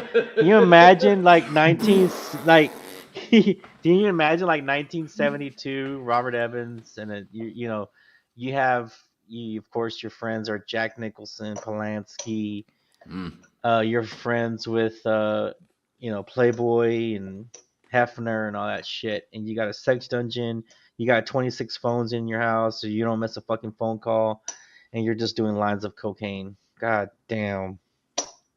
Uncut cocaine. And you're making decisions for a fucking Paramount Studios. Which is a completely different thing. I've done that stuff that's been stepped on 7 times and did a couple of bumps and went, and then somebody goes, Wayne, your nose is bleeding. What? Oh, are you serious? Oh, yeah. Holy fuck, dude. Yeah, my buddy got some really bad stuff. One of the 2 times. Shit. One of the 2 times I purchased it was with a buddy of mine, and he's the one that got it. I just gave him my part of the money. Yeah, I think I did 3 bumps. I'm standing there talking, having a conversation with a bunch of people in a parking lot, and all of a sudden somebody says, Wayne, why is your nose bleeding? What? Fuck. What the fuck? And then within 30 seconds, I was puking. And within 5 minutes, I was doing this. Just drinking it away. I went right back. And then there was another dude that was there that had real shit because he had heard, and he went, oh, I heard about your little, you must have garbage here. And he gives me this little contraption that I didn't know, and I almost fucked it up and dropped it all. But it was this little button, had a little button thing for a bump. It was this weird thing. I'd never seen it before. And he goes, here, have some of this. And I went, boom. Whoa! Dude, what? Okay, so I mean, I just sometimes wonder what that feels like. I can only imagine the caffeine, like maybe a Monster drink or coffee, and you're just like awake. Bam. I don't know. It's been a few years since I did it. Has to be probably 10 times that, right? It's fucking crazy. And it depends on, like I said, how many times it's been stepped on. The purest stuff, of course, is just woof. But it's been a few years. But I remember the last time I did it, I just did a little key bump. And luckily, it was a good thing that I'd had a couple of drinks, because if I hadn't had a couple of drinks, I would probably freaked out, because I was just like, oh shit, I don't know. It was just like, oh, I shouldn't have done that. I shouldn't have done that. You got hot. Did you get hot? Yeah. You're like, oh shit. I think that was a mistake. Oh shit. And then 5 minutes later, woo! Yeah. Should I do another? Oh fuck! And I didn't, though. And I was great too. It was good too. And I remember waking up the next day going, "Oh, that was one of the smartest things, is to not do another one. Just that one, because, oh man, it's so bad. The crash. That's one of the things I learned. The crash is so awful, dude. The crash is so awful. But the worst crash of all is meth. Oh, I can't imagine. Oh shit! You know how? When we were younger, you know how, I remember most of us, like in our 20s, hangover was like, it was a day, because you were drinking a lot, and it just seemed like a day. It just seemed like a day. You just recover fast, yeah. But it wasn't that. When you as you get older and you drink less or whatever, and you do those little pop-offs, and then you're like, oh no, actually the hangover, I didn't realize it, but because I was still drinking, it was actually like 3 days is what it lasts. A real hangover is 3, almost 4 days of true recovery. I can't do. I mean, Alcohol. I can't go to work and know that I can't. Most of the 90s, I was fucking hungover. Yeah, right. So, but then with Coke, it's more. It's like with Coke, you do a little bit. It's a week before you feel right. With meth, it's fucking 3 weeks before you feel normal. And that's just from doing it one night, a couple times, a little bit in one night, and then not doing it for 3. And it's 3 weeks before you're like, oh, I think I finally feel normal again. It's fucking. It just stretches. The more than the narcotic, and narcotics are just so fucking bad, and they ruin everything. I don't know about that, but you know. Mostly they ruin things. When they get out of hand, because shit gets out of hand. Sure. Many people, there's many more people that do meth than most people realize, and they just do it once in a while. Yeah, I would never. They do it no. like every couple of months, like like there's different versions of swingers. There's couples that are swingers that they do it every weekend. Then there's couples that do it like once a month. Then there's couples that do it like once every 2-3 months. Then there's couples that only do it once a year, So there's different versions. So there's different versions, and that once a year thing, like with the swingers, that's like the most when it comes to, or the couple times a year vacation sort of shit. That's the most, I think, of the people that have touched it, that have done that. They just dabbled, like what I call myself, the babbling dabbler. Just No, I was man. never an addict. I only did it a good handful of times. And it Ooh, was I've heard spread out. I've heard so much bad stuff about that. I would never touch that stuff. There's a lot of fun to be had, but there's also, the crash is just, it's fucking hell. It's hell, and the fucking knowing that you're grinding your teeth, and the sleep. Your sleep You're is just so like fucked you're up, just and you so have those little you're just like jitters. so spastic, right? You're Yeah, just you like, have certain spasms that all of a sudden you just be like, everything's fine, and all of a sudden, you'll have these things, man. Yeah, it sucks. Can It you sucks. do Can you do math on meth?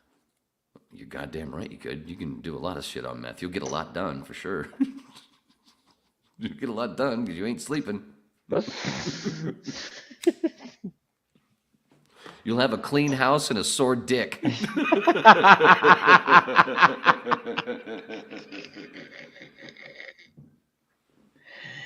You'd be Mr. Ooh, hey, there's a promo. dude, you'd be super mom, dude. You'd be like super mom and shit. Oh, dude, you remember what was the movie with Jared Leto with the he was the heroin addict, him and Jennifer Connelly. The Dallas movie. No, that was the AIDS movie. Yeah, that's Matthew McConaughey. Yeah, and he played the trans. Yeah. Why did my YouTube stop? Yeah, We're still YouTube stopped. I don't know. Recording? Why did my thing stop? Are we?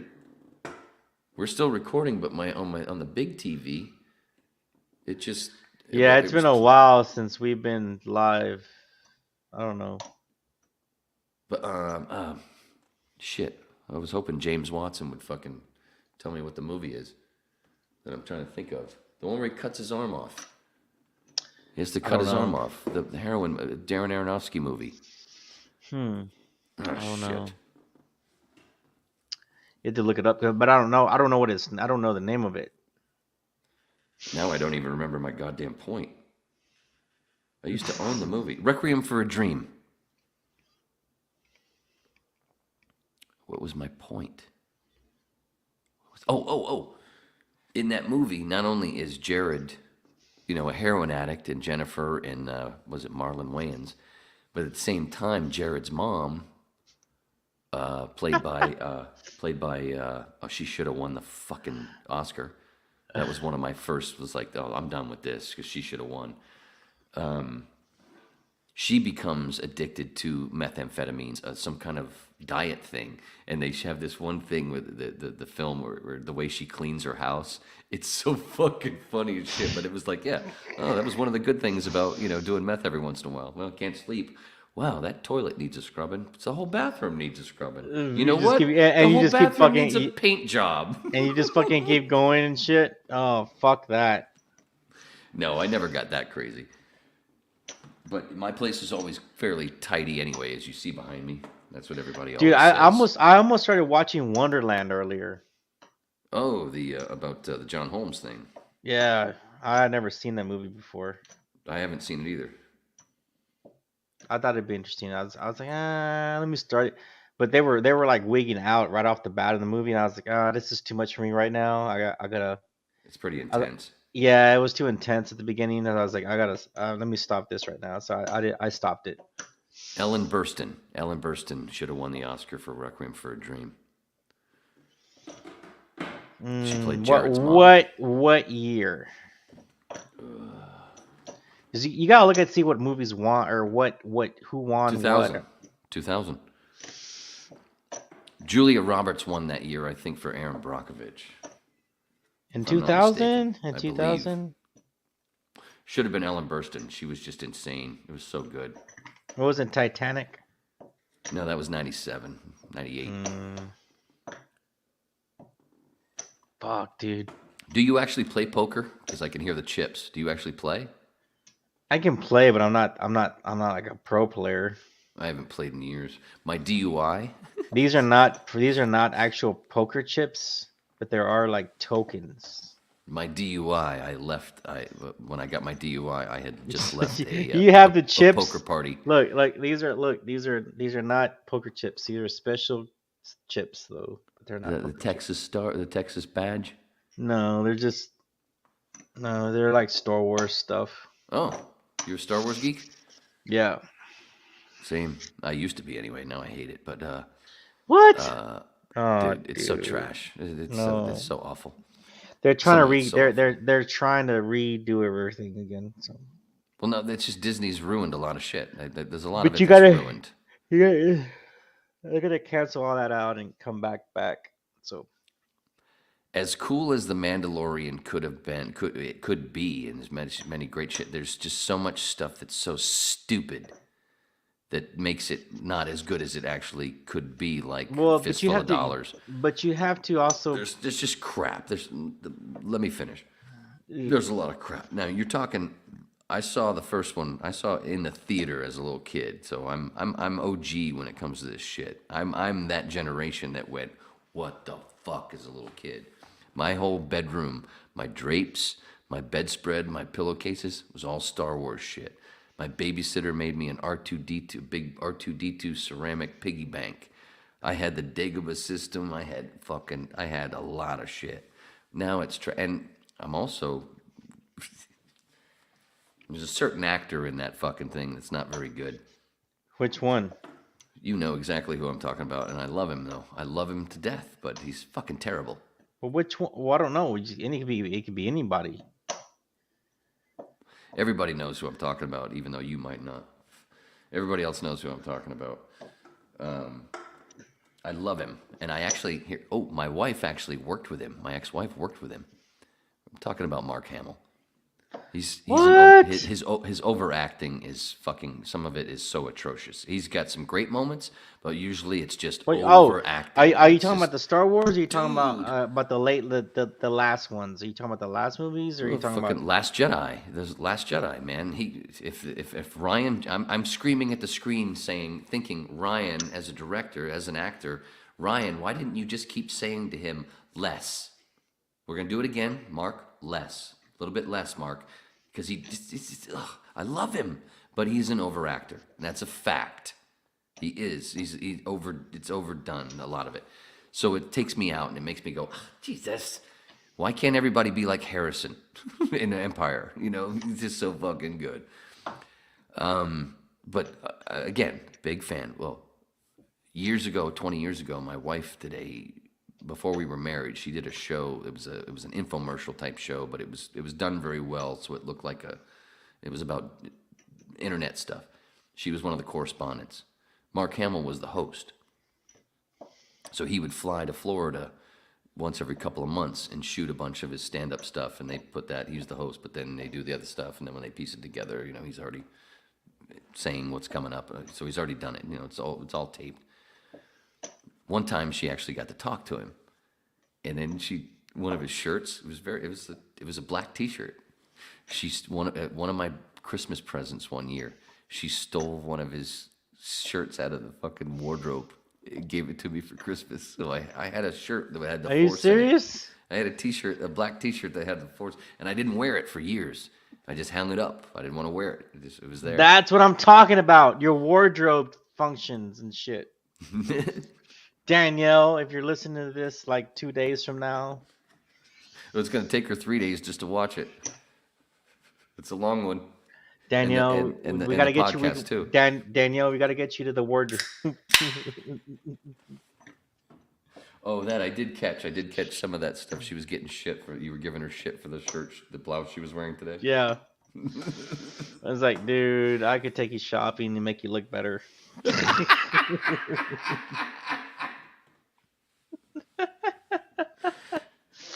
Oh, All right, bro. shit. Should we wrap this shit up, dude? Yeah, whatever, man. Fucking, it's 4 hours, man.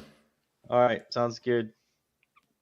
But it's been a It fun hasn't, 4 hours. it hasn't been like, it doesn't seem like it's been 4 hours, but yeah. For No, sure. I know. That's the beautiful part about it is it goes by quick. You know, when I do my solo ones, you know, because most of the whips are solos, you know, and I keep it right at an hour. You know, I'm just looking at that fucking clock. It's like, oh, come on, we're gonna get there. We're gonna get there.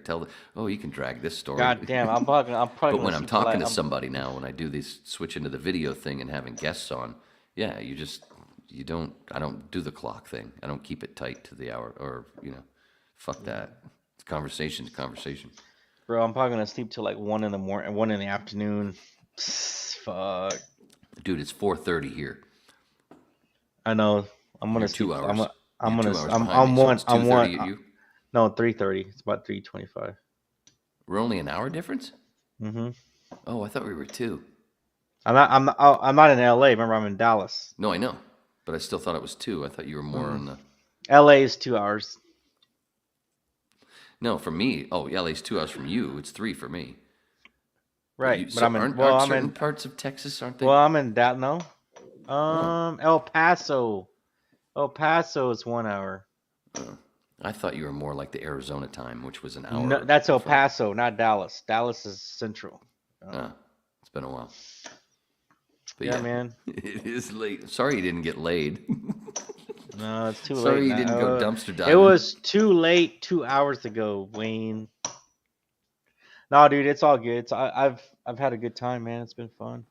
I think it's been, yeah, it's going to take me a while to go through this, but there's going to be a lot of... Easy where you put your hand, pal. We only just met. The last one to get dressed with me is sleeping it off. 6 feet under. How'd you like it if I made you talk, huh? Sticks and stones will break your bones. Hey, that's not a bad idea. Hey. How'd you like Oh, I don't know. sticks and stones will break I gotta your put bones? Hey, that's not a bad idea. that, dude. It was so funny today. Like I said, man, when I was walking out with my packages, the maintenance guy was like, "Hey, what's going on?" And I had him in the package against my chest because I had other packages, right? And I was just walking, I accidentally pushed him in to myself, and he starts fucking going off, and I'm like, "What the? Where's that coming from?" And it was just a weird moment, and I was like, "Motherfucker, Danielle, you son of a bitch!" I thought it was her that sent me the doll. James, Now this- just get another one and make them argue. And now like this, and then like, you know, and then like, I was like, damn it, Danielle, and like this. I just hope I never see this maintenance dude ever again. Yeah, I just remember getting a text from you. Yeah, I got a surprise for tonight, and I'm like, That which, was a which surprise. show? And you go, both. And I'm like, That- what the that fuck is he was- talking about? That was the same, yeah, dude. And I thought it was just going to be the dumpster diving. I have a sneaky suspicion I'm going to have a dream tonight where some chick's riding my face. Oh, And she's going to be, and she's you're going to be 12. probably really heavy.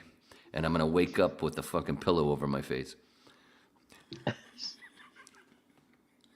Just make sure you don't have And a my mouth is going to be really dry from licking, licking the pillowcase. Just make sure you don't have a ham sandwich before, and you're good, bro.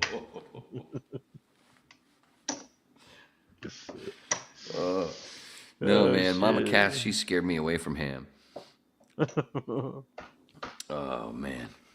All right, homie, let's wrap this All up. right, dude. All All right, right. man. Wait, hold on. I got to play my little, I got to get prepared because I got stuff to read and music to play and a ramp to hit. Anyway, Beckham, it's been a blast. Lots of laughs. I'm glad we did it live, and we're glad we had some people chiming in, especially Watson. This fucking Texas brother is, the Slayer. Anyway, Hope to see you in the Californias soon. But watch the Corbett Report, the Jimmy Dore Show, Russell Brand, Kim Iverson, Jackson Hinkle. Look for yourself. I'm just a fun babbling lecturer, dabbler. Remember, we're all Neo, aka One. Sorry, ran long. Had to bump comedian Brian Regan. Thanks, Gary. Wow. Daddy loves you. Messing with my peebles. I missed the ramp, but good enough.